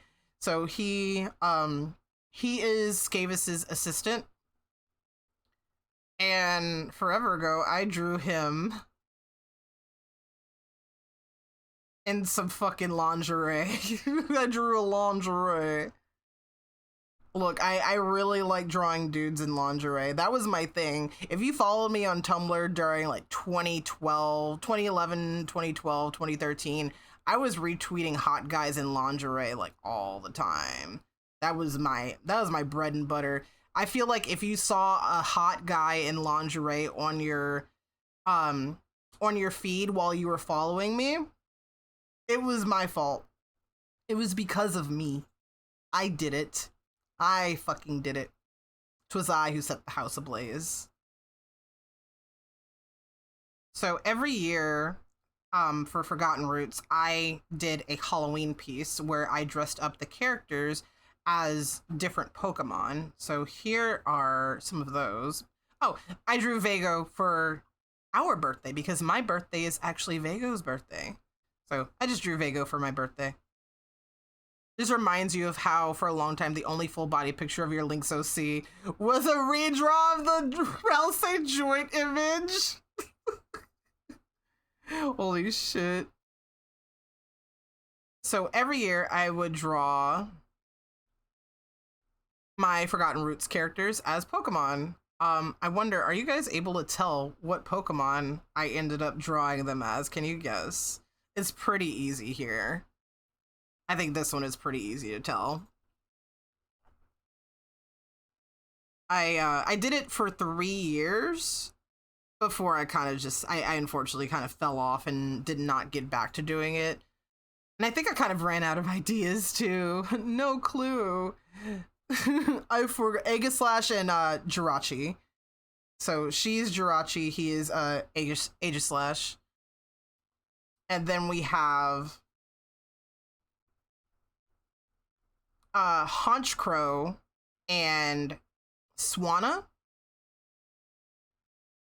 Because so the context is you know, Equinox Nyson, whatever you want to call him, he had two. So you saw the picture with him having one sword in his face. He died from having 2 swords in his face. So it was like, haha, like Doublade. I actually ended up naming my Aegislash Equinox after him. And I don't remember why I decided Jirachi for Kaeda, but I felt like it was just super cute and I wanted to. Honchkrow for Corvin because Corvin Crow, and Swanna because Ducky, Swanna, Ducklet, felt like it was appropriate. And for Zephyro and Aisha, we have Braviary and Mandibuzz. Mandibuzz for Aisha because she is the goddess of death, and vultures, they're pretty deathcore. And I wanted an opposing one for Zephyro, so I just gave him Braviary. There's no real reason behind it, so there's that. I really, really liked doing that, and I would love to get back to doing something like that again. All I can think about with Mandibuzz is how her Japanese name is Volgina. Wow. Damn, Volgina. As you know, I was in college and I had a bunch of classes. I ended up doing a lot of practice pieces for Forgotten Roots with ink pen. So I was really into using traditional ink pen and quill for a really long time because I was taking a traditional inking class and it was so fun. So I would use both pen and quill nib and also brushes to do these pieces. It was such a fun time. It was one of my favorite classes. I love it so much. It was a fun way to show more detail in my art. And it helped me figure out how to dirty up my art just a little bit more. So this is Ricane. He sucks. We could talk about him later. Or you can read my comic. It's still up online, but I'm just saying. This is Skavis. Skavis is doing some fire stuff. And I thought this was such a fun piece. I think my professor really liked it too. He was like, oh, the motion here is like so fucking fun. And I'm like, hell yeah. This is Skavis as a cat, so he could shapeshift into a cat. So the only reason that he shapeshifted into a cat to begin with was to be able to console Ducky whenever he was sad. So he just turned into a kitty and snuggled with him. And then this is, you remember how I said there was one other white-haired guy who was not affiliated with the other white-haired blue guys? So this is Van. Yeah, his insides are like wires and tubes and stuff. Have fun with that. That's his guts. That's his guts. That's whenever you guys would bust out my tentacles on my 2D model. You guys are like, yeah, you want to see my guts? Here's Van here too. Robo guy. Cover him up, slut. You know what? I don't need you to see. I don't need you to stare at him while I get more files. Here, look at CK. Hi, CK. Hi, CK. CK will never show you guts. Maybe. Maybe. CK's just like, you want to see a dead body? I did a lot of traditional art during this era. This is one traditional piece that I ended up doing. This is acrylic ink and watercolors. This is of Corvin, who is a very, very important part of Forgotten Roots. Corvin is Skavis's husband who died. He died and is somehow alive. We don't know how he's alive, but he's alive, and for some reason he's got this weird sort of like spacey motif going on. So you remember how I keep saying, oh yeah, this character was my Echo at that time, like my hyperfixation character, the character that I just could not stop drawing. This is the guy who was directly before Echo. This was my hyperfixation character directly before Echo. So Echo dethroned his ass. I love this one so much. It's so good. It's one of my favorite pieces. I think we still have it in the bedroom somewhere. There are some other traditional pieces that I also did. And these belong to other people. Let me see if I can find it.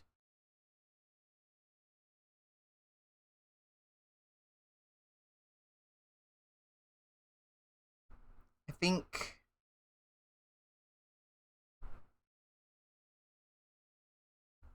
where is it? You still have the one of Caden in your bedroom? Oh my god! You have to take a picture of it or something, please. I beg. Oh my god.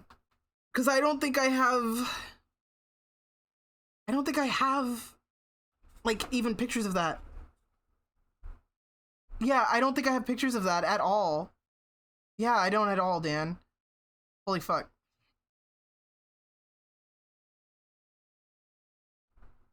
Where is this picture, dude? Where...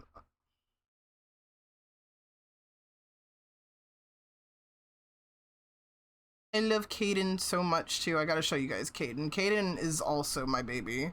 He was not quite hyperfixation baby, but I still loved him dearly. Okay, is it in here somewhere? It's a traditional piece I did. Yes, I found it. So this is a traditional piece I did. This is Copic marker and watercolor. I love using watercolor so very much. This actually belongs to my uncle.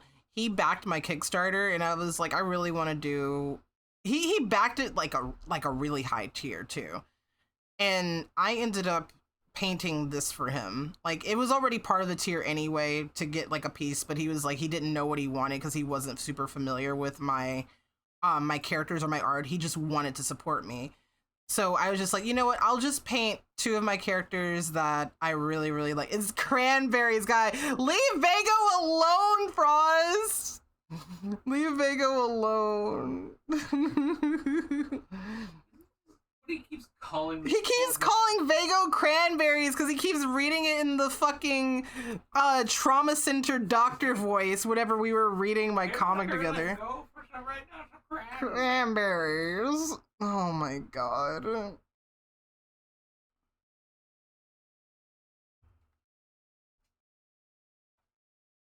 Oh, where's the one I did for Tony? There it is. There's the one I did for Tony. I remember This is in the bedroom, I believe, Yeah, isn't it? it is, I yeah. believe. So Tony requested these three characters: Corvin, Kier, and Zafiro. These characters hate each other. You said pictures on Discord? Okay, hold up. Oh my god! Oh! Oh shoot. Oh! I never saved this. I never saved a picture of this, Dan. Holy fuck. Hold on. Okay. Oh, that's cool. This is awesome. And this was from the Forgotten Roots Kickstarter, right? Was this the black and white illustration tier? Oh my god, my little boy. So this is the music god from Forgotten Roots. His name is Caden. He's actually a cat. His true identity is that he is a cat. I actually had someone, I was looking through old gift art that someone had given me, and let me see if I can find that. Oh. Caden and Brooke.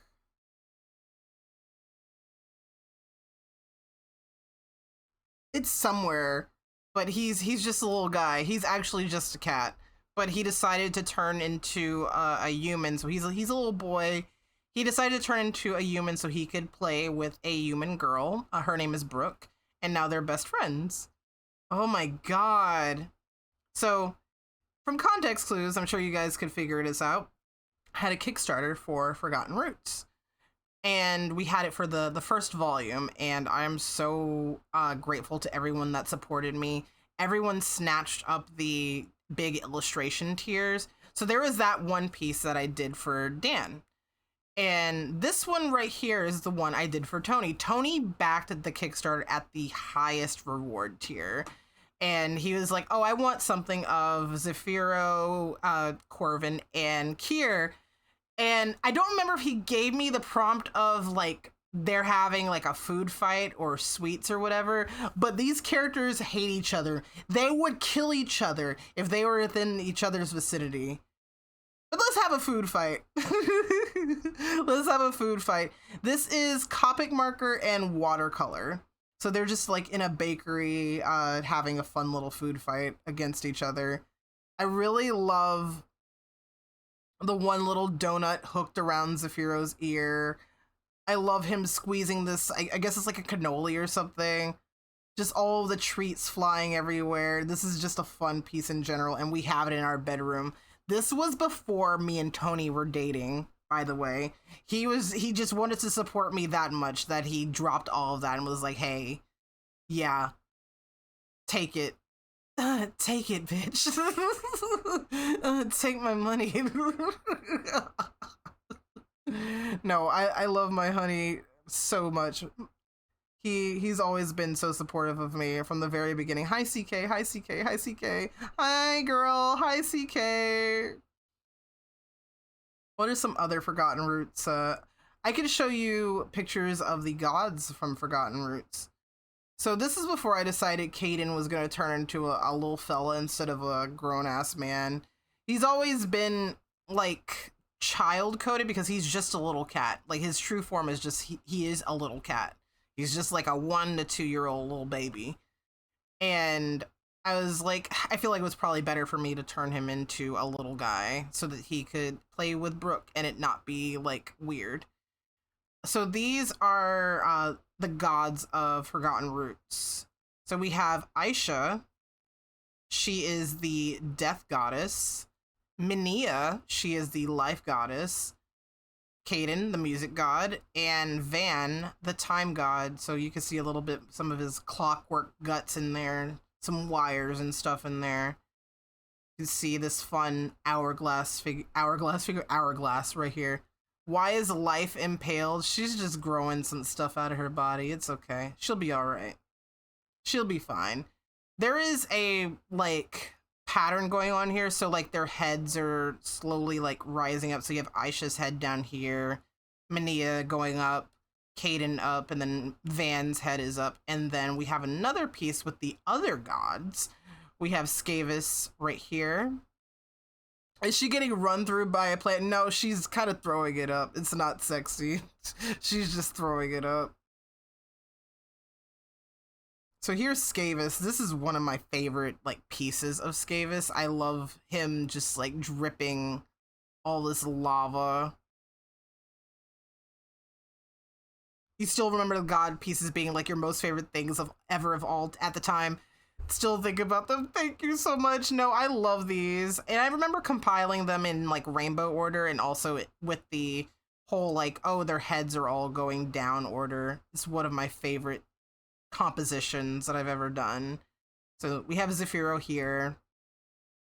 We have Corvin here. You don't have to know what's going on with Corvin. Is it blue lava? It is blue lava. It is blue lava. And then this is Rue. Rue is the water god. So the intent behind all these pieces is to show them kind of like overloading, like their element is kind of like overtaking them, either in like they are bonding with their element and becoming more powerful, or they are a little too overwhelmed by their element and being kind of like controlled by it in a way. Like Skavis, he seems like he's getting stronger, but he's really honestly kind of just like struggling right here. Same with Zephyro and also Rue. So yeah, this is them with their elements. I think I have a couple other pieces with Monster Skavis.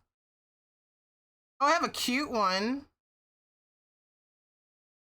where him and Ducky are cuddling. Look at his big paw. So this is Skavis in his ascended god form, so he becomes like a big dragon. I got rid of the lava lamp thing on his tail. I thought it was cool, but I decided, you know, it probably didn't really make sense with the context of the story, so his tail is just like weird and skeletal now. But now they're just he's just got like a weird skeletal tail. His chest cavity is literally open. Hello, Banjo Bear. We're just going through some of my old art. Hi, CK. Hi, CK. Hi, CK. I love this design. Thank you. Thank you. Thank you. I have a couple of other pieces from the Kickstarter. I drew Verdun and Aisha in 80s wear because I thought it was cute. Sometimes you just gotta do things because they're cute, you know. I have a picture of all of the girls that have shown up in the comic so far, and plus Caden, he's the plus one. Only one boy allowed, and it's gonna be him. But here are the other girls that have shown up in the comic thus far, and they're all wearing flowers that are symbolic of who they are. You fucking love this one. I love it too. I really do. Aisha has calla lilies because they are funerary flowers. I don't remember the symbolism between, like, among the other ones. I know clovers are really important for Carmen, but I don't remember why. I looked into, like, all the symbolism, and I don't remember a single one now. I really, really don't. I had drawn the girls with just, like, bust shots of their flowers as well at some point. This is a really old one. Yeah, here's Carmen again with her clovers in her hair. 4-leaf clovers specifically. Yeah.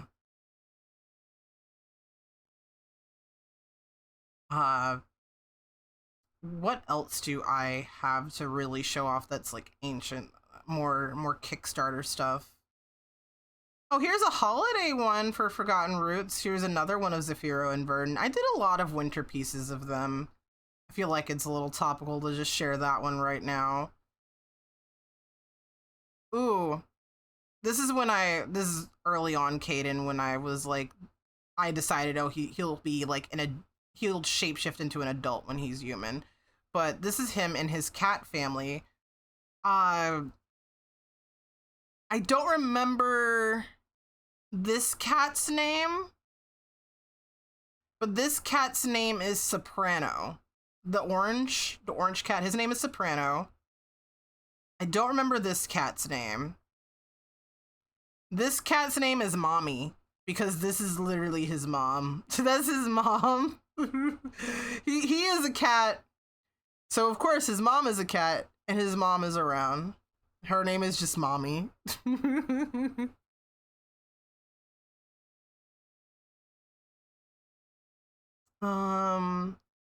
Here's the thing I did for Mermaid one year. I drew Zephyro and Verdant as mer people. I think Verdant is supposed to be like a manta ray. Verdant's supposed to be a manta ray. Zephyro is an electric eel because he has like electricity powers as the wind god. I like this a lot. This is a very cute piece. Wow. See, I used to draw buff dudes all the time. Now I just don't. Now I just don't. No one commissions me for buff dudes. And that's okay. It's okay. If you guys want me to draw femboys and titties, it's fine. It's fine. I'll draw femboys and titties. I'll draw femboys and fat boys and titties. I'll do all of it. Where's more of the Kickstarter stuff? Here's more I keep finding more holiday stuff. Merry Christmas! Went from drawing hunks to twigs. Don't say that, Nero! No, I really did have my Iraqi arc. No. Here are the Gabaras and Sabi. Sabi is Corvin's brother. Carmen is Sabi's girlfriend. And these two are Carmen's uncles. Reverse twink death.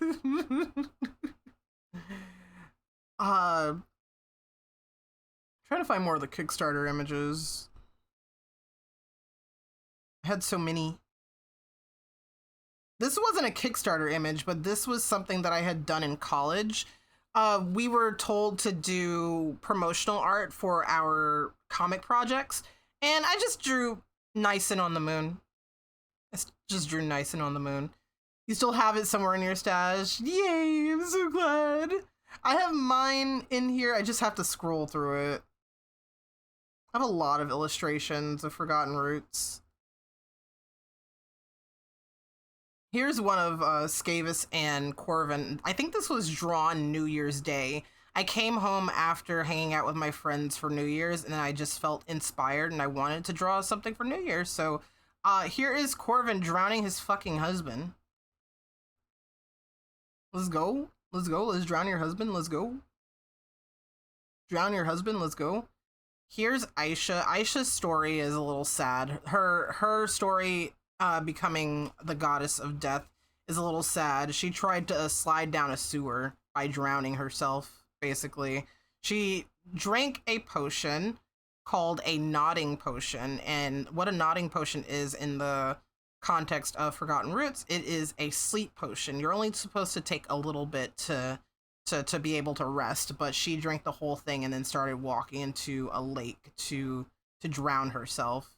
She had a lot of things going on. She didn't want to be there, basically.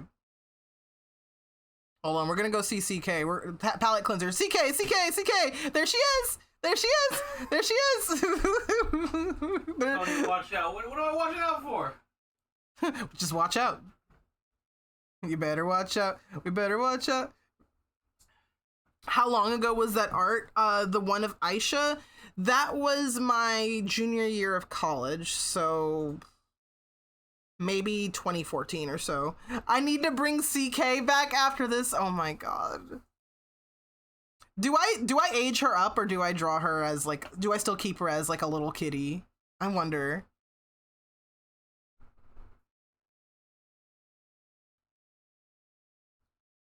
That's your choice. It is. It is my choice.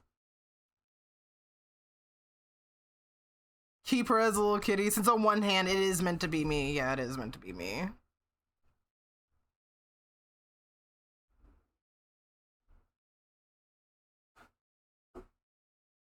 Blah, blah, blah, blah. Like, I swear I just saw the Kickstarter art. Here's another fun holiday art that I did. Here's Brooke and Caden for Pi Day. I did a lot of different postcards for my Patreon for like different holidays. So I did one for like Valentine's Day. I did one for, you know, the general holidays. I did one for Pi Day because I was like, okay, what's in March? St. Patrick's Day, sure, but Pi Day is more fun to celebrate. Keep her as a real cat gremlin. Yeah, we'll keep CK around. Maybe I'll do something with her. I can make CK my own Neko arc. No. Meow. I literally just saw some of the Kickstarter art, bro. I just saw it. There's just so much stuff in this folder, guys. It's actually really hard to, like, notice some of the things. CK becomes the new mascot, the new TTS mascot. Move aside, Tricky. Get fucked. Get fucked, Tricky.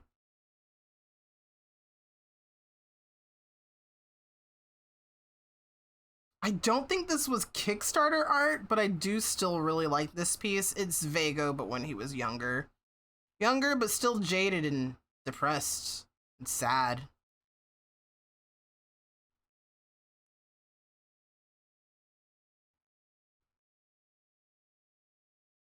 It might be somewhere in this folder, because I might not have put it in the other folder. Oh, here's a fun Valentine's one of Kier and Sabi. I remember that. Yeah, this was a Patreon postcard.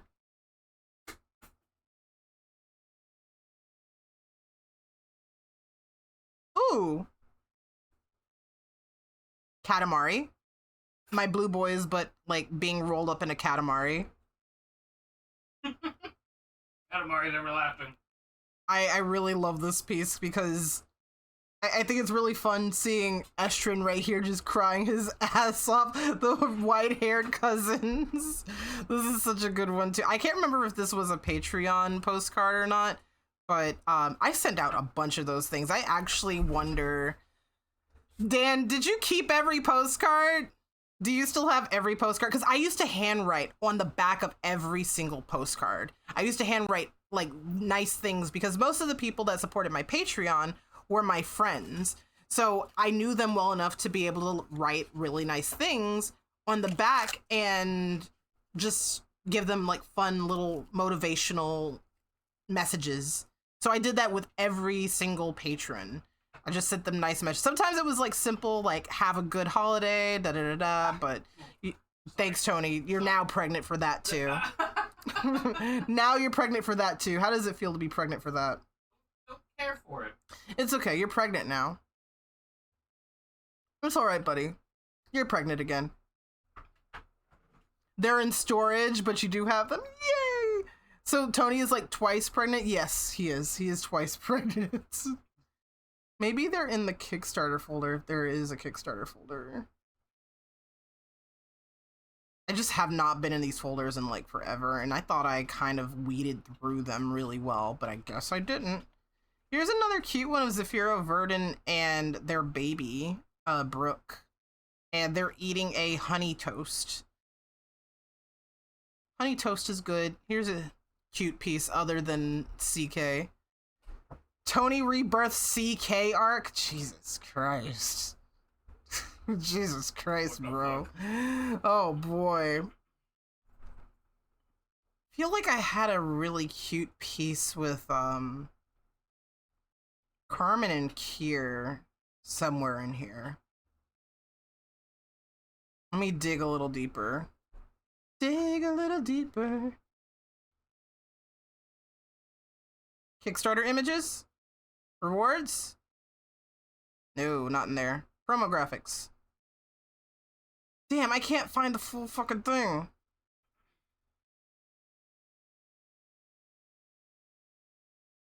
So I did like a fun pinup piece with Kier and Carmen, strawberries and limes. They were sitting in a martini glass together.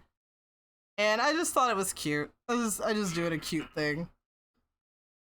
And these were the postcard rewards for the Forgotten Roots Kickstarter. I made sure I had like everything done before I launched the Kickstarter because I didn't want to have anything I had to work on other than shipping, you know? Also, y'all, can we get like, I know Dan doesn't stream, but like, can we get like a huge shout out for like Dan? So Dan was like one of my biggest fucking supporters and one of my best friends during the time of me making Forgotten Roots. Like, she was always so supportive, always like asking questions and talking to me about my story. And I really fucking love her for that. She also, big fucking ups for this. She also flat colored some of the pages for volume 1 of Forgotten Roots. So there's that. There's that. Like, I needed help, like, flat coloring my shit, and she helped me out. I love you, your art and stories. I love you too, and I miss you, homie. I'm sorry my ass has been so busy, bro. I need to, like, reach out to my friends more.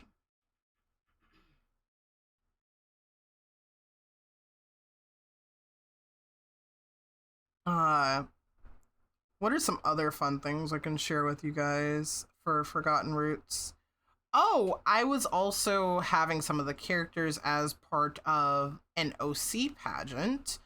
So remember how I mentioned before, Storm was in an OC pageant. Kier, Corvin, and Myrick from What's Under My Bed were in OC pageants as well. And I don't remember the pageants really going too far, unfortunately. Dan's profile picture is a Danganronpa art I made. Oh, fuck, is it? Oh my god, it is! Holy shit! It is, so it is. I did draw dead Tony at some point, too. You did? Yeah! It's great. It's great. He's been dead for 2 years. So there were a couple of different themes for this pageant. I think I entered like 3 different years. The first year I did with Storm was when I was much younger. And then the pageant was revived after a certain point because the owner fucking rage quit or something. And I was like, okay, let me join this new one that someone made. And the first theme was formal wear. The background was completely optional, but I decided to add a background anyway because I was really on my background bullshits. This theme was, I think, Victorian era. Well, no, we were given a time period and we had to have our character dress as if they were in that time period. So I drew Kier in the Victorian era time period and got to draw like a big poofy frilly dress. And then there were other, oh no, I entered like 4 different times. No, I entered 3 times with 2 characters on the 2 final times. So this time, the time where I brought in Kier was the time I was also working on What's Under My Bed. So I had one for Myrick as well, but we'll focus on Myrick later. I want to show you the OC pageant ones for Aisha and Kaeda. So these are one of the pieces I did for the year that I joined with Aisha and Kaeda. So the whole thing with Kaeda is that she shares like a sun, moon, star motif with 2 other characters, one being Nyson. Nyson's whole thing is the moon. He really, really loves the moon. And then the other character that represents the sun is Casimir. Casimir is the Autumn King, and he is really hot. He is really hot. That's it. He is the Autumn King. So she shares like that motif with them, and so she's got like a night star thing going on. She's mostly wearing some moon stuff to represent Nyson, but she's got a couple of like star things here. And I think I meant to have a pageant entry for her where she was wearing some sun stuff, but I don't think I ever got far in the pageant to do that. And then here's one with Aisha walking through a cemetery with a cute little dress. Cunty little bone belt. Cunty little bone belt.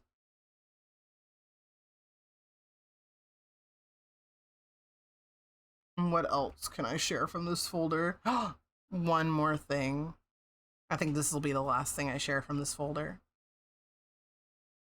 So I drew myself as if I existed in the world of Forgotten Roots as a character myself, like me, as if I existed in Forgotten Roots. And I drew myself as a shadow scribe. So what a shadow scribe is in Forgotten Roots is just a fancy way to call someone a writer, because the way that ink is dark and looks like a shadow, basically, right?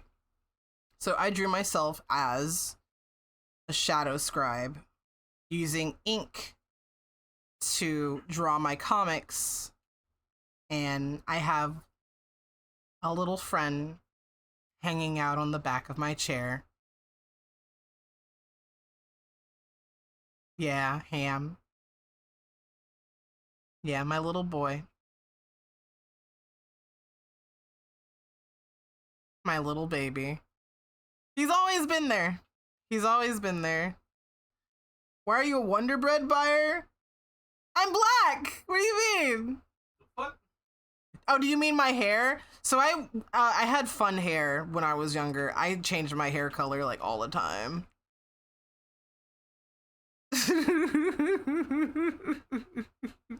Still blonde. It's a blonde. So this hairstyle that I had at the time, it was like blonde to blue. No, blonde to pink to purple to blue. That like it was like a fade. That's what I had going on with my hair at the time. It was a fun little like sunset look. I wish I had pictures of myself with that hairstyle. I don't have that anymore. Is the Wonder Bread indicator just blonde hair? No, you have to be white with blonde hair. You have to be white with blonde hair. Hi, CK. Hi, CK. Hi, CK. Yeah, what happened to being exactly the white and rich part is also important. I think I missed one older segment for me. My character, my Spyro character. Let me show you guys. Let me show you guys my Spyro character, Xenophon. So her story was that she was like from some alternate universe outside of Spyro's like general world, and she came to take over and overthrow it and turn everything to ice. So that was her whole thing. And instead of eye trauma, we've got horn trauma, guys. We've got horn trauma. I could trauma it up in other ways, guys. I could trauma it up in other ways. 2006, yeah, 2006. I actually found the fan fiction on DeviantArt that I had written with her in it. And then I redrew her later on, and I snapped her other horn instead. I flipped it, and I changed her design just a little bit. Here's a little bit of a side-by-side for comparison's sake. Para has drawn Zen before too. I call her Zen now instead of just Xenophon. I do like the name Xenophon, but I think I just like Zen a little bit more, Xen. But this was my Spyro OC. I had drawn her again in 2010, and this is probably one of my most ambitious pieces from when I was younger. I really, really like this piece like a lot. This is another piece I think would be fun to redo. now that I have knowledge of like perspective and composition and stuff like that, I feel like I can make this a lot better.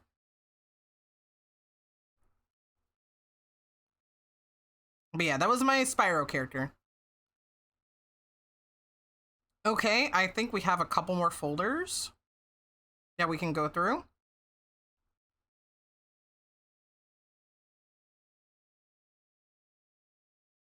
I can show you guys some art of my old mascot. As you know, my VTuber is not actually named Vexy. The actual name of the character is Ghostly Space Bitch. And Ghostly Space Bitch was not originally, like, did not originally look as I do here. Ghostly Space Bitch originally looked like this. It's bitch! So this is the original iteration of what the VTuber was. But then I ended up turning them into a human. And I gave them boobs. Boom. Proto-tricky kinda. Yeah, so the whole thing with Ghostly Space Bitch is that they've always been a rotting corpse floating through space, tentacled up. Tentacled up on a Friday night. Tentacled up, but they had a chest cavity that the tentacles could just like come out of. Didn't have boobs. I think this was my era of still feeling kind of a little dysphoric with having tits. But now I own it. Now I own having titties. I will kill a bitch with my titties, in fact. I had done a couple of fun little stickers. These were going to be for Telegram when I was actively using Telegram, but I don't think I ever actually added them, so I have a few stickers of GSB with varying expressions. You've had a theory GSB is just an advanced, evolved, tricky. It's a fun theory, a game theory. And then I drew GSB with antlers. You know, the whole shape-shifting thing, I just want to do whatever the fuck I want with them. Just drew them with antlers and some fun little glowies hanging off their antlers. I have some art of them. I wonder if I can find that. Because I'm trying to remember exactly when I made GSB. Because I might have a collaborative piece I did with a friend.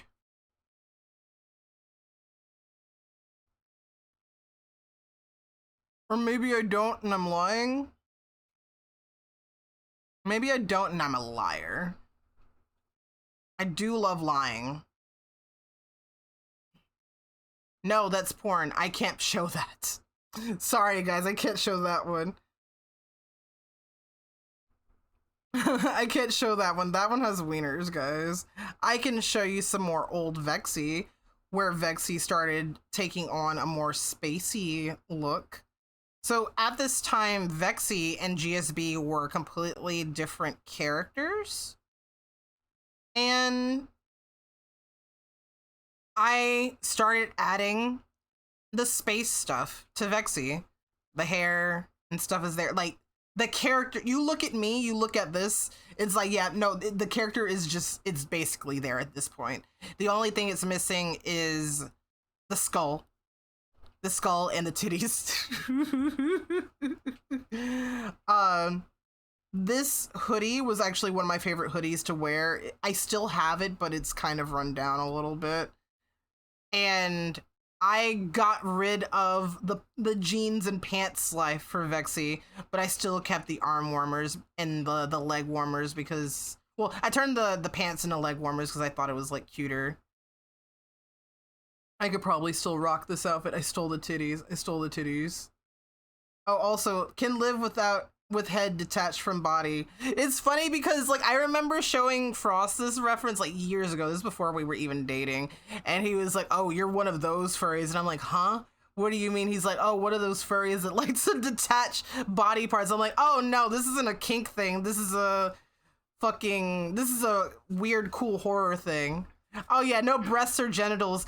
I was really, really, really on my like dysphoria. I was really dysphoric around this time, like really kind of just like, oh, I don't like my boobs. I don't like what I got down there. I just wish I had nothing. So they had nothing, but you know, as I got more comfortable with my body, I wanted my fursona to also represent that as well. Detaching body parts. There's a kink where there's detachable body parts. Or modular body parts. I think that's what the name of the kink is.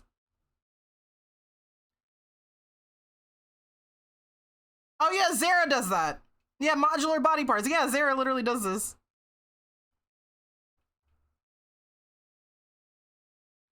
Okay, let's bring CK back. Hi CK, hi CK, hi CK. Here, Jesus Christ, I think I need water in a second. Here is one of the first pieces that I did with Bird Vexy.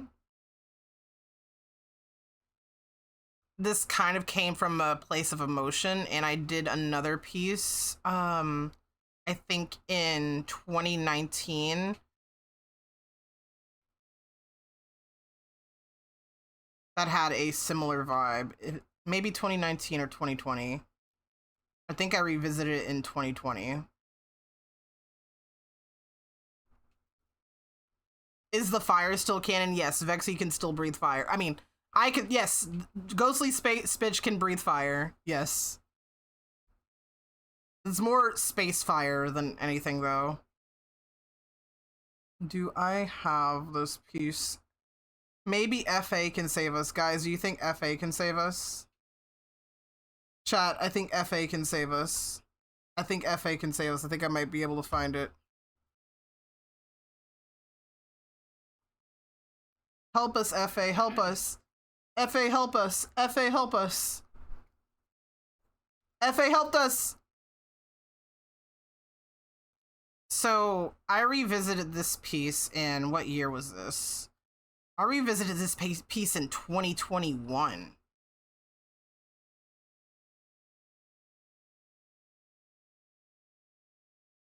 I didn't quite yet give myself boobs back.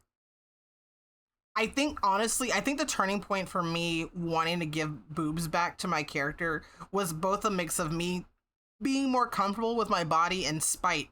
Because I remember someone saying, oh, I really like that you didn't give your bird character boobs because bird furries shouldn't have boobs. And I'm just like, yeah? Bird furries shouldn't have boobs? So I just gave Vexy tits again. I just decided to give Vexy titties again. Just because of that. Are they okay? So, once again, these pieces come from a place of like, what is the term? Vent pieces. I don't do vent pieces very often, if at all. But these are vent pieces, more or less. I think the text that I paired with this first one, let me see if I can find the description on FA at all. I'm sure I can.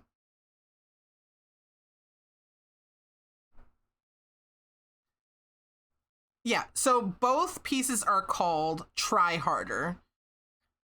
And I think the text that I paired with this first one was, you're going to have to try harder to kill something that can't die. Kind of just representing like my resilience to get through adversity.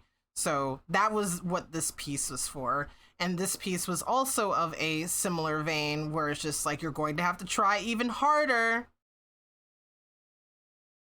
So I like both of these pieces because they're both vent pieces, but they are also kind of triumphantly venting. you know, like, I'm stronger than this. I can get through this. It doesn't matter what hits me and how hard it hits me or where it hits me. I will get through this. So that's the meaning behind both of these pieces. And then I did a badge of Vexy for a con. This is when I was still kind of fucking around with the arm warmer situation. I probably should give myself arm warmers back. What you guys think? I could have an alt outfit where I have my arm warmers and the little boob tube, the crop top, cunty little crop top, and no pants. But then, you know, I ended up merging GSB and Vexy at some point. And it's funny because I think I, once again, predicted the future, because I think I might have a sketch of that somewhere. I need to scroll through a bunch of bullshit. Check stream memes. What's going on? I'm scared. I'm scared, guys. I'm scared. Oh, ah!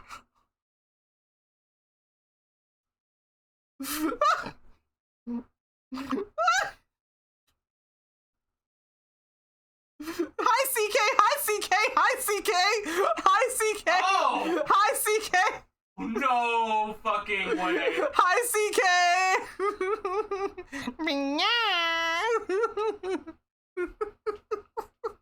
I love her. Oh, she's so cute. Holy fuck, Nero. Hi, CK! What if I kind of just leave her in the corner right here? What if I make her really small and just kind of just hang out right there, CK?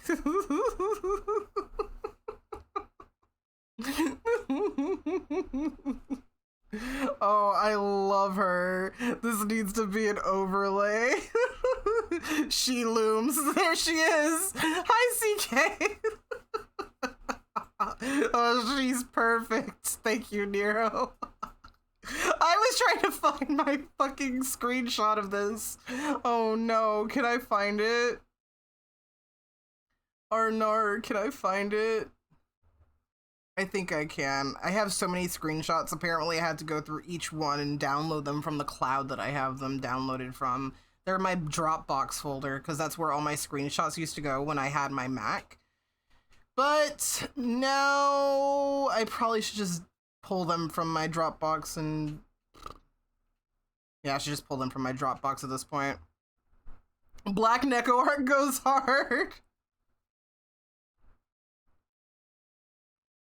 Ooh, here are a couple pieces of GSB, so ignore that one for a second. So this was actually the image that I was using when I was actively making YouTube videos.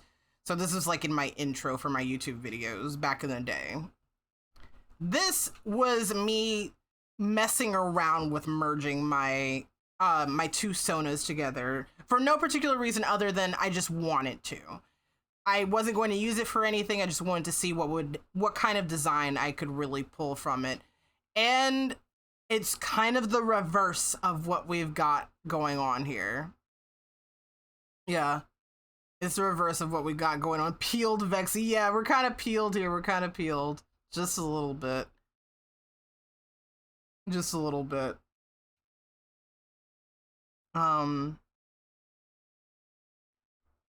What other folders have I not gone into? My college folder. So remember how I mentioned before that I ended up taking a class for traditional inking with pen and nib and brush? I have a lot of things from that class. Boy, do I have a lot of things from that class. Holy shit, do I have a lot of things from that class. I'll start here. So this is actually the chapter 1 cover of Forgotten Roots. I did it, the line work, traditionally, and then I ended up going in and coloring it digitally. Let me see if I can get the image here. So here's a side-by-side. This is the... That is not it. That is also not it.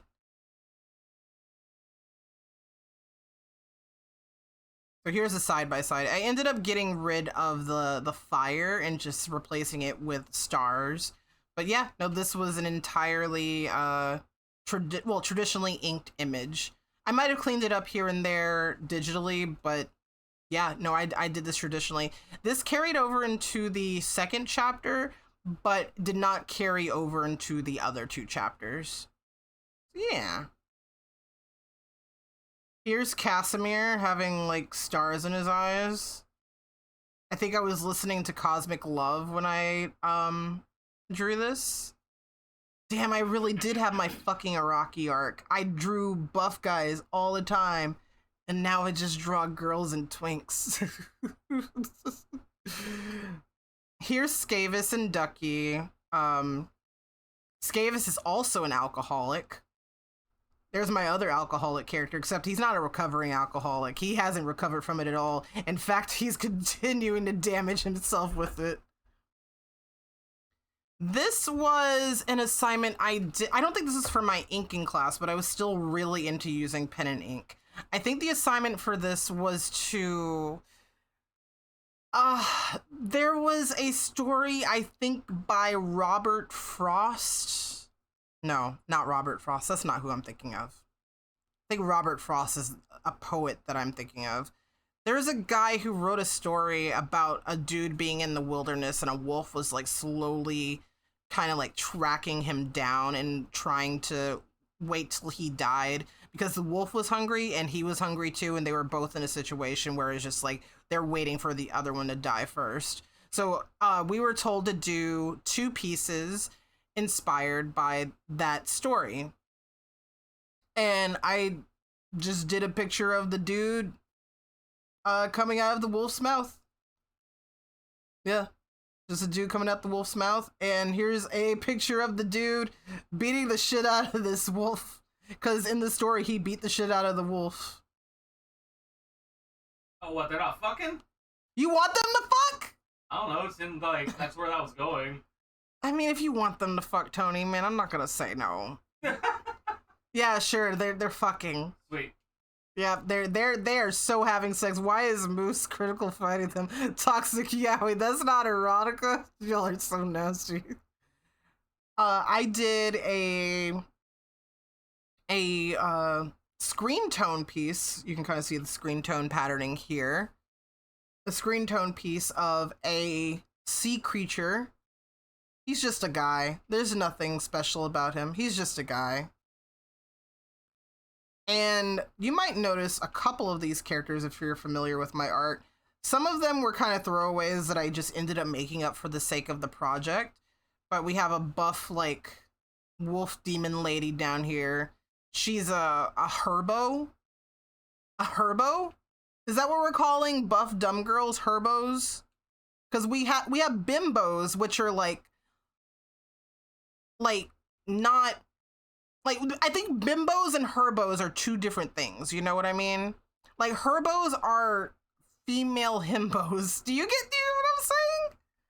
Like, you guys get it, right? This eye patch guy was a throwaway character. I just needed a dude for the project. I think the project was unlikely teams because they all look very unlikely to work together. But we have this dude. I think he was supposed to be like a weird cowboy or something. We have a Cyclops girl. She's like holding a toolbox with her tail. There's obviously a leak happening here. This character right here is actually Myrek from What's Under My Bed. I can't remember if I made him for this project or if I ended up just tucking him in there because I needed a character for this project. I think I just needed a character for the project, so I think I just threw him in there. And then this is Roswell. I don't think I have any piece I can show you guys of Roswell other than this one that's safe for work. Every other picture has him with his cock out. I'm sorry. Every other piece I have of him is him with his dick out. Or his titties out. Whichever. Or his pussy. Whichever. And I did a short comic with those characters, but I cannot find it at all. I was looking for it, but I could not find it, dude. So let's go back in my college folder. Hi, CK. Hi, CK. Hi, CK. Hi, CK.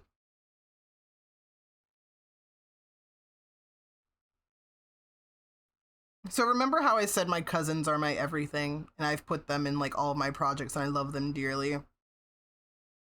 So these are two of my cousins. The project was to make an advertisement for a local establishment. And by local, it could have been like local as in Savannah itself or something back home. So I did an illustration of Kemah Boardwalk. Kemah Boardwalk is, I think it's a little bit off of Galveston somewhere. It's near Galveston, I think, maybe an hour or so away from Galveston. It is a board. I think it's still around. It is a boardwalk that has, you know, attractions and restaurants. I think it's owned by the Landry Company, so they have a lot of their restaurants in that area as well. And I just wanted to do a fun summer fun piece featuring my cousins having fun at Kemah Boardwalk. I love this turtle. This turtle is fun. I remember my professor really liking him. These are all super cute. I love this manta ray, the lobster.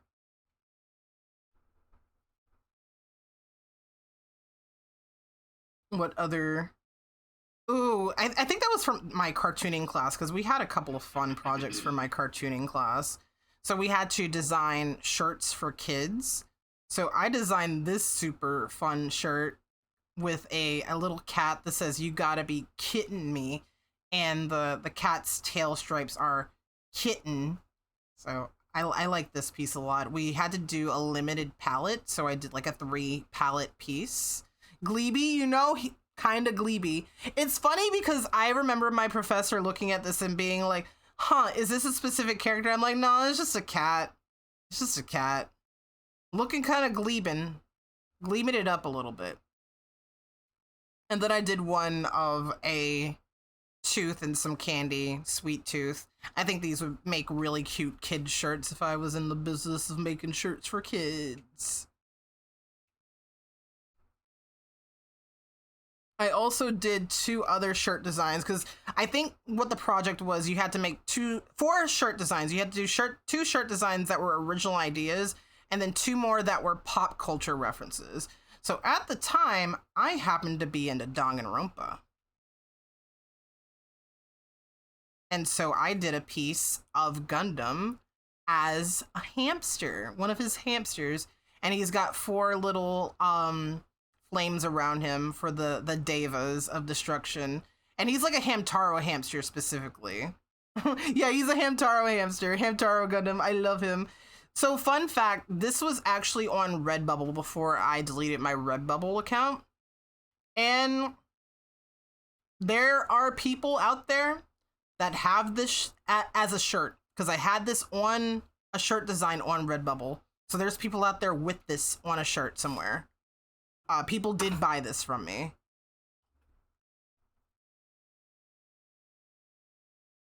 And then I had one more of my girl, Ibuki.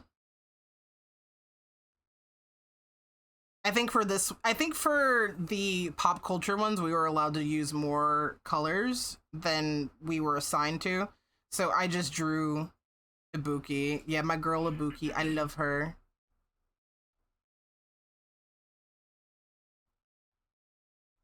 One of my some of my favorite fan art pieces, honestly. I did Inktober one year and tried to do the Monster Boy challenge. I did not finish all of it. Let me show you some of the Monster Boys.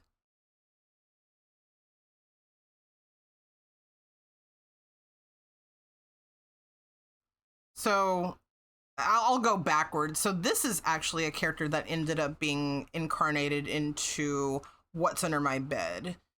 This is Ervis. He is an incubus, and he uses Tinder like it's a food menu. I'll just say that. It's like Uber Eats to him.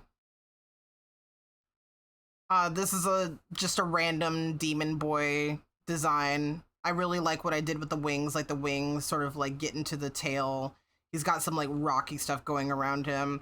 Didn't really do anything with this character. He's just a guy. Also, fun fact, so I used to like to hide penises in my art.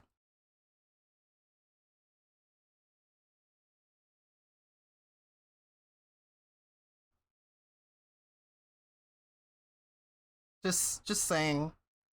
Just used to like hiding penises in my art. Banned!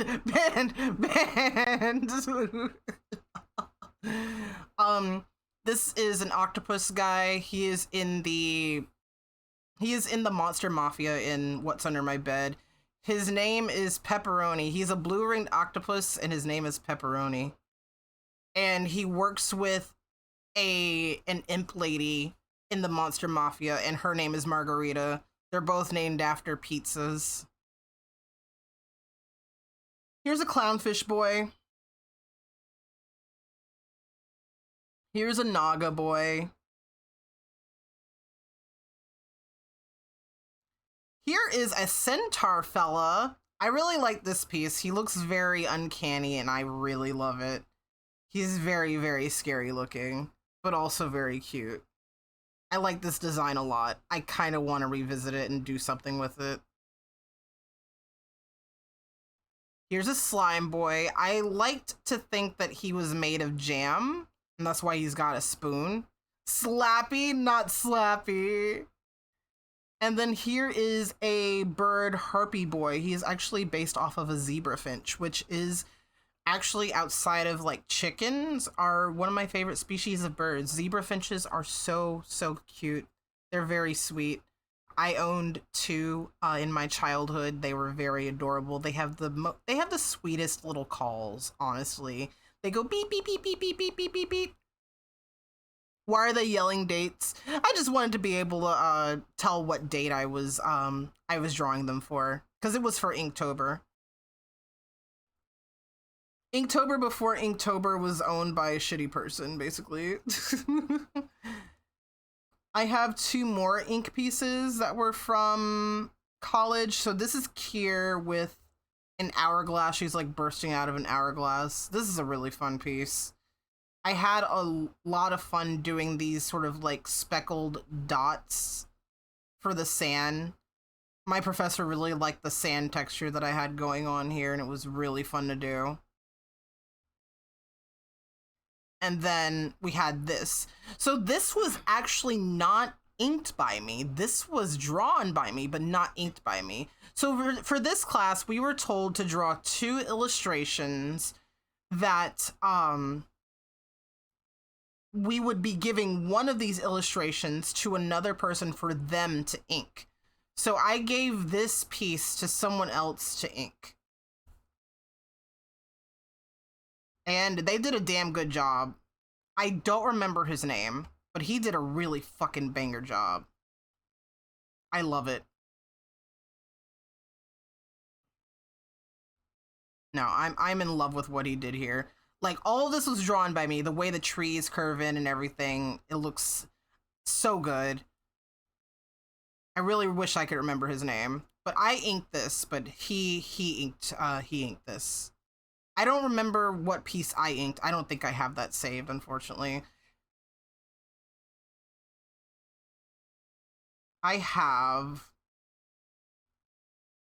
Let me see what else I have. This was for my cartooning class. We had to illustrate a recipe. And I did pumpkin pie, because 'twas the season, and I decided to do it with a fun color palette. A fun limited color palette, and I wanted it to kind of look like an old cartoon with the color palette. So yeah, I think I succeeded with that. Do I have anything else of interest in here?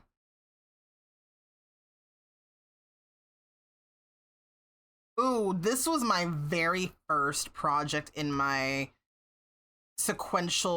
intro to sequential art class in college. So this is like, the first sequential art class that you take. The prompt was a character is hungry and has to get food somehow. So I did a comic about a vampire trying to suck on a lady's neck. And, I was ignoring the rule of, like, vampires have to ask to come inside. So he was just trying to get in there. He sees, like, Garlic when he's, like, looking to her window. He goes down the chimney, comes down the chimney, and then he comes up, swoops up to bite her, then sees that, oh my god, no, you're a Christian! And then he's sad about it, because he can't suck on her neck. Vampires have to ask to come inside. But I gave it a happy ending, and she was like, oh, well, I was cooking something. You want soup? And he was like, oh, sure. So he got some soup out of it.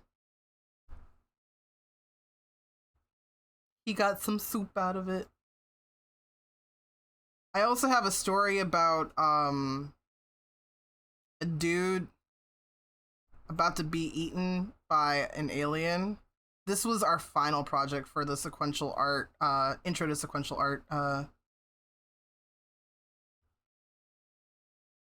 class. Damn, soup! So this dude, he's like flying an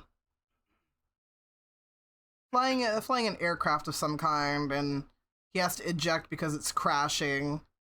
And he lands, and he's like, oh, am I even close to... So, I guess it was like some kind of base or something, and he's late. And he pops in, and he sees just like a bunch of dead bodies around the space station. And he peers around, he hears someone crying. We had to hand letter this project. I think that was one of the stipulations of this project. We had to hand letter it. So he comes around, he sees an alien that's crying like, oh, there's no humans. And he's like, are you all right? And the alien's like, oh, I'm just peachy now. It's been such a long time since I've tasted human. And dude wakes up and he's with his alien bae. He's like, oh shit. He wakes up and his alien bae is like, yeah, did I eat you this time in your dream?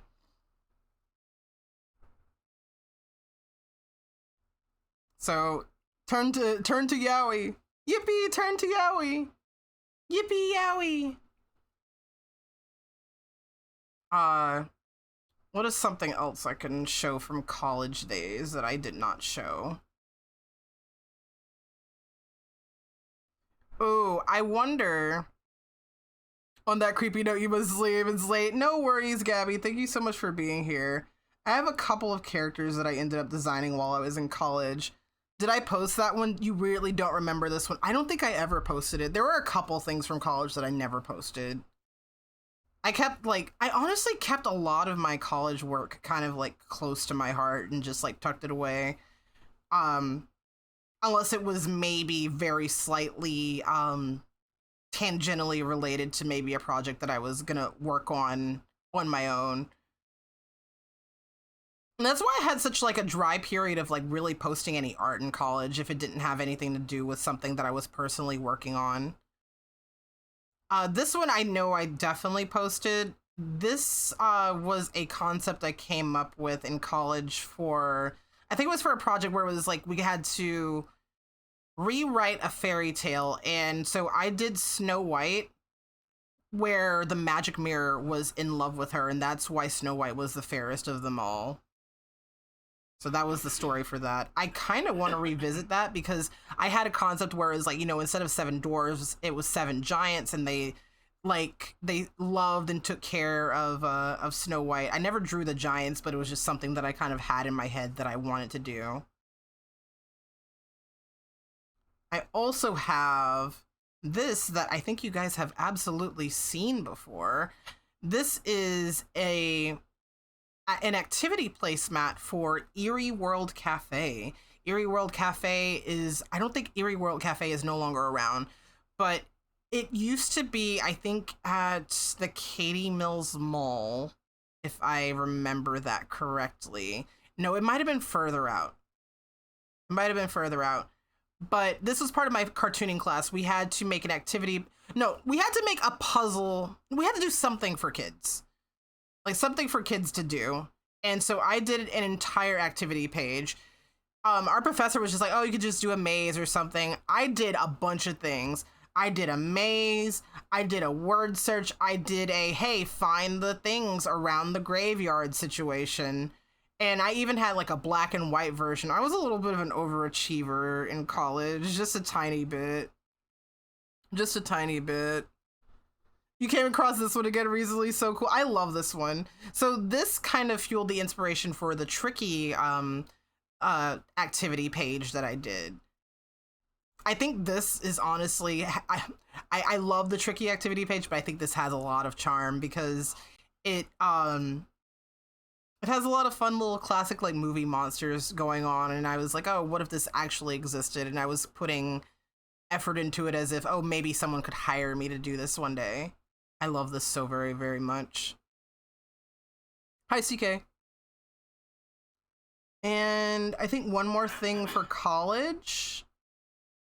You were wondering why the Tricky one felt familiar? Oh, yeah, yeah.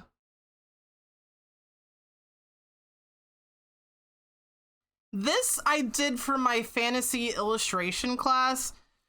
That class sucked, dude. I hated the professor so much. I'm gonna just say this. I don't have the art for it anymore, but we were told to read a passage from, I think, like Conan the Barbarian or something like that. And he told us, okay, I want you to illustrate Conan the Barbarian, right? So we did. We all did. And, you know, I liked to make Black characters because I like Black representation. I wanted to see more Black representation. I made Conan Black and this man chewed my ass out.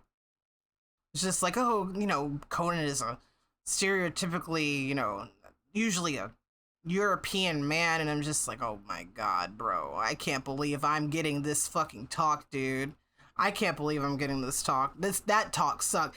That man really made me hate coming to his class. And fun fact, he actually got removed from the faculty the next year. He was not there the next year. I was just like, yeah, he shouldn't have been there in the first place. He kind of sucked. But this was in that class. I don't remember what the prompt was. Gonna draw Simon Belmont Black. Fuck yeah, do it. I don't remember what the prompt for this was. I think we just had to draw a fantasy character, so I drew a character with a scythe because scythes are really cool. Scythes are super cool. I think that's it for college. I think I will show you guys.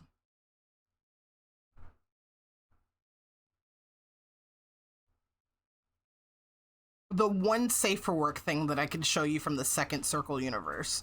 So Tales from the Second Circle is my porn universe where everyone has sex and has funny stories about having sex. So my character Roswell, this is his wife. She's really into alien fucking. She's really into aliens. And Roswell, he likes to do experiments and stuff. And she's like, oh, hell yeah. You can do experiments on me, babe. She just lets him do experiments. And as a result, she now turns into slime whenever she gets horny. The idea of a porn universe. No, it's super funny. It's super funny. So whenever she gets horny or nervous, she just starts melting into slime. She turns into a slime girl. She has like a crop circle on her hip, a crop circle tattoo on her hip. She really, really loves aliens. This watch is a communicator for Roswell, so she communicates with Roswell through it. Yep, that's her. That's the only safe work thing I can share from the Second Circle fucking folder. Which folder have I not checked out? I just want to make sure. The What's Under My Bed folder. So Axel, my character Axel, I have his reference and it is... Hi CK, hi CK. I have his reference censored. He has bits and stuff going on. But Axel is both part of the Second Circle universe and the What's Under My Bed universe. I just never got around to putting him into the What's Under My Bed comic. But he is actually related to Casal. So if you know who Casal in my comic is, that's who He is related to both Casal and Ervis. So Ervis that I mentioned before, that is the Incubus character. They are all three of them are related. So Axel is he's my porn Sona, though, you know, nowadays I've been more comfortable with using my normal persona for spicy art. But I kind of miss using Axel. I need to draw Vexy and Axel, I don't know, smushing titties together or something. I don't know. I don't know. This is a What's Under My Bed piece that I did for the Wool Wolf collective. We had a fashion zine where we had to draw our characters in fashion based off of the color palette of the webcomic collective. So the webcomic collective had this sort of like teal and yellow palette going on. So we had to draw our characters with that color palette. And this was a really fun project to do. I really liked it. So we have Ivy and Casal here. Here's Ervis again. This is me really kind of like finalizing his design. A lot of people tell me that the What's Under My Bed style is a little reminiscent of Panty and Stocking, and I see it, but if I told you that I had only seen one episode of Panty and Stocking, would you believe me? Would you believe me? You still like your pieces for that one? Hell yeah, because I remember you did a you kind of did a didn't you do a piece that was Heather's inspired, if I'm remembering correctly? So here's Myrick. Myrick was the character I used for one of the OC pageants. So this was his pageant like piece for this, like his like entry piece. So it's just like, yeah, here's Myrick. There he is. Is it bad that you thought it was a kid's show? What, Panty and Stocking? Oh boy. Oh boy. So this oh, I forgot to show you guys on Kiers. So this this pageant theme was formal, but they also were like, hey, we're gonna give your OC a heart, and you're gonna have to hide it somewhere, like a small heart bead. You're gonna have to hide it somewhere on their outfit. And I cleverly hid his heart bead on his shoe. I thought that was pretty fun. Can I pop open Kiers really quick so I can show you guys that one?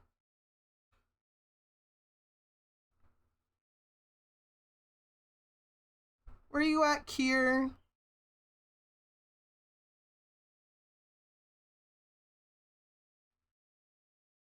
Oh, finally I found the full version of the Kier Carmen drink picture. Thank God.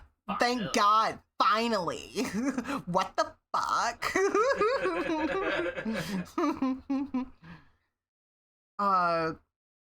Kier's was hidden on her neck, so it's just very cleverly hidden right here on her neck. So yeah, here's Kieran Carmen, the full version of that piece.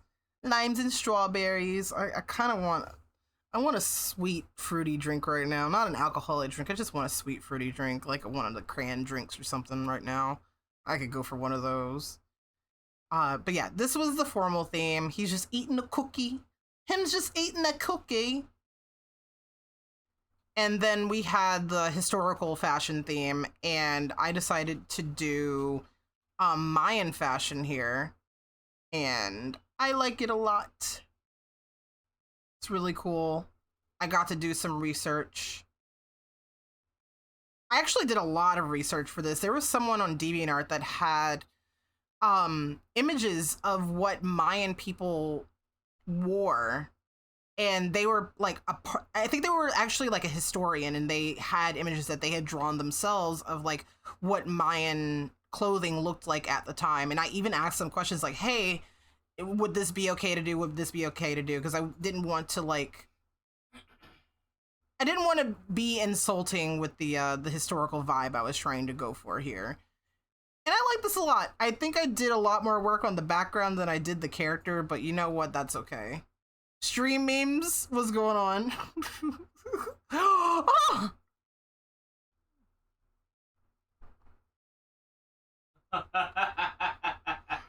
Where's my stream memes folder?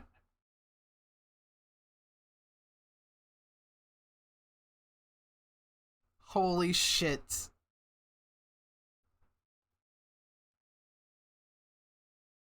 Holy shit, CK. Okay, CK. Did you see it, Tony? Yes, I did. Nero. Why are you amazing?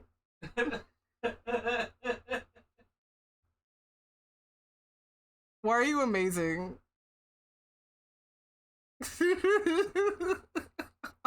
She can hang out right there. I love her. This is so good. She's just hanging out there, just screaming. Oh, I adore her. Thank you, Nero.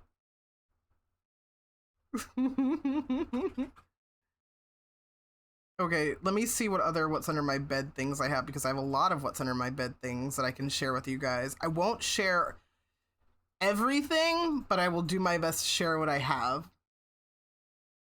Oh, here's a picture of the mascot character from Woolwolf. So the mascot for Woolwolf, her name was Artemis, and she was a woolly wolf. And we had I think the prompt for this was to draw a picture with a positive message. So I drew Artemis with the positive message of shoot for the moon. Even if you miss, you'll land among the stars. And I thought it was just a cute motivational piece with our mascot character to have. Oh, it's Wolf. Damn, it's Wolf for real. So you guys might remember seeing a character of mine named Riona.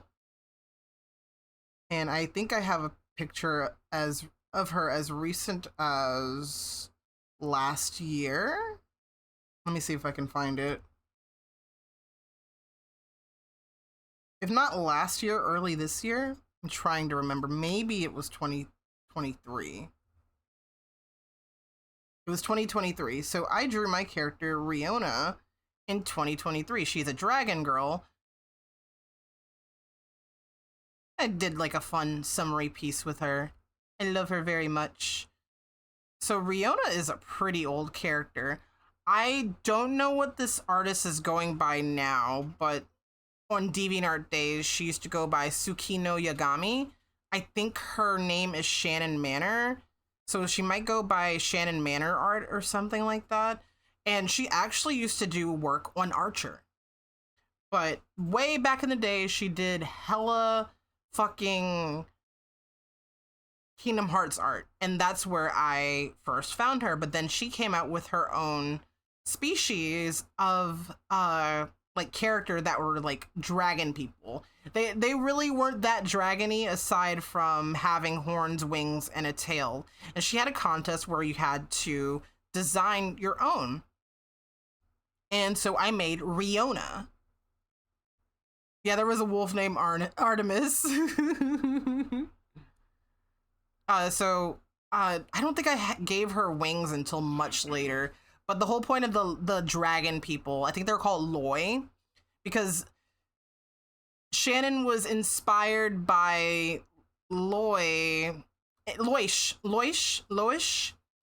that artist that, hey, Loish, you guys might be familiar with that artist. So Loish or Loish, she was inspired to make this species because of the colorful art. So she was like, I want to make a dragon character that's super colorful and make a species out of it. So she had a contest, and the criteria was gotta have horns, gotta have tail, maybe wings, and gotta be super colorful and bright. So here is Riona, my entry for that contest. Obviously, there were so many other contest entries that blew me out of the fucking water, but I still kept Riona And I did a bunch of really nice things with her. I really like this piece a lot.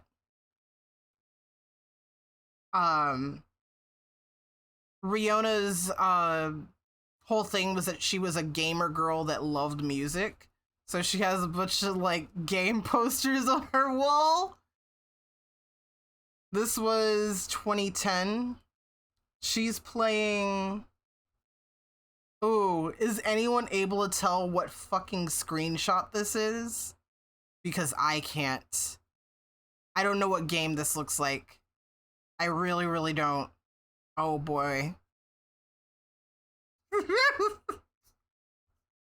Bowser's Inside Story? Was it? Is it? Is it? But yeah, this tells you what era I was kind of drawing this in. So she's just reclining on like a couch. That's the first boss fight. Holy fuck, with the blooper statue. I think I had just grabbed a screenshot and I was just like, you know what? Yeah, this is what Riona's gonna be playing on her her DS. So we've got some Wind Waker on there, Kingdom Hearts. Because of course, why would I not have Kingdom Hearts on the wall? There's also porn of Riona somewhere. I have Riona with some of her titty hanging out, but no nipple. Yeah, y'all like that? She's just saying hi here, just waving. Her design was like changing like all over the place because like she had, I think in that last piece, her dreads were reversed. I think they were flip-flopped. No, they were the correct colors. They're just like done a little bit differently. Yeah, they were just done a little bit differently. Under boob and dogs out. Here I just designed her as like a human, so like no dragon features. Her whole thing was like stars. I mean, what character do I have that does not have an association with stars nowadays? I love space. I love the stars. I love all of it. What can I say? And then eventually I was like, I've had Riona for a really long time. I want to do something with her. I want to give her a story. What can we do? I decided to put her in What's Under My Bed. She's not yet in the story. When she appears, she is going to be one of Myric's friends. She is in sound design alongside with them. And she is actually the singer of the band that she and Myric are both in. And here she is with some Bober. And this is her full dragon form, so she can go full fucking dragon if she wants to. This is just her with some of the dragon features out, and this is her with like all the dragon features out. She just dragging them balls. Tony brought me a cran juice. You love me. Did you hear me bitching about wanting one? I thought you were dropping a hint. Oh, I wasn't. Oh well, enjoy your. I love you. Cran pomegranate. Oh, I love you, Tony. He loves me so much. Hi, CK. Had a few other characters in What's Under My Bed that haven't quite appeared yet. This is a gummy worm slime person that I don't think I want to appear in What's Under My Bed anymore because I have a gummy worm person in Love Juggler that is an NPC, and I think I ended up just kind of repurposing that idea for that character. I do still really love this design though. Really fun design. This is... I don't remember his name. And it kills me that I don't remember his name. But he's a genie. He's a genie greaser. That's his thing. He's a genie greaser. Yeah, Waluigi. No! Waluigi with the genie shoes. He's a genie greaser. I don't remember his name. That's crazy. Peppino. His name is not Peppino. Yeah, his name is not Peppino. What do you mean? So the fun thing about a lot of the characters in What's Under My Bed is that they were originally adoptables. He was an adoptable. I don't know if I still have the original design image of him, but Casal and Myrick were also adoptables. I can't share either of those on stream because they have wee-wees out. Once again, they have wee-wees out. Their wee-wees are hanging out, guys. But that's not all for What's Under My Bed. What's Under My Bed actually has some fun alpha pages. I might have to actually close NecoArc CK just for a second. Well, we have her yelling her little heart out down there anyway. She's fine. So What's Under My Bed was actually first started out as a project for an anthology that actually never fell through. That never actually like followed through. It was something for college. We were doing a college comic anthology about monsters, and it didn't happen. I don't remember why it didn't happen, but it just did not happen.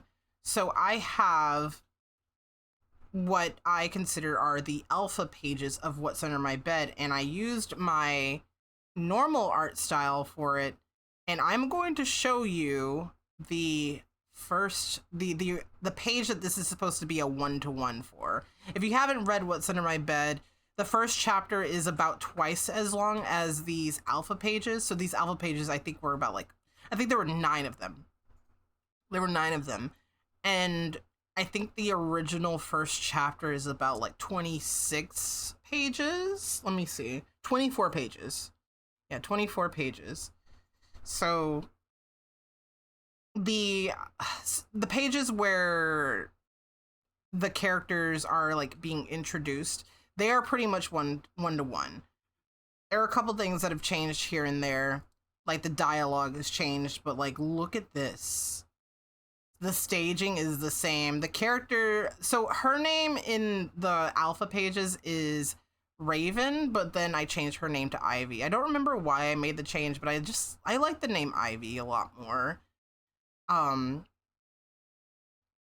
It's funny because Tony pointed out, oh, you flipped the boys in the bottom panel. So wild to see these side by side, right? It's insane. I'm not going to go through all of them, but I want to go through some of them. So let me find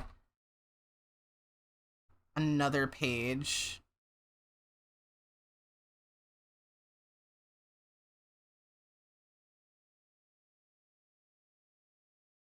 Okay, the alpha pages. Page 2. Ooh, I don't think page 2 would be a good one to share. Maybe page 3. And let me find the one-to-one for this one as well. The dialogue is almost the same too.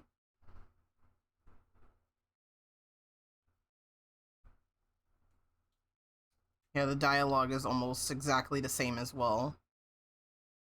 So this is the page where... Right, Dan? I said the same thing. I really do love that WUM style. Is so fun to look at. Thank you. I love it so much too. I originally developed the style for my cartooning class because the cartooning class was meant to be oh, you're trying to figure out a style that's really good for something that is more humorous and more lighthearted, basically. And I pulled out the stocks for a completely different art style. I feel like people have told me they wouldn't have believed me if I said that I drew this, because it is not like my usual art style at all. So yeah, this is this page in this style. I love it. I love WUM. I wonder if there's one more page I can show.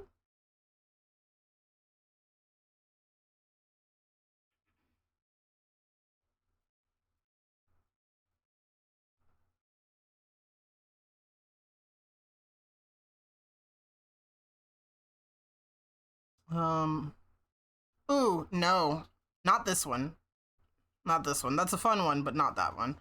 I'm going to show you guys the last page in comparison to the last page in the current one. I'm so glad. Also glad that Casal got fluffier. Love his floof. Yeah, he became a fluffier boy for sure. It's funny because I was talking about it earlier, how I'm dating Frost now, and I think I foresaw myself dating a puppy because of Casal and Clover.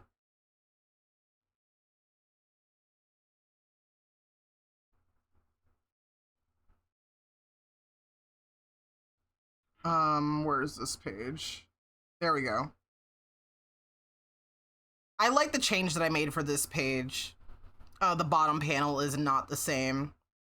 Like, everything else is the same. I forgot to color Myric's hand here. It's supposed to be a dark color, not the green color. Dialogue is pretty much the same. I chose a different text as well. I think this text is called Sunday Comics or something like that. Ivy still makes the same stupid joke.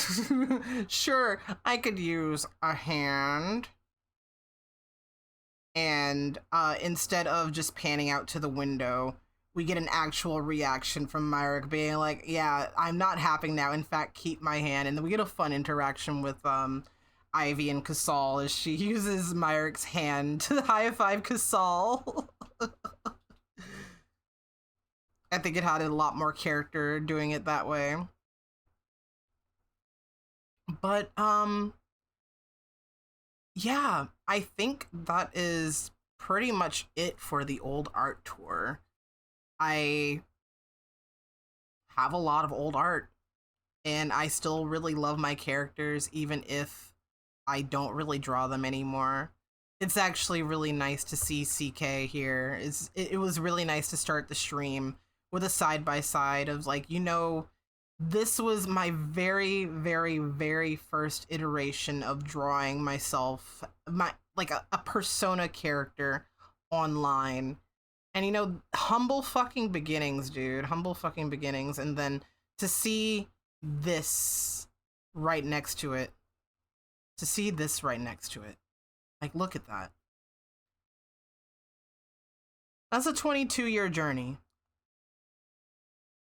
That's a 22-year journey, guys. A really long time of dedicating myself to my art, to my craft, and just continuing to fall in love with art over and over and over and over again. You know, there have been moments where it's like, you know, I hit a little bit of burnout here and there, but nothing can really keep me away from wanting to be creative. And I hope that you guys also continue your creative journeys as well. You know, whether it's 5 years, 10 years, 22 years. I hope you continue to be creative if you're trying to, you know, better yourself creatively. Like, especially because I know we have a couple of people in the community who are just starting out with their artistic journey. Like, look at this. Do you think at 10 years old, I thought I would ever make something like this? That I would ever be making something like this? I didn't think so. And I'm so happy that, you know, I just continued to stick to my guns. I continued to stay creative. And I'm also really glad that I was finally able to share with you guys, you know, what I did when I was a child and beyond. And thank you, of course, this was a reward for getting me to 1,000 followers, so thank you guys for following me. Thank you for 1,000 followers, guys. That is, you know, for some people it's just like, it's like, big deal, you know, but for me it means a lot to know that there are 1,000 people that decided they wanted to hit that button and keep up with what I do. Still such a big inspiration for me, even when you're not as vocal about it. Never would have gotten so far in your journey without having me around. Love me, never. Oh, I love you too, Dan. I really do. Thank you. It means a lot. It really does. You know, this has been a long stream. I am going to let my hand rest because I've been doing some hella clicking. The clicking has been crazy. I We'll be live Tuesday. Tony's gonna have the floor on Monday. I don't stream Mondays anyway, but if I did, I probably would do some art. Not the usual clicking either. Is Frost still here? Here. Good boy. If you're still here, good boy for being here. What a good dog. What a good dog. But guys, I will be here Tuesday. We'll be streaming, not Ace Attorney, but we'll be hanging out with Para doing a Reddit stream. And I'm super duper excited for that. We're doing both Reddit and just generally looking at some other cursed and fun shit. I said I was going to keep it a surprise, but I'm letting you guys know that we're going to be checking out some fun Reddit threads. some fun Reddit threads and some fun Reddit messages, stuff like that. We're going to be looking at Am I the Asshole, relationships threads, and shit from a butt. We're gonna be looking at Kitchen Cells. Oh, we might check out Kitchen Cells. Why not? Reddit isn't fun though, Vexy. Says who? Says who? No, I don't be on Reddit. That's Para's neck of the woods. But this is gonna be it for me, guys. Thank you guys so much for watching. Here is the some really cool links in chat. I have my Discord server. I have an amazing server full of amazing people, and we would love to have you be part of it. I have my social media. I'm on Blue Sky and Instagram, among other things, and I have my store where I have merch that I made with my own 2 hands. Thank you guys so much for watching. Who can we send our love to tonight? Do we have any Team Fluffy members that are live? We have a couple. Let me also check to see my follow channels, see if we have any people doing art. Ooh, Pixie's doing art. Let's stream Pixie. Yeah, let's raid Pixie. Yeah. Here is Pixie. Please do check out these cool links in chat. Copy paste the first, not cool links in chat. Put these fucking raid pasta. I've been streaming for 6 hours, guys. Just copy and paste. Copy and paste if you're not subscribed. Copy and paste if you're not subscribed. Bye. Chat. Stay cosmic. What? I'm tired. I'm tired. I need to drink things. Goodbye, chat.